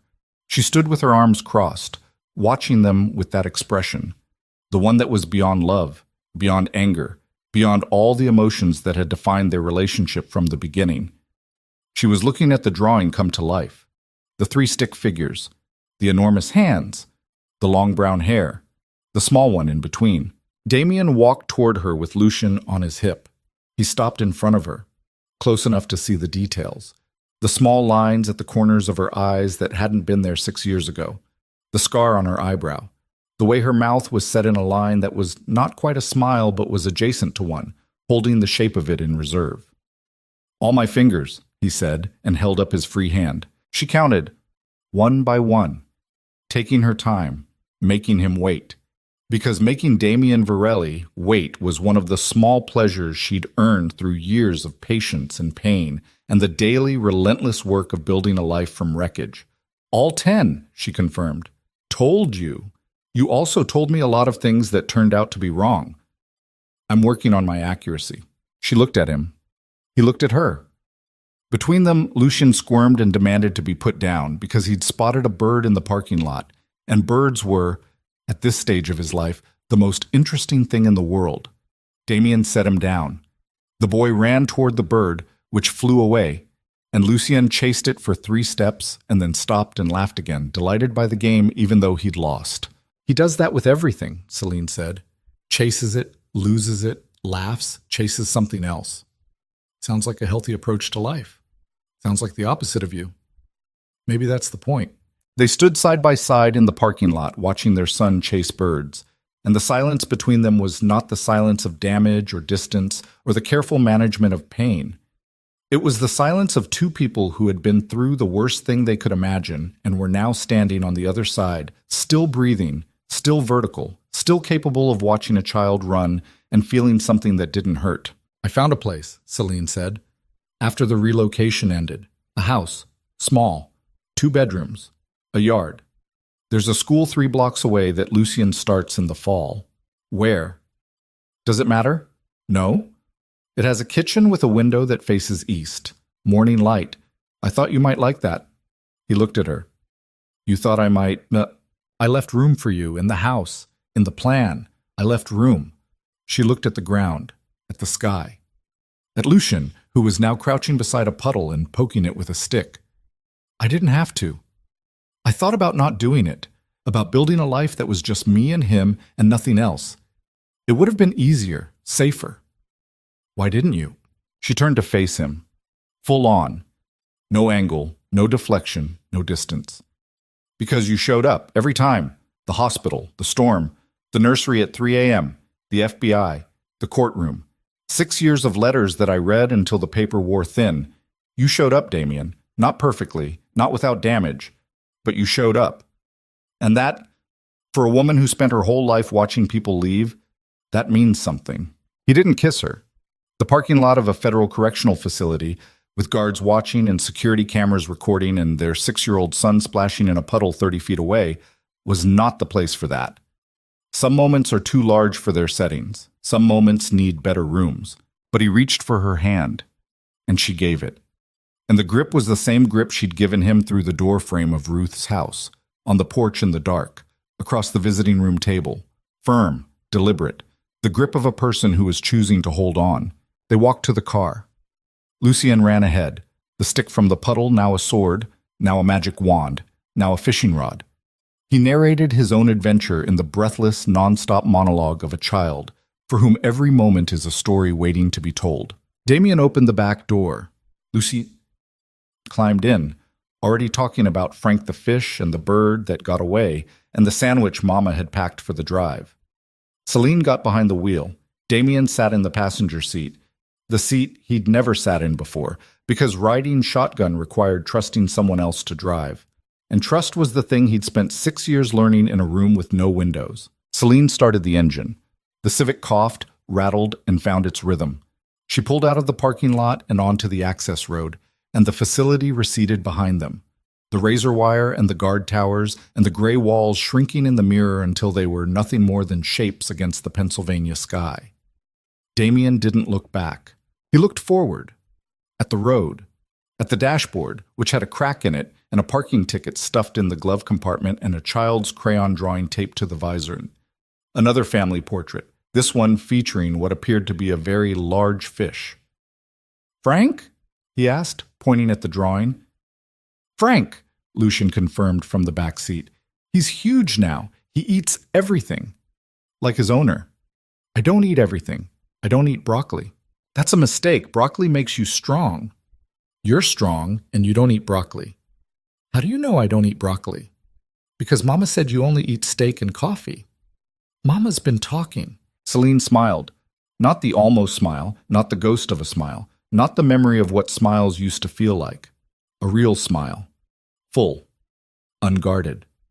The smile of a woman driving a beige Civic on a gray road in Pennsylvania with a 6-year-old in the back seat and a man beside her who had earned, through blood and time, and the systematic demolition of everything he used to be, the right to be there. They drove east, toward a house with a kitchen that faced the morning sun, toward a room that had been left empty, waiting to be filled, toward a life that didn't exist on any balance sheet and couldn't be measured in dollars or territory or the fear of other men. A life measured in fingers held up at prison gates, in drawings taped to dashboards, in the weight of a child on a hip and the grip of a hand in the dark, and the sound of a laugh in a parking lot, chasing something it would never catch and finding joy in the chase anyway. The city appeared on the horizon, then disappeared. They were going somewhere else now, somewhere smaller, somewhere that didn't need conquering. In the back seat, Lucien fell asleep, his head tilted against the window, his mouth slightly open, his small body surrendering to the motion of the car with the absolute trust of a child who knows, without question, that the people driving are taking him somewhere safe. Celine reached across the center console. Her hand found Damien's. Their fingers interlaced, practiced now, familiar. The muscle memory of a gesture repeated across visiting rooms and phone calls and the long, patient distance of years. She drove. He held on. The road unspooled ahead of them, empty and open and pointing toward something that neither of them could see yet, but both of them believed in. Not because they had proof, because they had each other. And that, after the storm, after the blood, after the empire and the betrayal and the prison and the silence and the 6-year timeout and the bird in the parking lot, that was enough. It was more than enough. It was everything. "Found a place," Celine said. After the relocation ended. A house. Small. 2 bedrooms. A yard. There's a school 3 blocks away that Lucien starts in the fall. Where? Does it matter? No. It has a kitchen with a window that faces east. Morning light. I thought you might like that. He looked at her. You thought I might... I left room for you in the house, in the plan. I left room. She looked at the ground, at the sky, at Lucien, who was now crouching beside a puddle and poking it with a stick. I didn't have to. I thought about not doing it, about building a life that was just me and him and nothing else. It would have been easier, safer. Why didn't you? She turned to face him. Full on. No angle, no deflection, no distance. Because you showed up, every time. The hospital, the storm, the nursery at 3 a.m., the FBI, the courtroom. 6 years of letters that I read until the paper wore thin. You showed up, Damien. Not perfectly, not without damage, but you showed up. And that, for a woman who spent her whole life watching people leave, that means something. He didn't kiss her. The parking lot of a federal correctional facility, with guards watching and security cameras recording and their 6-year-old son splashing in a puddle 30 feet away, was not the place for that. Some moments are too large for their settings. Some moments need better rooms. But he reached for her hand, and she gave it. And the grip was the same grip she'd given him through the door frame of Ruth's house, on the porch in the dark, across the visiting room table. Firm, deliberate, the grip of a person who was choosing to hold on. They walked to the car. Lucien ran ahead, the stick from the puddle now a sword, now a magic wand, now a fishing rod. He narrated his own adventure in the breathless, non-stop monologue of a child, for whom every moment is a story waiting to be told. Damien opened the back door. Lucy climbed in, already talking about Frank the fish and the bird that got away, and the sandwich Mama had packed for the drive. Celine got behind the wheel. Damien sat in the passenger seat, the seat he'd never sat in before, because riding shotgun required trusting someone else to drive. And trust was the thing he'd spent 6 years learning in a room with no windows. Celine started the engine. The Civic coughed, rattled, and found its rhythm. She pulled out of the parking lot and onto the access road, and the facility receded behind them. The razor wire and the guard towers and the gray walls shrinking in the mirror until they were nothing more than shapes against the Pennsylvania sky. Damien didn't look back. He looked forward, at the road, at the dashboard, which had a crack in it and a parking ticket stuffed in the glove compartment and a child's crayon drawing taped to the visor. Another family portrait, this one featuring what appeared to be a very large fish. "Frank?" he asked, pointing at the drawing. "Frank," Lucien confirmed from the back seat. "He's huge now. He eats everything. Like his owner." "I don't eat everything. I don't eat broccoli." "That's a mistake. Broccoli makes you strong." "You're strong, and you don't eat broccoli." "How do you know I don't eat broccoli?" "Because Mama said you only eat steak and coffee." "Mama's been talking." Celine smiled. Not the almost smile, not the ghost of a smile, not the memory of what smiles used to feel like. A real smile. Full. Unguarded. The smile of a woman driving a beige Civic on a gray road in Pennsylvania with a 6-year-old in the back seat and a man beside her who had earned, through blood and time, and the systematic demolition of everything he used to be, the right to be there. They drove east, toward a house with a kitchen that faced the morning sun, toward a room that had been left empty, waiting to be filled, toward a life that didn't exist on any balance sheet and couldn't be measured in dollars or territory or the fear of other men. A life measured in fingers held up at prison gates, in drawings taped to dashboards, in the weight of a child on a hip and the grip of a hand in the dark, and the sound of a laugh in a parking lot, chasing something it would never catch and finding joy in the chase anyway. The city appeared on the horizon, then disappeared. They were going somewhere else now, somewhere smaller, somewhere that didn't need conquering. In the back seat, Lucien fell asleep, his head tilted against the window, his mouth slightly open, his small body surrendering to the motion of the car with the absolute trust of a child who knows, without question, that the people driving are taking him somewhere safe. Celine reached across the center console. Her hand found Damien's. Their fingers interlaced, practiced now, familiar. The muscle memory of a gesture repeated across visiting rooms and phone calls and the long, patient distance of years. She drove. He held on. The road unspooled ahead of them, empty and open and pointing toward something that neither of them could see yet, but both of them believed in. Not because they had proof, because they had each other. And that, after the storm, after the blood, after the empire and the betrayal, and the prison, and the silence, and the 6-year timeout, and the bird in the parking lot, that was enough. It was more than enough. It was everything.